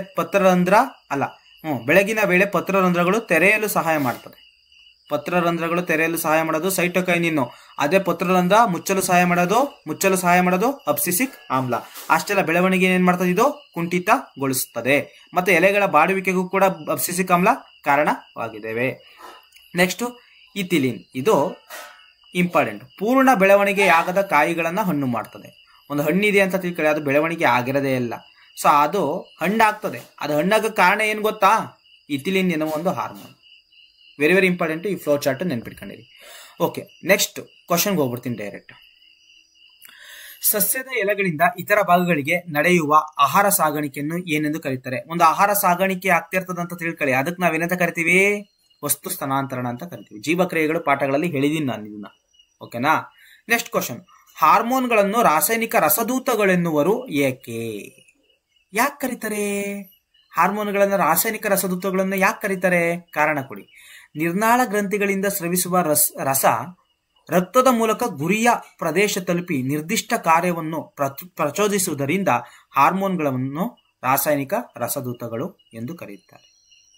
ಇಲ್ಲಿ ಏನ್ ಹೇಳ್ತಿದ್ದಾರೆ ಅಂತಂತಂದ್ರೆ, ನಿರ್ನಾಳ ಗ್ರಂಥಿಯಿಂದ ಹಾರ್ಮೋನ್ ಪ್ರೊಡ್ಯೂಸ್ ಆಗ್ತದೆ, ಅದು ಗುರಿಯ ಅಂಗ ಅಂದ್ರೆ ನಿರ್ದಿಷ್ಟ ಪ್ರದೇಶಕ್ಕೆ ಹೋಗ್ತದೆ, ನಿರ್ದಿಷ್ಟ ಪ್ರದೇಶಕ್ಕೆ ಹೋಗ್ಬಿಟ್ಟು ಕಾರ್ಯವನ್ನು ನಿರ್ವಹಿಸುವಂತೆ ಮಾಡ್ತದೆ. ಹಾಗಾಗಿ ನಾವು ಇದನ್ನ ಹಾರ್ಮೋನ್ಗಳನ್ನ ರಾಸಾಯನಿಕ ರಸದೂತಗಳು ಅಂತ ಕರಿತೀವಿ. ನೆಕ್ಸ್ಟ್, ಸಾರಾಯಿ ಸೇವಿಸಿದವನ ನಡೆ ಅಸ್ಥಿರವಾಗಿರುತ್ತದೆ ಏಕೆ? ಕುಡ್ದಾರ ಏನಕ್ಕೆ ಈಗ ತೂಲಾಡ್ಕೊಂಡು ಹೋಗ್ತಿರ್ತಾರೆ, ಅವ್ರು ನಡ್ಕೊಂಡು ಸರಿಯಾಗಿ ಹೋಗ್ತಾರೆ. ಯಾಕೆ ಆ ಕಡೆ ತೂಲಾಡ್ಕೊಂಡು ಹೋಗ್ತಾರೆ ಅಂತಂತಂದ್ರೆ, ಏಕೆಂದರೆ ಇವರಲ್ಲಿ ಸ್ನಾಯುಗಳ ಕಾರ್ಯ ಹೊಂದಾಣಿಕೆ ಮಾಡುವ ಅನುಮಸ್ತಿಷ್ಕದ ಮೇಲೆ ಆಲ್ಕೋಹಾಲ್ ಪರಿಣಾಮ ಉಂಟಾಗುವುದರಿಂದ. ಅವ್ರು ನಡ್ಕೊಂಡು ಹೋಗ್ತಿರ್ತಾರಲ್ಲ, ಅವ್ರ ಸ್ನಾಯುಗಳು ನಿಜವಾಗ್ಲೂ ಅನುಮಸ್ತಿಷ್ಕ ಏನ್ ಮಾಡ್ತದೆ, ನಿಯಂತ್ರಣ ಮಾಡ್ತಿರ್ತದೆ ಆ ಕಾರ್ಯವನ್ನ. ಬಟ್ ಏನಾಗ್ತದೆ ಅಂತಂದ್ರೆ, ಆ ಅನುಮಸ್ತಿಷ್ಕದ ಮೇಲೆ ಏನಾಗ್ತದೆ ಅಂತಂತಂದ್ರೆ ಪರಿಣಾಮ ಬೀರ್ತದೆ. ಆ ಅನುಮಸ್ತಿಷ್ಕದ ಮೇಲೆ ಪರಿಣಾಮ ಬೀರೋದ್ರಿಂದ ಆ ವ್ಯಕ್ತಿ ಏನಾಗ್ತಾನೆ ಅಂತಂತಂದ್ರೆ ಸರಿಯಾದ ರೀತಿ ನೇರವಾಗಿ ನಡ್ಕೊಂಡು ಹೋಗಲ್ಲ, ಆ ಕಡೆ ತೂಲಾಡ್ಕೊಂಡು ನಡ್ಕೊಂಡು ಹೋಗ್ತಾನೆ. ಓಕೆನಾ. ನೆಕ್ಸ್ಟ್ ಕ್ವಶನ್ ಬರೋಣ. ಸೆರೆಬ್ರಮ್ ಅಂತಂದ್ರೇನು? ಮಹಾಮಸ್ತಿಷ್ಕ ಅಂತ ಅರ್ಥ. ಮಹಾಮಸ್ತಿಷ್ಕದ ಎಡಗೋಳಾರ್ಧಕ್ಕೆ ಪೆಟ್ಟಾದರೆ, ಅರ್ಥ ಮಾಡ್ಕೊಳ್ಳಿ, ಲೆಫ್ಟ್ ಸೈಡಿಗೆ ಏನಾದ್ರು ಪೆಟ್ಟಾದ್ರೆ, ಬ್ರೈನ್ ಅಲ್ಲಿ ಲೆಫ್ಟ್ ಸೈಡಿಗೆ ಏನಾದ್ರು ಪೆಟ್ಟಾದ್ರೆ ದೇಹದ ಬಲಭಾಗದ ಅಂಗಗಳು ಪಾರ್ಶ್ವವಾಯು ಪೀಡಿತವಾಗುತ್ತದೆ. ಏಕೆ ಅಂದ್ರೆ, ಈ ಕಡೆ ಸೈಡಿಗೆ ಏಟ್ ಬಿದ್ರೆ ಈ ಕಡೆ ಸೈಡ್ ಏನಾಗ್ತದೆ ಅಂತಂತಂದ್ರೆ ಪಾರ್ಶ್ವವಾಯು ಲಕ್ಕೋಬಾರ್ದಂಗ ಆಗುವಂಥದ್ದು. ಯಾಕೆ ಅಂತ ಕೇಳ್ತಿದ್ದಾರೆ. ಏಕೆಂದರೆ ದೇಹದ ಎಡಭಾಗದಿಂದ ಬರುವ ನರಗಳು ಸೆರೆಬ್ರಮ್ನ ಬಲಗೋಳಾರ್ಧಕ್ಕೆ ಸಂಪರ್ಕವನ್ನು ಹೊಂದಿದವೆ. ಇಲ್ಲಿಂದ ಬರ್ತದಲ್ಲ, ಲೆಫ್ಟ್ ಸೈಡ್ ಇಂದ ಬರ್ತದಲ್ಲ, ಆ ನರಗಳು ಮಹಾಮಸ್ತಿಷ್ಕದ ಬಲಭಾಗಕ್ಕೆ ಏನಾಗಿದ್ದಾವೆ, ಸಂಪರ್ಕವನ್ನು ಹೊಂದಿದವೆ. ಈ ಸೆರೆಬ್ರಮ್ನ ಎಡಗೋಳಾರ್ಧ ದೇಹಕ್ಕೆ ಬಲಭಾಗಕ್ಕೆ ಸಂಪರ್ಕ ಹೊಂದಿರ್ತದೆ. ಇಟ್ ಮೀನ್ಸ್ ಏನು ಅಂತಂತಂದ್ರೆ, ಇಲ್ಲಿ ಅರ್ಥ ಮಾಡ್ಕೋ, ಜಸ್ಟ್ ಸಿಂಪಲ್, ನಾವು ಕಾಂಪ್ಲಿಕೇಟ್ ಮಾಡ್ಕೊಳ್ಳೋದು ಬೇಡ. ಇದೊಂದೇ ಡೆಫಿನೇಷನ್ ಸಾಕಂಡ್ರಪ್ಪ. ಯಾವುದೋ ಇದೊಂದೇ ಡೆಫಿನೇಷನ್ ಸಾಕು. ಏಕೆಂದ್ರೆ ದೇಹದ ಎಡಭಾಗದಿಂದ ಬರುವ ನರಗಳು ಸೆರೆಬ್ರಮ್ನ ಬಲಗೋಳಾರ್ಧಕ್ಕೆ ಸಂಪರ್ಕವನ್ನು ಹೊಂದಿದವೆ. ಸೊ ಹಾಗಾಗಿ ಏನಾರು ಎಡಭಾಗಕ್ಕೆ ಏನಾರು ಹಾನಿ ಆದ್ರೆ ಬಲಭಾಗಕ್ಕೂ ಕೂಡ ಹಾನಿ ಉಂಟಾಗ್ತದೆ. ಇಷ್ಟು ಬರೆದ್ರೆ ಸಾಕು. ನೆಕ್ಸ್ಟ್ ಹೋಗೋಣ. ಹಿಮ್ಮಾಹಿತಿ ಯಾಂತ್ರಿಕ ವ್ಯವಸ್ಥೆ ಎಂದರೇನು? ಹಿಮ್ಮಾಹಿತಿ ಯಾಂತ್ರಿಕ ವ್ಯವಸ್ಥೆ ಎಂದರೇನು? Very very important. ನಿಮ್ಮ ಪುಸ್ತಕದಲ್ಲಿ ಇಲ್ಲ, ಬಟ್ ಇದನ್ನ ನಾವು ಎಕ್ಸ್ಟ್ರಾ ತಿಳ್ಕೊಂಡಿರ್ಬೇಕಾಗಿರ್ತದೆ. ಎಕ್ಸ್ಟ್ರಾ ತಿಳ್ಕೊಂಡಿರ್ಬೇಕು. ನಾವು ಹೇಳಕ್ಕಾಗಲ್ಲ, ಎಲ್ಲಿ ಬೇಕಾದ್ರೂ ಕ್ವಶನ್ ಕೇಳ್ಬೋದು. ಹಿಮ್ಮಾಹಿತಿ ಯಾಂತ್ರಿಕ ವ್ಯವಸ್ಥೆ ಅಂದ್ರೇನು? ಹಾರ್ಮೋನ್ಗಳು ಹೆಚ್ಚು ಅಥವಾ ಕಡಿಮೆ ಸ್ರವಿಕೆಯಾದಲ್ಲಿ ನಮ್ಮ ದೇಹದ ಮೇಲೆ ಏನಾಗ್ತದೆ, ದುಷ್ಪರಿಣಾಮ ಬೀರುತ್ತದೆ. ನಮ್ಮ ದೇಹದಲ್ಲಿ ಹಾರ್ಮೋನ್ಗಳು ಸರಿಯಾದ ಸಮಯಕ್ಕೆ ಮತ್ತು ಸರಿಯಾದ ಪ್ರಮಾಣದಲ್ಲಿ ಸ್ರವಿಕೆಯಾಗುವಂತೆ ನೋಡಿಕೊಳ್ಳುವ ವ್ಯವಸ್ಥೆಯೇ ಹಿಮ್ಮಾಹಿತಿ ಯಾಂತ್ರಿಕ ವ್ಯವಸ್ಥೆ. Very very important. ತುಂಬಾ ಚೆನ್ನಾಗೈತೆ. ನಾವು ಇಷ್ಟೇ ತಿಳ್ಕೊಂಡ್ರೆ ಸಾಕು. ನಮ್ಮ ದೇಹದಲ್ಲಿ ಹಾರ್ಮೋನ್ಗಳು ಸರಿಯಾದ ಸಮಯಕ್ಕೆ ಮತ್ತು ಸರಿಯಾದ ಪ್ರಮಾಣದಲ್ಲಿ ಸ್ರವಿಕೆಯಾಗುವಂತೆ ನೋಡಿಕೊಳ್ಳುವಂತಹ ವ್ಯವಸ್ಥೆ ಇದೆಯಲ್ಲ, ಅದಕ್ಕೆ ನಾವೇನಂತ ಕರಿತೀವಿ ಅಂತಂದ್ರೆ ಹಿಮ್ಮಾಹಿತಿ ವ್ಯವಸ್ಥೆ ಅಂತ ಕರಿತೀವಿ. ನೆಕ್ಸ್ಟ್ ಕ್ವಶನ್, ಗಾಯಿಟರ್ ಸ್ಥಾನಿಕ ವ್ಯಾಧಿ ಏಕೆ? ಗಾಯಿಟರ್ ಸ್ಥಾನಿಕ ವ್ಯಾಧಿ ಅಂತಂದ್ರೆ ನೋಡಿ, ಸಮುದ್ರ ಇದೆಯಲ್ಲ, ಸಮುದ್ರ ಇದೆ ಅಂತ ತಿಳ್ಕೊಳ್ಳೋಣ. ಸಮುದ್ರ ಪಕ್ಕದಲ್ಲಿ ವಾಸಿಸ್ತಾ ಇರ್ತಾರೆ ಜನಗಳು ಅಂತ ತಿಳ್ಕೊಳ್ಳೋಣ. ಸೊ ಇಲ್ಲಿ ವಾಸಿಸುವಂತ ಜನರಿಗೆ ಸಾಮಾನ್ಯವಾಗಿ ಗಳಗಂಡ ರೋಗ ಬರಲ್ಲ. ಅದೇ ಬೆಟ್ಟ ಗುಡ್ಡದಲ್ಲಿ ವಾಸಿಸ್ತಾ ಇರ್ತಾರಲ್ಲ, ಅವರಲ್ಲಿ ಸಾಮಾನ್ಯವಾಗಿ ಒಂದು ನಿರ್ದಿಷ್ಟವಾದ ಸ್ಥಳಗಳಲ್ಲಿ ವಾಸಿಸ್ತಾ ಇರ್ತಾರೆ, ಅವರಿಗೆ ಗಳಗಂಡ ರೋಗ ಬರ್ತದೆ. ಯಾಕಂತಂದ್ರೆ ಇವರು ತಿನ್ನುವಂತ ಆಹಾರ ಉಪ್ಪಿರಲ್ಲ. ಆ ಉಪ್ಪಿರಲ್ಲ. ಉಪ್ಪಲ್ಲಿ ಏನಿರುತ್ತೆ? ಅಯೋಡಿನ್ ಇರುತ್ತೆ. ಇವ್ರು ಏನ್ ಮಾಡ್ತಾರೆ ಅಂತಂದ್ರೆ ಈ ತೀರ ಪ್ರದೇಶದಲ್ಲಿ ಅಯೋಡಿನ್ ಇರುವಂತ ಆಹಾರವನ್ನ ತಿಂತಾರೆ. ಹಾಗಾಗಿ ಇವರಲ್ಲಿ ಏನಾಗ್ತದೆ ಅಂತಂತಂದ್ರೆ ಗಳಗಂಡ ರೋಗ ಬರಲ್ಲ. ಬಟ್ ಬೆಟ್ಟ ಗುಡ್ಡಗಳಲ್ಲಿ ವಾಸಿಸ್ತಾ ಇರ್ತಾರಲ್ಲ, ಅವ್ರಿಗೆ ಏನಾಗ್ತದೆ? ಗಳಗಂಡ ರೋಗ ಬರ್ತದೆ. ಈ ಸ್ಥಾನ ಇಲ್ಲೆಲ್ಲ ಗಳಗಂಡ ರೋಗ ಬರ್ತದೆ. ಹಾಗಾಗಿ ಗಾಯಿಟರ್ ಸ್ಥಾನಿಕ ವ್ಯಾಧಿ ಏಕೆ ಅಂತ ಕೇಳ್ತಿದ್ದಾರೆ.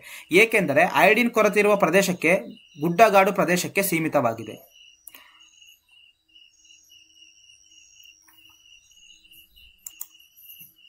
ಏನ್ ಹೇಳ್ತಿದ್ದಾರೆ ಅಂತಂತಂದ್ರೆ ಇಲ್ಲಿ ಜಸ್ಟ್ ಸಿಂಪಲ್, ಅಯೋಡಿನ್ ಎಲ್ಲಿರ್ತದೆ, ಅಯೋಡಿನ್ ಕೊರತೆ ಎಲ್ಲಿರ್ತದೆ, ಅವ್ರಿಗೆ ಮಾತ್ರ, ಆ ಪ್ರದೇಶಕ್ಕೆ ಮಾತ್ರ ಗಾಯಿಟರ್ ರೋಗ ಬರ್ತದೆ. ಮತ್ತೆ ಗುಡ್ಡಗಾಡು ಪ್ರದೇಶದಲ್ಲೂ ಕೂಡ ಗಳಗಂಡ ರೋಗ ಬರ್ತದೆ ಅಥವಾ ಸರಳ ಗಾಯಿಟರ್ ಬರ್ತದೆ ಅಂತ ಹೇಳ್ತಾ ಇದ್ದಾರೆ. ನೆಕ್ಸ್ಟ್ ಕ್ವಶನ್, ಲ್ಯಾಂಗರ್ಹಾನ್ಸ್ ಕಿರುದೀಪ ಸ್ರವಿಸುವ 2 ಹಾರ್ಮೋನ್ಗಳನ್ನು ಹೆಸರಿಸಿ. ಲ್ಯಾಂಗರ್ಹಾನ್ಸ್ ಅಂತ ಅನ್ನೋದು ಎಲ್ಲಿರ್ತದೆ? ಮೆದೋಜಿರಕಾಂಗ ಗ್ರಂಥಿಯಲ್ಲಿರ್ತದೆ. ಮೆದೋಜಿರಕಾಂಗ ಗ್ರಂಥಿಯಲ್ಲಿ ಇರ್ತದೆ. ಜೀವಕ್ರಿಯೆಗಳು ಪಾಠ ಮಾಡ್ಬೇಕಾದ್ರೆ ಹೇಳಿದೀನಿ, ಮೆದೋಜಿರಕಾಂಗ ಗ್ರಂಥಿಗಳು. ಸೊ ಇಲ್ಲಿ ಲ್ಯಾಂಗರ್ ಹ್ಯಾನ್ಸ್ಗಳಿದಾವೆ, ಈ ಜಾಗದಲ್ಲಿ ಇದಾವಲ್ಲ, ಇವೆಲ್ಲವೂ ಕೂಡ ಲ್ಯಾಂಗರ್ ಹಾನ್ಸ್ಗಳು. ಸೊ ಹಾಗಾದ್ರೆ ಮೆದೋಜಿರಕಾಂಗ ಗ್ರಂಥಿ ಅಥವಾ ಲ್ಯಾಂಗರ್ ಹಾನ್ಸ್ ಏನಾರು ಕೇಳಿ, ಮೆದೋಜಿರಕಾಂಗ ಗ್ರಂಥಿ ಸ್ರವಿಸುವಂತ ಹಾರ್ಮೋನ್ ಏನು? ಇನ್ಸುಲಿನ್. ಅಥವಾ ಲ್ಯಾಂಗರ್ ಹಾನ್ಸ್ ಪ್ರೊಡ್ಯೂಸ್ ಮಾಡುವಂತ ಹಾರ್ಮೋನ್ ಏನು? ಅದು ಕೂಡ ಇನ್ಸುಲಿನ್. ನೆನ್ಪಿಟ್ಕೊಂಡಿರಿ. ಹಾಗಾದ್ರೆ ಇದ್ರ ಕಾರ್ಯ ಏನು? ರಕ್ತದಲ್ಲಿರುವಂತಹ ಸಕ್ಕರೆ ಮಟ್ಟವನ್ನು ಏನ್ ಮಾಡ್ತದೆ? ನಿಯಂತ್ರಣ ಮಾಡ್ತದೆ. ರಕ್ತದಲ್ಲಿರುವಂತಹ ಸಕ್ಕರೆ ಮಟ್ಟವನ್ನ ನಿಯಂತ್ರಣ ಮಾಡ್ತದೆ. ಗ್ಲೂಕೋಸ್ ಅನ್ನ ಗ್ಲೈಕೋಸನ್ ಆಗಿ ಏನ್ ಮಾಡ್ತದೆ? ಪರಿವರ್ತನೆ ಮಾಡ್ತದೆ. ಯಾವುದು? ಇನ್ಸುಲಿನ್. ಇನ್ಸುಲಿನ್ ರಕ್ತದಲ್ಲಿರುವ ಸಕ್ಕರೆ ಮಟ್ಟವನ್ನ ನಿಯಂತ್ರಣ ಮಾಡ್ತದೆ. ಅಷ್ಟೇ ಅಲ್ಲ, ಗ್ಲೂಕೋಸ್ ಅನ್ನ ಗ್ಲೈಕೋಸನ್ ಆಗಿ ಪರಿವರ್ತನೆ ಮಾಡ್ತದೆ. ಇನ್ನೊಂದು ಪ್ರೊಡ್ಯೂಸ್ ಆಗ್ತದೆ. ಆ ಹಾರ್ಮೋನ್ ಯಾವ್ದು ಅಂತಂದ್ರೆ ಗ್ಲುಕಾಗಾನ್ ಅಂತ. ಈ ಗ್ಲುಕಾಗಾನ್ ಏನ್ ಮಾಡ್ತದೆ ಗೊತ್ತಾ? ಆ ಗ್ಲೈಕೋಸನ್ ಅನ್ನ ಗ್ಲೂಕೋಸ್ ಆಗಿ ಪರಿವರ್ತನೆ ಮಾಡ್ತದೆ. ನಮ್ ದೇಹಕ್ಕೆ ಗ್ಲೂಕೋಸ್ ಬೇಕಲ್ವಾ? ಎಸ್, ಬೇಕು. ಇಂತಹ ಗ್ಲೈಕೋಸ್ ಅನ್ನ ಗ್ಲೂಕೋಸ್ ಆಗಿ ಪರಿವರ್ತನೆ ಮಾಡಲು ಗ್ಲುಕಾಗಾನ್ ಬೇಕು. ಇದೇ ಗ್ಲೂಕೋಸ್ ಅನ್ನ ಗ್ಲೈಕೋಸನ್ ಆಗಿ ಪರಿವರ್ತನೆ ಮಾಡಲು ಇನ್ಸುಲಿನ್ ಬೇಕು. ನೆಕ್ಸ್ಟ್ ನೋಡೋಣ. ಓಕೆ, ನೆಕ್ಸ್ಟ್ ಈಗ ನಾನು ಮಾಡುವಂಥದ್ದು ಗ್ರಂಥಿಗಳು. ಓಕೆ, ಗ್ರಂಥಿಗಳಿಗೆ ಮುಂದುವರೆನ ಬನ್ನಿ. ಇವೆಲ್ಲನೂ ಕೂಡ ನೀವು ಬರ್ದಿಟ್ಕೋಬೇಕು ಕಣ್ರಪ್ಪ. ಇವೆಲ್ಲನೂ ಕೂಡ ಬರ್ದಿಟ್ಕೊಂಡು ಒಂದು 2-3 ಸಲ ನೋಡಿ, ಬರ್ದು ಓದಿ, ಟೆಸ್ಟ್ಗೆಲ್ಲ ಅಟೆಂಡ್ ಮಾಡಿದ್ರೆ, ರಿಪೀಟ್ ಆಗಿ ಬರ್ದು ಕಲ್ತ್ಕೊಂಡ್ರೆ 6 ಮಾರ್ಕ್ಸ್ ಸಿಗುತ್ತೆ. ಅಷ್ಟು ಸುಲಭ ಅಲ್ಲ. ಸುಮಾರು ಈ ನೋಟ್ಸ್ ಬರ್ತೀನಿ ಅಂತಂದ್ರೆ 15 ಪೇಜ್ ಆಗುತ್ತೆ. ಓಪನ್ ಆಗಿ ಹೇಳ್ತೀನಿ, 15 ಪೇಜ್ ಆಗುತ್ತೆ. ಚಿತ್ರ ಎಲ್ಲ ಸೇರ್ಸ್ ಎಲ್ಲ ಬರಿತೀನಿ ಅಂತಂದ್ರೆ. ಹಾಗಾಗಿ ಸ್ವಲ್ಪ ಟೈಮ್ ತಗೊಳುತ್ತೆ. ಸಕ್ಸಸ್ ಅನ್ನೋದು ಹಾಗೆ ಸಿಗೋದಿಲ್ಲ ಅಲ್ವಾ? ಸಕ್ಸಸ್ ಅನ್ನೋದು ಸ್ವಲ್ಪ ಟೈಮ್ ತಗೊಳುತ್ತೆ, ಸ್ವಲ್ಪ ನಿಧಾನ ಹಾಗೆ ಆಗ್ತದೆ. ಸೊ ಹಾಗಾಗಿ ನೀವು ಸ್ವಲ್ಪ ಲೇಟ್ ಆದ್ರೂ ಪರವಾಗಿಲ್ಲ, ಕೂತ್ಕೊಂಡು ನೀಟಾಗಿ ಬರೀರಿ, ನಿಮಗೆ ಒಳ್ಳೇದು. ಮತ್ತೆ ಇನ್ನೊಂದ್ಸಲ ಬರೆಯೋ ಅವಶ್ಯಕತೆ ಇರೋದಿಲ್ವಲ್ಲ, ಒಂದ್ಸಲ ಬರೆದ್ರೆ ಸಾಕು. SLC ಮುಗಿಯೋವರೆಗೂ ಬರೆಯೋದೇ ಬೇಕಾಗಿಲ್ಲ. ಇನ್ನ ಆರಾಮಾಗಿ ಇದೇ ನೋಟ್ಸ್ ನೋಡ್ಕೊಳ್ಳೋದು, ಇದನ್ನೇ ರಿಪೀಟ್ ಕಲಿತಾ ಹೋಗೋದು. ಓಕೆ, ಪಾಠವನ್ನ ಮುಂದುವರ್ಸೋಣ ಬನ್ನಿ. ಓಕೆ, ಪಾಠ ಮುಂದುವರೆದಂತೆ ನಾನು ಯಾವ ಟಾಪಿಕ್ ಅನ್ನ ತಗೊಂಡಿದ್ದೀನಿ ಅಂತಂದ್ರೆ, ಇವಾಗ ಗ್ಲ್ಯಾಂಡ್ಸ್ ಬಗ್ಗೆ ತಗೊಂಡಿದ್ದೀನಿ, ಅಂದ್ರೆ ಗ್ರಂಥಿಗಳ ಬಗ್ಗೆ ತಗೊಂಡಿದ್ದೀನಿ. 20 ರಿಂದ 25 ನಿಮಿಷದ ಒಳಗಡೆ ಮುಗಿಸೋದಕ್ಕೆ ನಾನು ಪ್ರಯತ್ನವನ್ನು ಪಡ್ತೀನಿ. ನೀವು ಅಷ್ಟೇ ಒಂದು 20 ರಿಂದ 25 ನಿಮಿಷ ಇಲ್ಲ, ಮಿನಿಮಮ್ 50 ನಿಮಿಷ ಕೂತ್ಕೊಂಡು ಓದ್ಕೊಂಡ್ರೆ ಮಿನಿಮಮ್ 2 ರಿಂದ 3 ಮಾರ್ಕ್ಸ್ 100% ಬಂದೇ ಬರ್ತದೆ. ಅದರಲ್ಲೂ ಕೂಡ SSLC ವಿದ್ಯಾರ್ಥಿಗಳು ಗಮನವಿಟ್ಟು ಕೇಳಲೇಬೇಕು. ಶುರು ಮಾಡ್ಬಿಡ್ತೀನಿ, ಟೈಮ್ ವೇಸ್ಟ್ ಮಾಡೋದು ಬೇಡ. Okay, first ಗ್ರಂಥಿಗಳಿದಾವಲ್ಲ. ಸೊ ಈ ಗ್ರಂಥಿಗಳನ್ನ ನಾವು ಇಂಗ್ಲಿಷಲ್ಲಿ ನಾವೇನಂತ ಕರಿತೀವಪ್ಪ? ಇಂಗ್ಲಿಷಲ್ಲಿ ನಾವು ಗ್ರಂಥಿಗಳನ್ನ ಏನಂತ ಕರಿತೀವಿ? ಗ್ಲ್ಯಾಂಡ್ಸ್ ಅಂತ ಕರಿತೀವಿ. ಏನಂತ ಕರಿತೀವಿ? ಗ್ಲ್ಯಾಂಡ್ಸ್ ಅಂತ ಕರಿತೀವಿ. ಹಾಗಾದ್ರೆ ಗ್ರಂಥಿ ಅಂದರೆ ಏನು ಅಂತ ಕೇಳ್ತಾರೆ.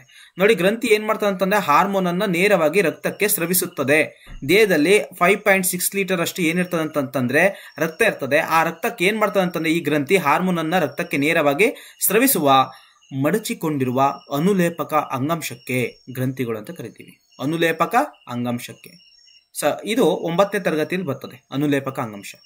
ಬಟ್ ನಿಮ್ ಡೆಫಿನೇಷನ್ ಮಾತ್ರ ಇದ್ರ ಪ್ರಕಾರ ತಿಳ್ಕೊಂಡಿರಿ. ಹಾರ್ಮೋನ್ ಅನ್ನು ನೇರವಾಗಿ ರಕ್ತಕ್ಕೆ ಸ್ರವಿಸುವ ಮಡಿಚಿಕೊಂಡಿರುವ ಅನುಲೇಪಕ ಅಂಗಾಂಶಕ್ಕೆ ನಾವು ಗ್ರಂಥಿಗಳಂತ ಕರಿತೀವಿ. ಮಾನವನ ದೇಹದಲ್ಲಿ ಸಾಮಾನ್ಯವಾಗಿ ನಾನು ನಿಮಗೆ ಹೇಳಕ್ಕೆ ಹೊರಟಿರೋದು 6 ಗ್ರಂಥಿಗಳ ಬಗ್ಗೆ. ನಿಮ್ಮೆಲ್ಲರಿಗೂ ಗೊತ್ತಿರಂಗೆ ಮೊದಲನೇ ಗ್ರಂಥಿ ಪಿಟ್ಯುಟರಿ ಗ್ರಂಥಿ, ಥೈರಾಯ್ಡ್ ಗ್ರಂಥಿ, ಮೆದೋಜಿರಕಾಂಗ ಗ್ರಂಥಿ, ಅಡ್ರಿನಲ್ ಗ್ರಂಥಿ, ವೃಷಣಗಳು, ಅಂಡಾಶಯ. ಇವೆಲ್ಲವನ್ನು ಕೂಡ ನಾವೇನಂತ ಕರಿತೀವಿ ಅಂತಂದ್ರೆ ಅಂತಃಸ್ರಾವಕ ಗ್ರಂಥಿಗಳಂತ ಕರಿತೀವಿ. ಆದ್ರೆ ಈ ವೃಷಣ ಮತ್ತು ಅಂಡಾಶಯ ಇದೆಯಲ್ಲ, ಸೊ ಇವೆರಡನ್ನ ನಾವು ಪರ್ಫೆಕ್ಟ್ಲಿ ಏನಂತ ಕರಿತೀವಿ ಅಂತಂತಂದ್ರೆ ಪ್ರಜನಾಂಗದ ಗ್ರಂಥಿಗಳಂತ ಕರೀತಾರೆ. ಈ ಎಲ್ಲಾ ಗ್ರಂಥಿಗಳಲ್ಲಿ ಪ್ರಜನಾಂಗದ ಗ್ರಂಥಿಯನ್ನ ಗುರುತಿಸಿ ಅಂತ ಕೇಳಿದಾಗ ನಾವು ವೃಷಣಗಳು ಮತ್ತು ಅಂಡಾಶಯವನ್ನ ಗುರುತಿಸಬೇಕಾಗಿರ್ತದೆ. ಇಲ್ಲಿ ಎಂಡೋಕ್ರೈನ್ ಗ್ಲಾನ್ಸ್ ಮತ್ತೆ ಡಕ್ಟ್ಲೆಸ್ ಗ್ಲಾನ್ಸ್ ಅಂತ ಬರ್ತೀವಲ್ಲ, ಅಂತಸ್ರಾವಕ ಗ್ರಂಥಿಯನ್ನೇ ನಾವು ಎಂಡೋಕ್ರೈನ್ ಗ್ಲಾನ್ಸ್ ಅಂತ ಕರಿತೀವಿ. ಅಥವಾ ಡಕ್ಟ್ಲೆಸ್ ಗ್ಲಾನ್ಸ್ ಅಂತಂತಂದ್ರೆ ನಿರ್ನಾಳ ಗ್ರಂಥಿಗಳಂತ. ಓಕೆ, ಒಂದೊಂದು ಗ್ರಂಥಿ ಬಗ್ಗೆ ನಾನು ಏನ್ ಮಾಡ್ತಾ ಹೋಗ್ತೀನಿ ಅಂತಂದ್ರೆ ವಿವರಣೆಯನ್ನು ಕೊಡ್ತಾ ಹೋಗ್ತೀನಿ, ನೀವು ಗಮನ ಬಿಟ್ಟು ಕೇಳಬೇಕು. ಓಕೆ, ಶುರು ಮಾಡೋಣ ಬನ್ನಿ. ಪಿಟ್ಯುಟರಿ ಗ್ರಂಥಿ. ಹಾಗಾದ್ರೆ ಪಿಟ್ಯುಟರಿ ಗ್ರಂಥಿ ಎಲ್ಲಿದೆ? ಮೆದುಳಿನ ಕೆಳಭಾಗದಲ್ಲಿದೆ. ಎಲ್ಲಿದೆ? ನಮ್ಮ ಮೆದುಳಿದೆಯಲ್ಲ, ಮೆದುಳಿನ ಸ್ವಲ್ಪ ಕೆಳಭಾಗದಲ್ಲಿದೆ. ಹೈಪೋಥಾಲಮಸ್ನ ಕೆಳಭಾಗದಲ್ಲಿದೆ. ಈ ಪಿಟ್ಯುಟರಿ ಗ್ರಂಥಿಯನ್ನ ನಾವು ರಾಜಗ್ರಂಥಿ ಅಂತ ಕರಿತೀವಿ, ಪ್ರಧಾನ ಗ್ರಂಥಿ ಅಂತ ಕರಿತೀವಿ, ಮಾಸ್ಟರ್ ಆಫ್ ಗ್ಲಾಂಡ್ ಅಂತ ಕರಿತೀವಿ. ಕಿಂಗ್ ಕಣ್ರಪ್ಪ, ಕಿಂಗ್ ಆಫ್ ಗ್ಲಾಂಡ್ ಅಂತಾನು ಕೂಡ ಕರಿತೀವಿ. ಕಿಂಗ್ ಆಫ್ ಗ್ಲಾಂಡ್ ಯಾವುದನ್ನ? ಪಿಟ್ಯುಟರಿ ಗ್ರಂಥಿಯನ್ನು. ಹಾಗಾದ್ರೆ ಇದ್ರ ಗಾತ್ರ ಎಷ್ಟು? ನೀವು ಬಟಾಣಿ ಕಾಳು ತಿಂದಿದಿರಲ್ಲ, ಅದರಷ್ಟೇ ಗಾತ್ರ ಪಿಟ್ಯುಟರಿ ಗ್ರಂಥಿ ಇದೆ.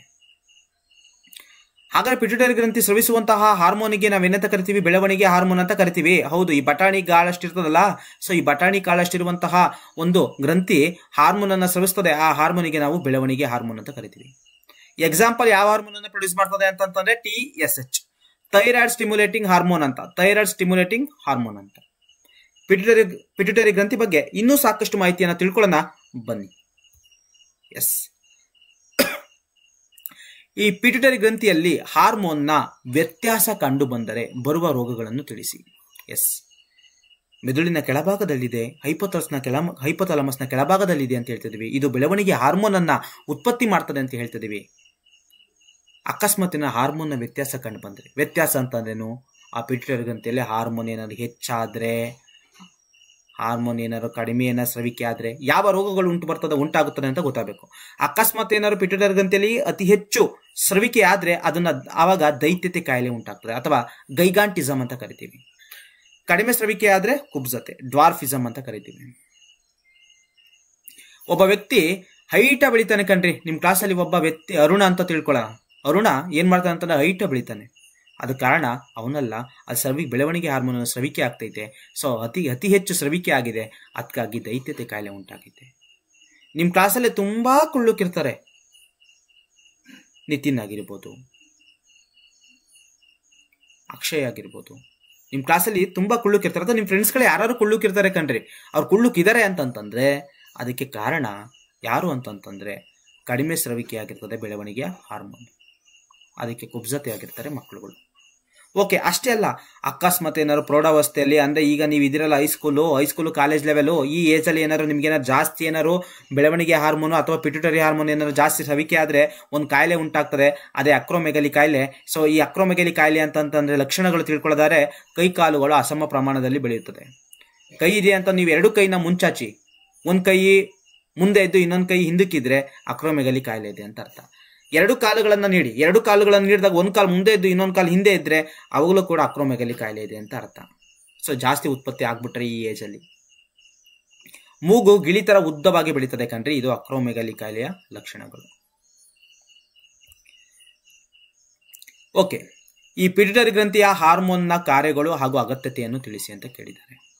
ಸೊ ಪಿಟ್ಯುಟರಿ ಗ್ರಂಥಿ ಬಗ್ಗೆ, ಹಾರ್ಮೋನ್ ಬಗ್ಗೆ ನಾವು ಹೇಳ್ತಾ ಹೋಗ್ಬೇಕಾಗಿರ್ತದೆ ಅಷ್ಟೇ. ಇಲ್ಲಿ ನೋಡಿ, ಪಿಟ್ಯುಟರಿ ಗ್ರಂಥಿಯು ಹಾರ್ಮೋನ್ ಬಿಡುಗಡೆಯನ್ನು ಪ್ರಚೋದಿಸುವ ಗ್ರಂಥಿಯಾಗಿದೆ. ಹೌದು, ನಮ್ಮಲ್ಲಿ ಹಲವಾರು ಗ್ರಂಥಿಗಳಿದಾವಲ್ಲ, ಆ ಗ್ರಂಥಿಗಳು ಕಾರ್ಯವನ್ನು ನಿರ್ವಹಿಸಬೇಕು ಅಂತಂದ್ರೆ, ಅಥವಾ ಆ ಗ್ರಂಥಿಗಳು ಹಾರ್ಮೋನ್ ಅನ್ನು ಸ್ರವಿಸಬೇಕು ಅಂತಂತಂದ್ರೆ ಅದಕ್ಕೆ ಪ್ರಚೋದನೆಯನ್ನು ನೀಡೋದು ಯಾವುದು ಅಂತಂತಂದ್ರೆ ಈ ಪಿಟ್ಯುಟರಿ ಹಾರ್ಮೋನ್ ಅಥವಾ ಬೆಳವಣಿಗೆ ಹಾರ್ಮೋನ್. ಮುಂದುವರೆದಂತೆ ನೋಡಿ, ನೆಕ್ಸ್ಟ್ ಪಾಯಿಂಟ್ ಇದೆ. ಪಿಟ್ಯುಟರಿ ಗ್ರಂಥಿಯು ವಿವಿಧ ಗ್ರಂಥಿಗಳು ಸಮರ್ಪಕವಾಗಿ ಕಾರ್ಯನಿರ್ವಹಿಸಲು ಕೆಲವು ಹಾರ್ಮೋನ್ಗಳನ್ನು ಸ್ರವಿಸುತ್ತದೆ. ಹಾರ್ಮೋನ್ಗಳು ನಿರ್ದಿಷ್ಟವಾದ ಕಾರ್ಯವನ್ನು ಮಾಡುತ್ತವೆ. ಆದ್ದರಿಂದ ಈ ಪಿಟ್ಯುಟರಿ ಗ್ರಂಥಿಯನ್ನು ಪ್ರಧಾನ ಗ್ರಂಥಿ ಅಂತ ಕರಿತೀವಿ, ಮಾಸ್ಟರ್ ಆಫ್ ಗ್ಲಾಂಡ್ ಅಂತ ಕರಿತೀವಿ, ರಾಜ ಗ್ರಂಥಿ ಅಂತ ಕರಿತೀವಿ, ಕಿಂಗ್ ಆಫ್ ಗ್ಲಾಂಡ್ ಅಂತಾನು ಕೂಡ ಕರಿತೀವಿ. ಯಾಕೆ ಕರಿತಿದೀವಿ? ಬೇರೆ ಗ್ರಂಥಿಗಳು ಹಾರ್ಮೋನ್ ಅನ್ನ ಸ್ರವಿಸಬೇಕು ಅಂತಂದ್ರೆ, ಬೇರೆ ಗ್ರಂಥಿಗಳು ಕಾರ್ಯವನ್ನ ಮಾಡಬೇಕು ಅಂತಂತಂದ್ರೆ ಪಿಟ್ಯುಟರಿ ಗ್ರಂಥಿಯಲ್ಲಿ ಹಾರ್ಮೋನ್ ಪ್ರೊಡ್ಯೂಸ್ ಆಗಬೇಕು. ಅದಕ್ಕಾಗಿ ನಾವೇನಂತ ಕರಿತಿದೀವಿ ಅಂತಂತಂದ್ರೆ ಪಿಟ್ಯುಟರಿ ಗ್ರಂಥಿಯನ್ನು ನಾವು ರಾಜ ಗ್ರಂಥಿ, ಪ್ರಧಾನ ಗ್ರಂಥಿ, ಮಾಸ್ಟರ್ ಆಫ್ ಗ್ಲಾಂಡ್ ಅಂತಾನು ಕೂಡ ಕರಿತಿದೀವಿ. ಪಿಟ್ಯುಟರಿ ಹಾರ್ಮೋನ್ಗಳ ಅವುಗಳ ಕಾರ್ಯ ಮತ್ತು ಅಗತ್ಯತೆ ತಿಳ್ಕೊಳ್ಳೋಣ ಬನ್ನಿ. ಎಸ್, ಪಿಟ್ಯುಟರಿ ಗ್ರಂಥಿ ಯಾವ ಹಾರ್ಮೋನ್ ಅನ್ನ ಪ್ರೊಡ್ಯೂಸ್ ಮಾಡ್ತೈತೆ ಅಂತಂತಂದ್ರೆ FSH ಅನ್ನ ಪ್ರೊಡ್ಯೂಸ್ ಮಾಡ್ತೈತೆ, TSH ಅನ್ನ ಪ್ರೊಡ್ಯೂಸ್ ಮಾಡ್ತೈತೆ, ACTH, LH. What is the mean by FSH? Follicle stimulating hormone ಅಂತ. ಫಾಲಿಕಲ್ ಸ್ಟಿಮ್ಯುಲೇಟಿಂಗ್ ಹಾರ್ಮೋನ್ ಅಂತಂದ್ರೆ ಪುರುಷ ಮತ್ತು ಮಹಿಳೆಯರಲ್ಲಿ ಲಿಂಗಾಣುಗಳ ಉತ್ಪಾದನೆಗೆ ಸಂತಾನೋತ್ಪತ್ತಿ ಅಂಗಗಳ ಬೆಳವಣಿಗೆಯನ್ನು ಪ್ರಚೋದಿಸುತ್ತದೆ. ಈಗ ಪುರುಷರಲ್ಲಿ ಮತ್ತೆ ಮಹಿಳೆಯರಲ್ಲಿ ಏನಾದ್ರು ಲಿಂಗಾಣುಗಳ ಉತ್ಪತ್ತಿ ಆಗ್ಬೇಕಂತ ಸ್ಪರ್ಮು ಮತ್ತೆ ಓವಮ್ ಏನಾದ್ರು ರಿಲೀಸ್ ಆಗ್ಬೇಕು ಅಂತಂದ್ರೆ ಅದಕ್ಕೆ ಪ್ರಚೋದನೆ ಮಾಡೋದು ಯಾವುದು ಗೊತ್ತಾ? ಪಿಟ್ಯೂಟರಿ ಗ್ಲ್ಯಾಂಡ್ ಅಲ್ಲಿ ಉತ್ಪತ್ತಿ ಆಗುವಂತಹ FSH ಹಾರ್ಮೋನು. FSH ಹಾರ್ಮೋನ್ ಉಂಟಾದ್ರೆ ಮಾತ್ರ ಲಿಂಗಾಣುಗಳು ಉತ್ಪಾದನೆ ಆಗ್ತದೆ ಅಥವಾ ಸಂತಾನೋತ್ಪತ್ತಿ ಅಂಗಗಳ ಬೆಳವಣಿಗೆ ಏನಾಗ್ತದೆ? ಪ್ರಚೋದಿಸ್ತದೆ ಅಥವಾ ಬೆಳವಣಿಗೆ ಆಗ್ತದೆ. Next thyroid stimulating hormone. Thyroid ಸರಿಯಾಗಿ ಕಾರ್ಯನಿರ್ವಹಿಸಬೇಕು ಅಂತಂದ್ರೆ ಪಿಟ್ಯೂಟರಿ ಗ್ರಂಥಿಯಲ್ಲಿ TSH ರಿಲೀಸ್ ಆಗಬೇಕು. ಅಡ್ರಿನಲ್ ಗ್ರಂಥಿಯನ್ನು ಸರಿಯಾಗಿ ಕಾರ್ಯನಿರ್ವಹಿಸಬೇಕು ಅಂತಂದ್ರೆ ಪಿಟ್ಯೂಟರಿ ಗ್ರಂಥಿಯಲ್ಲಿ ACTH ಪ್ರೊಡ್ಯೂಸ್ ಆಗಬೇಕು. ವೀರ್ಯಾಣುಗಳು ಮತ್ತು ಅಂಡಾಣುಗಳು ಉತ್ಪಾದನೆ ಆಗಬೇಕು ಅಂತಂದ್ರೆ LH ಹಾರ್ಮೋನು ಪ್ರೊಡ್ಯೂಸ್ ಆಗಬೇಕು. ಇವೆಲ್ಲವೂ ಕೂಡ ಎಲ್ಲಿ? ಇಲ್ಲಿ ಬರ್ದಿನ 4 ಈ 4 ಕೂಡ ಎಲ್ಲಿ ಪ್ರೊಡ್ಯೂಸ್ ಆಗ್ತಿದಾವಪ್ಪ? ಇವು 4 ಕೂಡ ಪ್ರೊಡ್ಯೂಸ್ ಆಗ್ತಿರೋದು ನಮ್ಮ ಮೆದುಳಿನಲ್ಲಿ ಕಣಪ್ಪ. ನೆಕ್ಸ್ಟ್ ಬರೋಣ ಬನ್ನಿ. ಯಾವುದು ಗ್ಲ್ಯಾಂಡ್ ಬಂದಿದ್ದೀವಿ? ಒಂದು ಮುಗಿಸಿದ್ದೀನಿ ಪಿಟ್ಯೂಟರಿ ಗ್ಲ್ಯಾಂಡು. ಈಗ ಬರ್ತಾ ಇದ್ದೀನಿ ಎರಡನೇ gland thyroid gland. Thyroid gland ಏನನ್ನ ಪ್ರೊಡ್ಯೂಸ್ ಮಾಡ್ತದೆ? ಥೈರಾಕ್ಸಿನ್ ಅನ್ನ ಪ್ರೊಡ್ಯೂಸ್ ಮಾಡ್ತದೆ. ನಿಜವಾಗ್ಲೂ ನೋಡಿ, ಥೈರಾಕ್ಸಿನ್ ಪ್ರೊಡ್ಯೂಸ್ ಆಗಬೇಕು ಅಂತಂದ್ರೆ ಬೇಕಾಗಿರೋದು ಏನು ಅಂತಂದ್ರೆ ಅಯೋಡಿನ್. ಸರ್ ಅಯೋಡಿನ್ ಎಲ್ಲಿ ಸಿಗ್ತದಪ್ಪ? ನಾವು ತಿಂತೀವಲ್ಲ ಉಪ್ಪು, ಆ ಉಪ್ಪಲ್ಲಿ ಸಿಗುತ್ತೆ ಕಣ್ರಪ್ಪ, ಸೋಡಿಯಂ ಕ್ಲೋರೈಡು. ಆ ಉಪ್ಪಲ್ಲೇ ಅಯೋಡಿನ್ ಇರ್ತದೆ. ಕರ್ನಾಟಕ ಸರ್ಕಾರ ಏನ್ ಮಾಡ್ತದೆ ಅಂತಂದ್ರೆ ಉಪ್ಪನ್ನ ತಯಾರಿಕೆ ಮಾಡ್ಬೇಕಂತಂದ್ರೆ ಅಯೋಡಿನ್ ಇರುವಂತಹ ಉಪ್ಪನ್ನ ತಯಾರಿಕೆ ಮಾಡ್ಬೇಕನ್ಬಿಟ್ಟು ಕರ್ನಾಟಕ ಸರ್ಕಾರ ಹೇಳ್ತದೆ. ಬೇಕಾದ್ರೆ ನೀವು ಒಂದ್ಸಲ ಉಪ್ಪಿನ ಪ್ಯಾಕೆಟ್ ಅನ್ನ ತೆಗೆದು ನೋಡಿ. ಆ ಉಪ್ಪಿನ ಪ್ಯಾಕೆಟ್ ಅನ್ನ ತೆಗೆದು ನೋಡಿದಾಗ ಅಲ್ಲೇ ಅಯೋಡೈಸ್ಡ್ ಸಾಲ್ಟ್ ಅಂತ ಬರ್ದಿರ್ತಾರೆ. ಇದು 100ಕ್ಕೆ 100ರಷ್ಟು ಸತ್ಯ. ಯಾಕೆ ಅಂತಂತಂದ್ರೆ ಥೈರಾಕ್ಸಿನ್ ಪ್ರೊಡ್ಯೂಸ್ ಆಗ್ಬೇಕಂತಂದ್ರೆ ಅಯೋಡಿನ್ ಬೇಕೇ ಬೇಕು. ಓಕೆ, ಎಲ್ಲೆಲ್ಲಿ ಅಯೋಡಿನ್ ಸಿಗ್ತದೆ? ಸಮುದ್ರದ ಆಹಾರದಲ್ಲಿ ಅಯೋಡಿನ್ ಹೇರಳವಾಗಿ ಸಿಗ್ತದೆ. ಹಾಗಾದ್ರೆ ಈ ಥೈರಾಯ್ಡ್ ಗ್ರಂಥಿ ಎಲ್ಲಿದೆಯಪ್ಪ? ಕುತ್ತಿಗೆಯ ಭಾಗದಲ್ಲಿ ಸಾಮಾನ್ಯವಾಗಿ ಕಂಡು ಬರ್ತದೆ. ಥೈರಾಕ್ಸಿನ್ ಹಾರ್ಮೋನ್ ಅನ್ನ ನಾವು ಏನಂತ ಕರಿತೀವಿ ಅಂತಂದ್ರೆ ವ್ಯಕ್ತಿತ್ವದ ಹಾರ್ಮೋನ್ ಅಂತ ಕರಿತೀವಿ ಅಥವಾ ಪರ್ಸನಾಲಿಟಿ ಹಾರ್ಮೋನ್ ಅಂತ ಕರಿತೀವಿ. ಯಾವುದು ಪರ್ಸನಾಲಿಟಿ ಹಾರ್ಮೋನ್ ಅಂತಂದ್ರೆ ಅದು ಥೈರಾಕ್ಸಿನ್ ಹಾರ್ಮೋನ್. ಸೌಮ್ಯ ಮತ್ತು ಉಗ್ರ ಸ್ವಭಾವಕ್ಕೆ ಕಾರಣವಾಗಿದೆ. ಸೌಮ್ಯ ಅಂತಂದ್ರೆ ಪ್ರೀತಿಯಿಂದ ಮಾತಾಡ್ತೀವಿ. ಒಂದು ಹುಡುಗನ ಜೊತೆ ಆಗಿರ್ಬೋದು, ಒಂದು ಹುಡುಗಿ ಜೊತೆ ಆಗಿರ್ಬೋದು, ಗುರುಗಳ ಜೊತೆ ಆಗಿರ್ಬೋದು, ಮನೆಯವ್ರ ಜೊತೆ ಆಗಿರ್ಬೋದು, ಸ್ನೇಹಿತರ ಜೊತೆ ಆಗಿರ್ಬೋದು, ಇವರೆಲ್ಲರ ಜೊತೆಗೂ ನಾವು ಪ್ರೀತಿಯಿಂದ ಸ್ನೇಹದಿಂದ ಮಾತಾಡಕ್ಕೆ ಕಾರಣ ಯಾವುದು ಅಂತಂದ್ರೆ ಥೈರಾಕ್ಸಿನ್ ಹಾರ್ಮೋನು. ಅವ್ರ ಜೊತೆ ನಾವು ಜಗಳ ಹತ್ತಿಸ್ಕೋತಿದೀವಿ ಅಂತಂದ್ರೆ ಅದಕ್ಕೆ ಕಾರಣ ಯಾವುದು ಗೊತ್ತಾ? ಅದು ಕೂಡ ಥೈರಾಕ್ಸಿನ್ ಹಾರ್ಮೋನು. ತುಂಬಾ ಚೆನ್ನಾಗಿದೆ ಅಲ್ವಾ? ಎಸ್, ಮುಂದೆ ಹೋಗೋಣ ಬನ್ನಿ. ಥೈರಾಕ್ಸಿನ್ ಹಾರ್ಮೋನ್ ಅನ್ನು ವ್ಯಕ್ತಿತ್ವದ ಹಾರ್ಮೋನ್ ಎನ್ನಲು ಕಾರಣವೇನು? Very very important. ನೋಡ್ರಿ, ಯಾಕೆ ಅಂತಂತಂದ್ರೆ ಇದು ಸೌಮ್ಯ ಮತ್ತು ಉಗ್ರ ಸ್ವಭಾವಕ್ಕೆ ಕಾರಣವಾಗಿದೆ ಹಾಗೂ ದೇಹದಲ್ಲಾಗುವ ರಾಸಾಯನಿಕ ಕ್ರಿಯೆಗಳನ್ನು ಏನ್ ಮಾಡ್ತದೆ? ನೋಡಿಕೊಳ್ತದೆ. ಸೌಮ್ಯ ಮತ್ತು ಉಗ್ರ ಸ್ವಭಾವಕ್ಕೆ ಕಾರಣವಾಗಿದೆ ಅಷ್ಟೇ ಅಲ್ಲ, ರಾಸಾಯನಿಕ ಕ್ರಿಯೆಗಳನ್ನು ನೋಡ್ಕೊಳ್ತದೆ. ರಾಸಾಯನಿಕ ಕ್ರಿಯೆಗಳನ್ನ ನಾವು ಏನಂತ ಕರಿಬಹುದು ಅಂತಂದ್ರೆ ಇಲ್ಲಿ ಚಯಾಪಚಯ ಕ್ರಿಯೆಗಳು ಅಂತಾನು ಕೂಡ ನಾವು ಕರೆಯಬಹುದು. ಚಯಾಪಚಯ ಕ್ರಿಯೆಗಳನ್ನು ಏನ್ ಮಾಡ್ತದೆ? ನೋಡಿಕೊಳ್ತದೆ. ಹಾಗಾದ್ರೆ ಚಯಾಪಚಯ ಕ್ರಿಯೆಗಳು ಅಂತಂದ್ರೇನು? ಕಾರ್ಬೋಹೈಡ್ರೇಟ್ಸ್ ಆಗಿರ್ಬೋದು, ಪ್ರೋಟೀನ್ ಆಗಿರ್ಬೋದು, ಕೊಬ್ಬಿನ ಚಯಾಪಚಯ ಕ್ರಿಯೆಗಳನ್ನ, ಇವೆಲ್ಲ ರಾಸಾಯನಿಕ ಕ್ರಿಯೆಗಳನ್ನ ಏನ್ ಮಾಡ್ತದೆ ಅಂತ ನೋಡಿಕೊಳ್ತದೆ. ಯಾವುದು ಅಂತಂತಂದ್ರೆ ಥೈರಾಕ್ಸಿನ್ ಹಾರ್ಮೋನು. ಅಷ್ಟೇ ಅಲ್ಲ, ದೇಹದ ಸಮತೋಲನ ಬೆಳವಣಿಗೆಗೆ ಏನ್ ಮಾಡ್ತದೆ? ಸಹಾಯಕ ಮಾಡ್ತದೆ, ನೋಡ್ಕೊಳ್ತದೆ. ಸೊ ಹಾಗಾಗಿ ನಾನು ಥೈರಾಕ್ಸಿನ್ ಹಾರ್ಮೋನ್ ಅನ್ನ ವ್ಯಕ್ತಿತ್ವದ ಹಾರ್ಮೋನ್ ಅಂತ ಕರಿತೀವಿ. ನೀವು ಜಸ್ಟ್ ಸಿಂಪಲ್ ತಿಳ್ಕೊಂಡಿದ್ರೆ ಸೌಮ್ಯ, ಉಗ್ರ, ರಾಸಾಯನಿಕ, ಚಯಾಪಚಯ, ಕಾರ್ಬೋಹೈಡ್ರೇಟ್ಸ್, ಪ್ರೋಟೀನು, ಕೊಬ್ಬು, ದೇಹದ ಬೆಳವಣಿಗೆ, ಇಷ್ಟನ್ನ ನೀವು ನೆನ್ಪಿಟ್ಕೊಂಡ್ರೆ ಥೈರಾಕ್ಸಿನ್ ಹಾರ್ಮೋನ್ ಅನ್ನು ವ್ಯಕ್ತಿತ್ವದ ಹಾರ್ಮೋನ್ ಅಂತ ಹೇಳ್ಬಹುದು. ನೆಕ್ಸ್ಟ್ ಹೋಗೋಣ ಬನ್ನಿ. ಎಸ್, ಅಕಸ್ಮಾತ್ ಏನಾದ್ರು ಅಯೋಡಿನ್ ಕೊರತೆ ಉಂಟಾದ್ರೆ ದೇಹದಲ್ಲಿ ಯಾವ ಬದಲಾವಣೆಯನ್ನು ಕಾಣುವಿರಿ ಅಂತ ಇದೆ. ಅಯೋಡಿನ್ ಏನಾದ್ರು ಕೊರತೆ ಉಂಟಾಗ್ತು ನಮ್ಮ ದೇಹಕ್ಕೆ, ಅವಾಗ ಯಾವ ಕಾಯಿಲೆ ಬರ್ತದೆ ಗೊತ್ತಾ? ಸರಳ ಗಾಯಿಟರ್ ಅಥವಾ ಗಳಗಂಡ ರೋಗ ಬರ್ತದೆ, ಥೈರಾಯ್ಡ್ ಬರ್ತದೆ ಕಣ್ರಪ್ಪ. ಗಂಟಲ್ ಇರ್ತದಲ್ಲ, ಆ ಗಂಟಲ್ ಏನಾಗಿರ್ತದೆ ಅಂತ ಊದ್ಕೊಂಡಿರ್ತದೆ ಆ ಕಡೆ ಈ ಕಡೆ ಸೈಡ್ ಅಲ್ಲಿ. ಸೊ ಅದ ಕಾರಣ ಏನ್ ಗೊತ್ತಾ? ಅಯೋಡಿನ್ ಇರೋದಿಲ್ಲ. ಅಯೋಡಿನ್ ಕೊರತೆ ಉಂಟಾಗಿರ್ತದೆ. ಅಯೋಡಿನ್ ಕೊರತೆ ಉಂಟಾರೆ ಥೈರಾಕ್ಸಿನ್ ಪ್ರೊಡ್ಯೂಸ್ ಆಗಲ್ಲ. ಥೈರಾಕ್ಸಿನ್ ಪ್ರೊಡ್ಯೂಸ್ ಆಗಲಿಲ್ಲ ಅಂತಂದ್ರೆ ಗಳಗಂಡ ರೋಗ ಬರ್ತದೆ. ನೀವು ಸಾಮಾನ್ಯವಾಗಿ ನೋಡಿರ್ತೀರಾ, ಬೆಟ್ಟದ ಪ್ರದೇಶದಲ್ಲಿ ವಾಸಿಸುವಂತ ಜನರಲ್ಲಿ ಗಳಗಂಡ ರೋಗ ಜಾಸ್ತಿ ಇರ್ತದೆ. ಅದೇ ಸಮುದ್ರ ಪ್ರದೇಶದಲ್ಲಿ ವಾಸಿಸುವಂತ ಜನರಲ್ಲಿ ಗಳಗಂಡ ರೋಗ ಕಡಿಮೆ ಇರ್ತದೆ. ಯಾಕೆಂತಂದ್ರೆ ಸಮುದ್ರ ಪ್ರದೇಶದಲ್ಲಿ ವಾಸಿಸುವಂತ ಜನರು ಅಯೋಡಿನ್ ಯುಕ್ತವಾಗಿರುವಂತಹ ಆಹಾರವನ್ನ ತಿಂತಾರೆ. ಅದೇ ಬೆಟ್ಟದಲ್ಲಿ ವಾಸಿಸುವಂತ ಜನರು ಅಯೋಡಿನ್ ಇರುವಂತಹ ಆಹಾರವನ್ನ ತಿನ್ನಲು ತುಂಬಾ ಕಡಿಮೆ. ಸೊ ಹಾಗಾಗಿ ನಾವು ಸೂಕ್ಷ್ಮವಾಗಿ ಗಮನಿಸಬೇಕು. ಸಮುದ್ರದ ಪ್ರದೇಶದಲ್ಲಿರುವವರಿಗೆ ಈ ರೋಗ ಕಡಿಮೆ ಇರ್ತದೆ. ಇನ್ನು ಮಿಕ್ಕ ಪ್ರದೇಶದಲ್ಲಿ ಕಂಡುಬರುವಂತಹ ಜನರಿಗೆ ಈ ರೋಗ ಜಾಸ್ತಿ ಇರುತ್ತದೆ. ಈ ರೋಗವನ್ನು ಕಡಿಮೆ ಮಾಡಲು ನಾವೇನ್ ಮಾಡಬೇಕು? ಅಯೋಡಿನ್ ಇರುವಂತಹ ಉಪ್ಪನ್ನ ತಿನ್ಬೇಕು. ನೆಕ್ಸ್ಟ್ ಬರೋಣ. ಯಾವ ಗ್ರಂಥಿ? ಮೆದೋಜೀರಕಾಂಗ ಗ್ರಂಥಿ. ಇದನ್ನ ನಾವು ಪ್ಯಾಂಕ್ರಿಯಾಸ್ ಗ್ಲ್ಯಾಂಡ್ ಅಂತ ಕರಿತೀವಿ. ಯಾವ ಗ್ಲ್ಯಾಂಡು? ಪ್ಯಾಂಕ್ರಿಯಾಸ್ ಗ್ಲ್ಯಾಂಡ್ ಅಂತ ಕರಿತೀವಿ. ಇದನ್ನ ನಾವು ಮಿಶ್ರ ಗ್ರಂಥಿ ಅಂತ ಕರಿತೀವಿ. Very very important. ಯಾವ ಗ್ರಂಥಿಯನ್ನು ಮಿಶ್ರ ಗ್ರಂಥಿ ಅಂತ ಕರೀತಾರೆ? ಮೇದೋಜೀರಕಾಂಗ ಗ್ರಂಥಿಯನ್ನು ನಾವು ಮಿಶ್ರ ಗ್ರಂಥಿ ಅಂತ ಕರೀತಾರೆ. ಇದು ಎಲ್ಲಿದೆ ಅಂತಂದ್ರೆ ಜಠರದ ಕೆಳಭಾಗದಲ್ಲಿದೆ ಕಣ್ರಪ್ಪ. ಇಲ್ಲಿ ನಳಿಕಾ ಗ್ರಂಥಿ ಇದೆ, ಅಷ್ಟೇ ಅಲ್ಲ ನಿರ್ನಾಳ ಗ್ರಂಥಿನೂ ಕೂಡ ಇದೆ. ಸೊ ನಳಿಕಾ ಮತ್ತು ನಿರ್ನಾಳ ಗ್ರಂಥಿಗಳು ಎರಡೂ ಕೂಡ ಇರೋದ್ರಿಂದ ನಾನು ಈ ಮೇದೋಜೀರಕಾಂಗ ಗ್ರಂಥಿಯನ್ನ ಮಿಶ್ರ ಗ್ರಂಥಿ ಅಂತ ಕರಿತೀನಿ. ಇದೇ ಮೇದೋಜೀರಕಾಂಗ ಗ್ರಂಥಿ ಇದೆ. ಈಗ ಇನ್ಸುಲಿನ್, ಈಗ ಆ ಮೇದೋಜೀರಕಾಂಗ ಗ್ರಂಥಿ ಏನನ್ನ ಪ್ರೊಡ್ಯೂಸ್ ಮಾಡ್ತದೆ ಅಂತಂದ್ರೆ ಇನ್ಸುಲಿನ್ ಅನ್ನ ಪ್ರೊಡ್ಯೂಸ್ ಮಾಡ್ತದೆ, ಅಷ್ಟೇ ಅಲ್ಲ ಗ್ಲುಕಗಾನ್ ಅನ್ನ ಪ್ರೊಡ್ಯೂಸ್ ಮಾಡ್ತದೆ. ಓಕೆನಾ? ನೆಕ್ಸ್ಟ್ ಕ್ವಶನ್ ಇದೆ ನೋಡಿ. ಇಲ್ಲಿ ಮೇದೋಜೀರಕ ಗ್ರಂಥಿಯನ್ನು ಮಿಶ್ರ ಗ್ರಂಥಿ ಎಂದು ಕರೆಯಲು ಕಾರಣವೇನು? ಇವಾಗ ತಾನೇ ಹೇಳಿದೀನಿ, ಇಲ್ಲಿ ನಳಿಕಾ ಗ್ರಂಥಿನಿ ಇದೆ ಮತ್ತೆ ನಿರ್ನಾಳ ಗ್ರಂಥಿ ಇದೆ, ಇವೆರಡೂ ಕೂಡ ಕಾರ್ಯನಿರ್ವಹಿಸ್ತದೆ ಮೇದೋಜೀರಕಾಂಗ ಗ್ರಂಥಿಯಲ್ಲಿ. ಹಾಗಾಗಿ ನಾನು ಮೇದೋಜೀರಕ ಗ್ರಂಥಿಯನ್ನ ನಾನು ಮಿಶ್ರ ಗ್ರಂಥಿ ಅಂತ ಕರಿತೀನಿ. ನೆಕ್ಸ್ಟ್ ಕ್ವಶನ್, ದೇಹದಲ್ಲಿ ಇನ್ಸುಲಿನ್ ಪ್ರಮಾಣ ಕಡಿಮೆ ಉತ್ಪತ್ತಿ ಆದರೆ ಆಗುವ ತೊಂದರೆಗಳೇನು? ಹೌದು, ಮೇದೋಜೀರಕ ಗ್ರಂಥಿಯಲ್ಲಿ ಇನ್ಸುಲಿನ್ ಕಡಿಮೆ ಉತ್ಪತ್ತಿ ಆದ್ರೆ ಫಸ್ಟ್ ಏನ್ ಬರ್ತದೆ ಅಂತಂದ್ರೆ ಸಕ್ಕರೆ ಕಾಯಿಲೆ ಬರ್ತದೆ, ಅಥವಾ ಸಕ್ಕರೆ ಕಾಯಿಲೆಯನ್ನ ನಾವು ಮಧುಮೇಹ ರೋಗ ಅಂತ ಕರಿತೀವಿ, ಡಯಾಬಿಟಿಸ್ ರೋಗ ಅಂತ ಕರಿತೀವಿ, ಅಥವಾ ಸಿಹಿ ಮೂತ್ರ ರೋಗ ಅಂತ ಕರಿತೀವಿ. ಇನ್ಸುಲಿನ್ ಕಡಿಮೆ ಉತ್ಪತ್ತಿ ಆದ್ರೆ ಯಾಕೆ ಗೊತ್ತಾ? ನೋಡಿಲಿ, ಈ ಇನ್ಸುಲಿನ್ ರಕ್ತದಲ್ಲಿನ ಸಕ್ಕರೆಯ ಪ್ರಮಾಣವನ್ನು ಏನ್ ಮಾಡ್ತದೆ? ರಕ್ತದಲ್ಲಿರುವ ಸಕ್ಕರೆ ಪ್ರಮಾಣವನ್ನು ನಿಯಂತ್ರಣ ಮಾಡೋದು ಯಾವುದು ಅಂತ ಕೇಳ್ತಾರೆ. ರಕ್ತದಲ್ಲಿರುವ ಸಕ್ಕರೆ ಪ್ರಮಾಣವನ್ನು ನಿಯಂತ್ರಣ ಮಾಡುವುದು ಇನ್ಸುಲಿನ್. ಅಕಸ್ಮಾತ್ ಇನ್ಸುಲಿನ್ ಪ್ರೊಡ್ಯೂಸ್ ಆಗ್ಲಿಲ್ಲ ಅಂತಂದ್ರೆ ರಕ್ತದಲ್ಲಿರುವಂತಹ ಸಕ್ಕರೆ ಪ್ರಮಾಣ ನಿಯಂತ್ರಣ ಮಾಡಕ್ ಸಾಧ್ಯವಿಲ್ಲ. ಸೊ ನಿಯಂತ್ರಣ ಮಾಡಕ್ ಸಾಧ್ಯ ಇಲ್ಲ ಅಂತಂದಾಗ ರಕ್ತ ಏನಾಗ್ತದೆ ಅಂದ್ರೆ ಮೂತ್ರಪಿಂಡಗಳಿಗೆ ಬರ್ತದೆ, ಮೂತ್ರಪಿಂಡಗಳಲ್ಲಿ ಸೋಸಲ್ಪಡ್ತದೆ. ಆವಾಗ ಮೂತ್ರ ಏನಾಗ್ತದೆ ಅಂತಂದ್ರೆ ಮೂತ್ರದ ಮೂಲಕ ಗ್ಲೂಕೋಸ್ ಏನಾಗ್ತದೆ ಹೊರ ಹೋಗ್ತದೆ. ಮೂತ್ರದ ಮೂಲಕ ಏನಾಗ್ತದೆ ಗ್ಲೂಕೋಸ್ ಹೊರ ಹೋಗ್ತದೆ. ಸೊ ಈ ಕಾಯಿಲೆಗೆ ನಾವು ಸಿಹಿ ಮೂತ್ರ ರೋಗ, ಡಯಾಬಿಟಿಸ್ ರೋಗ, ಮಧುಮೇಹ ರೋಗ ಅಂತ ಕರಿತೀವಿ. ಹಾಗಾದ್ರೆ ಡಯಾಬಿಟಿಸ್ ಸಕ್ಕರೆ ಕಾಯಿಲೆ ಬಂದಿರ್ತದಲ್ಲ, ಅವ್ರಿಗೆ ಯಾವ್ಯಾವ ಲಕ್ಷಣಗಳು ಅಂತಂದ್ರೆ ಅವ್ರಿಗೆ ಸುಸ್ತಾಗ ಜಾಸ್ತಿ ಕಂಡ್ರಪ್ಪ, ಅಷ್ಟೇ ಅಲ್ಲ ಅವ್ರಿಗೆ ಬೆವರು ಬರ್ತದೆ ಕಂಡ್ರಪ್ಪ, ಸುಸ್ತಾಗ್ತದೆ, ಬೆವರಾಗ್ತದೆ, ಕೆಲಸ ಮಾಡಕ್ ಸಾಧ್ಯ ಇಲ್ಲ, ಕಷ್ಟ ಆಯ್ತದೆ, ಅತಿಯಾದ ಬಾಯಾರಿಕೆ ಆಗ್ತದೆ, ಮೂತ್ರದ ಮೂಲಕ ಗ್ಲೂಕೋಸ್ ಏನಾಗ್ತದೆ ಅಂತಂದ್ರೆ ಹೊರ ಹೋಗ್ತದೆ. ಹಾಗಾದ್ರೆ ಪರಿಹಾರ ಇಲ್ವಾ ಸಕ್ಕರೆ ಕಾಯಿಲೆ ಬಂದವ್ರಿಗೆ? ಇದೆ. ಇನ್ಸುಲಿನ್ ಇಂಜೆಕ್ಷನ್ ಅನ್ನು ತಗೋಬೇಕಾಗಿರ್ತದೆ, ಮಾತ್ರೆಗಳನ್ನು ತಗೋಬೇಕಾಗಿರ್ತದೆ, ಒಳ್ಳೆ ಆಹಾರವನ್ನು ತಗೋಬೇಕಾಗಿರ್ತದೆ, ದೈಹಿಕ ಚಟುವಟಿಕೆಗಳನ್ನ ಮಾಡಬೇಕಾಗಿರ್ತದೆ. ಯಾರಿಗೆ ಸಕ್ಕರೆ ಕಾಯಿಲೆ ಬಂದಿರ್ತದೆ ಅವ್ರಿಗೆ ಆಟೋಮೆಟಿಕ್ ಆಗಿ ಕಿಡ್ನಿ ಮೇಲೆ ಎಫೆಕ್ಟ್ ಆಗೇ ಆಗ್ತದೆ. ಕಿಡ್ನಿ ಫೇಲ್ಯೂರ್ ಕೂಡ ಆಗುವಂತ ಸಾಧ್ಯತೆಗಳು ಹೆಚ್ಚಿದವೆ. ಇದು 100ಕ್ಕೆ 100ರಷ್ಟು ಸತ್ಯ. ಗಮನಿಸಿ ನೋಡಿ, ನಿಮ್ಮ ಅಕ್ಕಪಕ್ಕದವ್ರು ಯಾರು ಸಕ್ಕರೆ ಕಾಯಿಲೆ ಇದೆ ಅಂತಂದ್ರೆ ಅವರಿಗೆ ಕಿಡ್ನಿ ಮೇಲೆ ಎಫೆಕ್ಟ್ ಆಗ್ತದೆ. ಸೊ ಹಾಗಾಗಿ ಅವ್ರು ಕಂಪಲ್ಸರಿ ಏನ್ ಮಾಡ್ಬೇಕಂತಂದ್ರೆ ಡಾಕ್ಟರ್ ಹತ್ರ ಹೋಗಿ ಸಜೆಷನ್ ತಗೋಬೇಕಾಗಿರ್ತದೆ. ಮುಂದುವರೆದಂತೆ ಅಡ್ರಿನಲ್ ಗ್ರಂಥಿ. ಎಸ್, ಅಡ್ರಿನಲ್ ಗ್ರಂಥಿ ಇದೆಯಲ್ಲ, ಸೊ ಈ ಗ್ರಂಥಿ ಯಾವ ಹಾರ್ಮೋನ್ ಅನ್ನು ಪ್ರೊಡ್ಯೂಸ್ ಮಾಡ್ತದೆ ಅಂತಂದ್ರೆ ಅಡ್ರಿನಲಿನ್ ಹಾರ್ಮೋನ್ ಅನ್ನು ಪ್ರೊಡ್ಯೂಸ್ ಮಾಡ್ತದೆ. ನೋಡ್ತಾ ಇದ್ರಲ್ಲ, ಈ ಕಡೆದು ಕಿಡ್ನಿ ಕಣ್ರಪ್ಪ ಅಥವಾ ಮೂತ್ರಪಿಂಡಗಳು ಕಣ್ರಪ್ಪ. ಸೊ ಇವೆರಡೂ ಕೂಡ ಏನಪ್ಪಾ ಮೂತ್ರನಾಳಗಳು ಕಣಪ್ಪ. ಇದೇನಪ್ಪ ಮೂತ್ರಕೋಶ ಕಣಪ್ಪ, ಇದೇನಪ್ಪ ಮೂತ್ರದ್ವಾರ ಕಣಪ್ಪ. ಓಕೆನಾ? ಸೊ ಇದ್ರ ಮೇಲ್ಗಡೆ ಬರ್ತಾ ಇದ್ದೀನಿ. ಇಲ್ಲಿ ಟೋಪಿ ಆಕಾರದ ಒಂದು ರಚನೆ ಇದೆ. ಕಿಡ್ನಿಯ ಮೇಲ್ಗಡೆ ಇರುವಂತಹ ಒಂದು ಟೋಪಿ ಆಕಾರದ ಗ್ರಂಥಿಯನ್ನು ಹೆಸರಿಸಿ ಅಂತ ಹೇಳ್ತಾರೆ. ಆ ಟೋಪಿ ಆಕಾರದ ಗ್ರಂಥಿ ಯಾವುದು ಅಂತಂದ್ರೆ ಅಡ್ರಿನಲ್ ಗ್ರಂಥಿ. ಈ ಅಡ್ರಿನಲ್ ಗ್ರಂಥಿ ಅಡ್ರಿನಲಿನ್ ಹಾರ್ಮೋನ್ ಅನ್ನು ಪ್ರೊಡ್ಯೂಸ್ ಮಾಡ್ತದೆ. ಈ ಹಾರ್ಮೋನ್ ಅನ್ನು ನಾನು ತುರ್ತು ಪರಿಸ್ಥಿತಿಯ ಹಾರ್ಮೋನ್ ಎಂದು ಕರೆಯಲಾಗ್ತದೆ. Very very important. ಯಾವುದನ್ನು ತುರ್ತು ಪರಿಸ್ಥಿತಿಯ ಹಾರ್ಮೋನ್ ಅಥವಾ ಎಮರ್ಜೆನ್ಸಿ ಹಾರ್ಮೋನ್ ಎಂದು ಕರೆಯಲಾಗುತ್ತದೆ ಅಂತಂದ್ರೆ ಅದು ಅಡ್ರಿನಲಿನ್ ಹಾರ್ಮೋನ್. ಯಾಕೆ ಅಂತ ಮುಂದೆ ಹೇಳ್ತೀನಿ ನೋಡಿ. ಕ್ವಶನ್ ಇಲ್ಲೇ ಇದೆ, ಅಡ್ರಿನಲಿನ್ ಹಾರ್ಮೋನ್ ಅನ್ನು ತುರ್ತು ಪರಿಸ್ಥಿತಿಯ ಹಾರ್ಮೋನ್ ಎನ್ನಲು ಕಾರಣವೇನು ಅಂತ ಇದೆ. ಅಥವಾ ಅಡ್ರಿನಲಿನ್ ಹಾರ್ಮೋನ್ ಸ್ರವಿಕೆ ಆದಾಗ ನಮ್ಮ ದೇಹವು ಹೇಗೆ ಪ್ರತಿಕ್ರಿಯೆ ಮಾಡ್ತದೆ. It means adrenaline hormone produce ಆಯ್ತು ಅಂತ ತಿಳ್ಕೊಳ್ಳಿ, ಅವಾಗ ನಮ್ಮ ದೇಹ ಯಾವ ತರ ಪ್ರತಿಕ್ರಿಯೆ ಮಾಡ್ತದೆ. ಅಥವಾ ಅಡ್ರಿನಲಿನ್ ಹಾರ್ಮೋನ್ ಅನ್ನು ತುರ್ತು ಪರಿಸ್ಥಿತಿ ಹಾರ್ಮೋನ್ ಅಂತ ಯಾಕೆ ಕರಿತೀವಿ ಗೊತ್ತಾ? ತುರ್ತು ಪರಿಸ್ಥಿತಿ ಅಂದ್ರೆ ಏನಪ್ಪಾ? ಎಮರ್ಜೆನ್ಸಿ ಅಂತ ಕರಿತೀವಿ. ನೋಡಿ, ಹುಲಿ ಆಗಿರ್ಬೋದು, ಸಿಂಹ ಆಗಿರ್ಬೋದು, ಚಿರತೆ ಆಗಿರ್ಬೋದು, ತಕ್ಷಣ ನೋಡಿದ ತಕ್ಷಣ ಏನಾಗ್ತದೆ ಅಂತಂದ್ರೆ ಅಡ್ರಿನಲಿನ್ ಹಾರ್ಮೋನ್ ದೇಹವನ್ನು ತುರ್ತು ಪರಿಸ್ಥಿತಿಗೆ ಅನಿಗೊಳಿಸ್ತದೆ.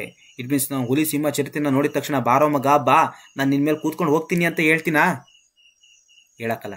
ನೋಡಿದ ತಕ್ಷಣ ನಾನು ಏನ್ ಮಾಡ್ತೀನಿ ಅಂತಂದ್ರೆ ಓಡೋಗ್ಬೇಕು ಅಂತ ಪ್ರಯತ್ನ ಪಡ್ತೀನಿ. ಈ ದೇಹವನ್ನ ಏನ್ ಮಾಡ್ತೀನಿ? ತುರ್ತು ಪರಿಸ್ಥಿತಿಗೆ ಅನಿಗೊಳಿಸ್ಬೇಕು. ಸೊ ಅನಿಗೊಳಿಸೋದು ಯಾವುದು ಅಂತಂದ್ರೆ ಓಡೋಗೋಕ್ಕೋಸ್ಕರ ಅನಿಗೊಳಿಸೋದು ಯಾವುದು ಅಂತಂದ್ರೆ ಅಡ್ರಿನಲಿನ್ ಹಾರ್ಮೋನ್. ಅಷ್ಟೇ ಅಲ್ಲ, ಅಡ್ರಿನಲಿನ್ ಹಾರ್ಮೋನ್ ಪ್ರೊಡ್ಯೂಸ್ ಆಗ್ತದಲ್ಲ, ಇದು ಹೃದಯದ ಬಡಿತವನ್ನು ಹೆಚ್ಚಿಸ್ತದೆ. ಅಷ್ಟೇ ಅಲ್ಲ, ಉಸಿರಾಟದ ವೇಗವನ್ನು ಹೆಚ್ಚಿಸ್ತದೆ. ಸ್ನಾಯುಗಳಿಗೆ ಹೆಚ್ಚು ಆಕ್ಸಿಜನ್ ಏನ್ ಮಾಡ್ತದೆ ಅಂತಂದ್ರೆ ಪೂರೈಕೆ ಮಾಡ್ತದೆ. ನಂತರ ವ್ಯಕ್ತಿಯು ವೇಗವಾಗಿ ಓಡಲು ಸಹಾಯಕವಾಗಿದೆ. ಸೊ ಹಾಗಾಗಿ ನಾನು ಅಡ್ರಿನಲಿನ್ ಹಾರ್ಮೋನ್ ಅನ್ನ ತುರ್ತು ಪರಿಸ್ಥಿತಿಯ ಹಾರ್ಮೋನ್ ಅಂತ ಕರಿತೀವಿ. ಜಸ್ಟ್ ಸಿಂಪಲ್, ಹುಲಿ, ಸಿಂಹ, ಈ ಚಿರತೆ ಇದೆ ಅಂತ ತಿಳ್ಕೊಳ್ಳಿ. ಅದು ನೋಡಿದ ತಕ್ಷಣ ನಾವೇನ್ ಮಾಡ್ತೀವಿ ಅಂತಂದ್ರೆ ಓಡೋಗ್ತೀವಿ. ಇಲ್ಲಿ ಹುಲಿ ಇದೆ, ಸಿಂಹ ಅಂತ ಅದನ್ನ ನೋಡಿದ ತಕ್ಷಣ ಓಡೋಗ್ತೀವಿ. ಅದಕ್ಕೆ ಕಾರಣ ಏನು ಅಂತಂದ್ರೆ ಇಲ್ಲಿ ನಾವಿದೀವಲ್ಲ, ಸೊ ಅಡ್ರಿನಲಿನ್ ಪ್ರೊಡ್ಯೂಸ್ ಆಗ್ತದೆ, ಹೃದಯದ ಬಡಿತ ಜಾಸ್ತಿ ಆಗ್ತದೆ. ಅಷ್ಟೇ ಅಲ್ಲ, ಉಸಿರಾಟದ ವೇಗ ಜಾಸ್ತಿ ಆಗ್ತದೆ, ಸ್ನಾಯುಗಳಿಗೆ ಆಕ್ಸಿಜನ್ ಪೂರೈಕೆ ಜಾಸ್ತಿ ಆಗ್ತದೆ. ಇವೆಲ್ಲ ಆಗೋದ್ರಿಂದ ನಾವು ಓಡೋಗ್ತೀವಿ. ತುರ್ತು ಪರಿಸ್ಥಿತಿ ಹಾರ್ಮೋನ್ ಅಂತ ಅದಕ್ಕೆ ಕರಿತೀವಿ. ರನ್ನಿಂಗ್ ರೇಸ್ ಬಿಟ್ಟಾಗಲೇ ನಾವು ಸ್ಪೀಡಾಗಿ ಓಡಲ್ಲ. ಬಟ್ ಹುಲಿ ಸಿಂಹ ಚಿರತೆಯನ್ನು ನೋಡಿದಾಗ ಅಥವಾ ಯಾರ ಮನೆಯಲ್ಲಾರು ನಾವು ಸೀಬೆಹಣ್ಣು ಕಿತ್ಕೊಬರಕ್ಕೆ ಹೋಗಿದಾಗ, ಹುಣಸೆಹಣ್ಣು ಮರ ಕತ್ತಿದ್ದಾಗ, ಮಾವಿನ ಕಿತ್ಕೊಳಕ್ಕೆ ಹೋಗಿದಾಗ ಯಾರು ಬರ್ತಾವ್ರೆ ಏಯ್ ಅಂತ ಅಂದಾಗ ನಾವು ಯಾವ ಥರ ಓಡೋಗ್ತೀವಲ್ವ? ಹೌದು, ಓಡೋಗ್ತೀವಿ. ಅದಕ್ಕೆ ಆ ಓಡೋಗ್ತೀವಲ್ಲ, ಅದು ತುರ್ತು ಪರಿಸ್ಥಿತಿ. ಅದಕ್ಕಾಗಿ ಆ ತುರ್ತು ಪರಿಸ್ಥಿತಿಯಲ್ಲಿ ಪ್ರೊಡ್ಯೂಸ್ ಆಗುವಂಥ ಹಾರ್ಮೋನು, ಆ ಎಮರ್ಜೆನ್ಸಿಯಲ್ಲಿ ಪ್ರೊಡ್ಯೂಸ್ ಆಗುವಂಥ ಹಾರ್ಮೋನು ಅಡ್ರಿನಲಿನ್ ಹಾರ್ಮೋನ್. ಸೊ ಹಾಗಾಗಿ ನಾವು ಅಡ್ರಿನಲಿನ್ ಹಾರ್ಮೋನನ್ನು ತುರ್ತು ಪರಿಸ್ಥಿತಿ ಹಾರ್ಮೋನ್ ಅಂತ ಕರಿತೀವಿ. ಅಷ್ಟೆಲ್ಲ ಈ ಹಾರ್ಮೋನನ್ನು ಫೈಟ್ ಆ್ಯಂಡ್ ಫ್ಲೈಟ್, ಫೈಟ್ ಕಣ್ರಪ್ಪ, ಇದು FIGHT, ಫೈಟ್ ಹಾರ್ಮೋನ್ ಮತ್ತು ಫ್ಲೈಟ್ ಹಾರ್ಮೋನ್ ಅಂತಲೂ ಕೂಡ ಕರಿತೀವಿ. ಹಾಗಾದರೆ ಈ ಹಾರ್ಮೋನ್ ಯಾವ್ಯಾವ ಟೈಮಲ್ಲಿ ಪ್ರೊಡ್ಯೂಸ್ ಆಗ್ತದೆ? ನಿಮ್ಮ ಸರ್ಗಳು ಏನಾದರೂ ಪ್ರಶ್ನೆ ಕೇಳಿದಾಗ ನಿಮಗೆ ಭಯ ಉಂಟಾಗ್ತದೆ, ಅಥವಾ ನಿಮ್ಮನ್ನೇ ಏನಾದ್ರು ಪ್ರಶ್ನೆ ಕೇಳ್ತಾರೇನೋ ಅಂತ ಒಂದು ಆತಂಕ ಉಂಟಾಗ್ತಿರ್ತದೆ. ಆವಾಗಲೂ ಕೂಡ ಈ ಹಾರ್ಮೋನ್ ಪ್ರೊಡ್ಯೂಸ್ ಆಗ್ತದೆ. ಪ್ರಶ್ನೆ ಕೇಳಿ ನೀವು ಆನ್ಸರ್ ಮಾಡದೇ ಇದ್ದಾಗ ಸರ್ರು ನಿಮ್ಗೆ ಏನು ಮಾಡ್ತಾರೆ ಅಂತಂದ್ರೆ ಹೊಡೆದ್ಬಿಟ್ಟು ಹೋಗ್ತಾರೆ ಅಂತ ತಿಳ್ಕೊಳ್ಳಿ. ಆವಾಗ ಸರ್ ಮೇಲೆ ಕೋಪ ಬರ್ತದೆ. ಈ ನನ್ನ ಮಗ ಹೊಡೆದ್ಬಿಟ್ನಲ್ಲಿ ನನಗೆ ಅಂತ ಅಂತೀರ, ಕೋಪ ಉಂಟಾಗ್ತದೆ. ಆ ಕೋಪ ಉಂಟಾಗೋಕ್ಕೂ ಕೂಡ ಕಾರಣ ಏನು ಅಂತಂತಂದ್ರೆ ಅವಾಗಲೂ ಕೂಡ ಅಡ್ರಿನಲಿನ್ ಹಾರ್ಮೋನ್ ಪ್ರೊಡ್ಯೂಸ್ ಆಗಿದೆ ಅಂತ. ಭಯ, ಆತಂಕ, ಕೋಪ ಅಷ್ಟೇ ಅಲ್ಲ, ಖಿನ್ನತೆ. 100ಕ್ಕೆ 100 ತೆಗಿಬೇಕು ಅಂತ ಆಸೆ ಇರ್ತದೆ, ಬಟ್ 100ಕ್ಕೆ 100 ತೆಗೆಯಲ್ಲ, ತೆಗೆಯದೆ 35. ತುಂಬ ಮಾನಸಿಕ ಖಿನ್ನತೆಗೆ ಒಳಗಾಗ್ಬಿಡ್ತೀರಾ. ಸೊ ಖಿನ್ನತೆಗೆ ಒಳಗಾದಾಗಲೂ ಕೂಡ ಪ್ರೊಡ್ಯೂಸ್ ಆಗುವಂಥ ಹಾರ್ಮೋನು ಅಡ್ರಿನಲಿನ್ ಹಾರ್ಮೋನ್. ಪಾಠ ಮುಂದುವರೆದಂತೆ ನೆಕ್ಸ್ಟ್ ಲಾಸ್ಟ್ 2 ಟಾಪಿಕ್ಸ್ ಇದಾವೆ. ವೃಷಣಗಳು. ಇದೆಲ್ಲಿದೆಯಪ್ಪ? ಜನನೇಂದ್ರಿಯದ ಕೆಳಭಾಗದಲ್ಲಿ ವೃಷಣ ಚೀಲಗಳಲ್ಲಿ ಕಂಡು ಬರ್ತದೆ, ಹೌದಲ್ವಾ? ಮೇಲ್ ರಿಪ್ರೊಡಕ್ಟಿವ್ ಸಿಸ್ಟಮ್ ಅಲ್ಲಿ ಸಾಮಾನ್ಯವಾಗಿ ಕಂಡು ಬರ್ತದೆ ವೃಷಣಗಳು. ಈ ಕಡೆ ಒಂದು ಸಾಮಾನ್ಯವಾಗಿ ಇರ್ತದೆ. ಸೊ ಇದೇನ್ ಮಾಡ್ತದಪ್ಪ? ಟೆಸ್ಟೋಸ್ಟೆರಾನ್ ಅನ್ನ ಪ್ರೊಡ್ಯೂಸ್ ಮಾಡ್ತದೆ. Very very important. ಏನನ್ನ ಮಾಡ್ತದೆ? ಟೆಸ್ಟೋಸ್ಟೆರಾನ್ ಅನ್ನ ಪ್ರೊಡ್ಯೂಸ್ ಮಾಡ್ತದೆ.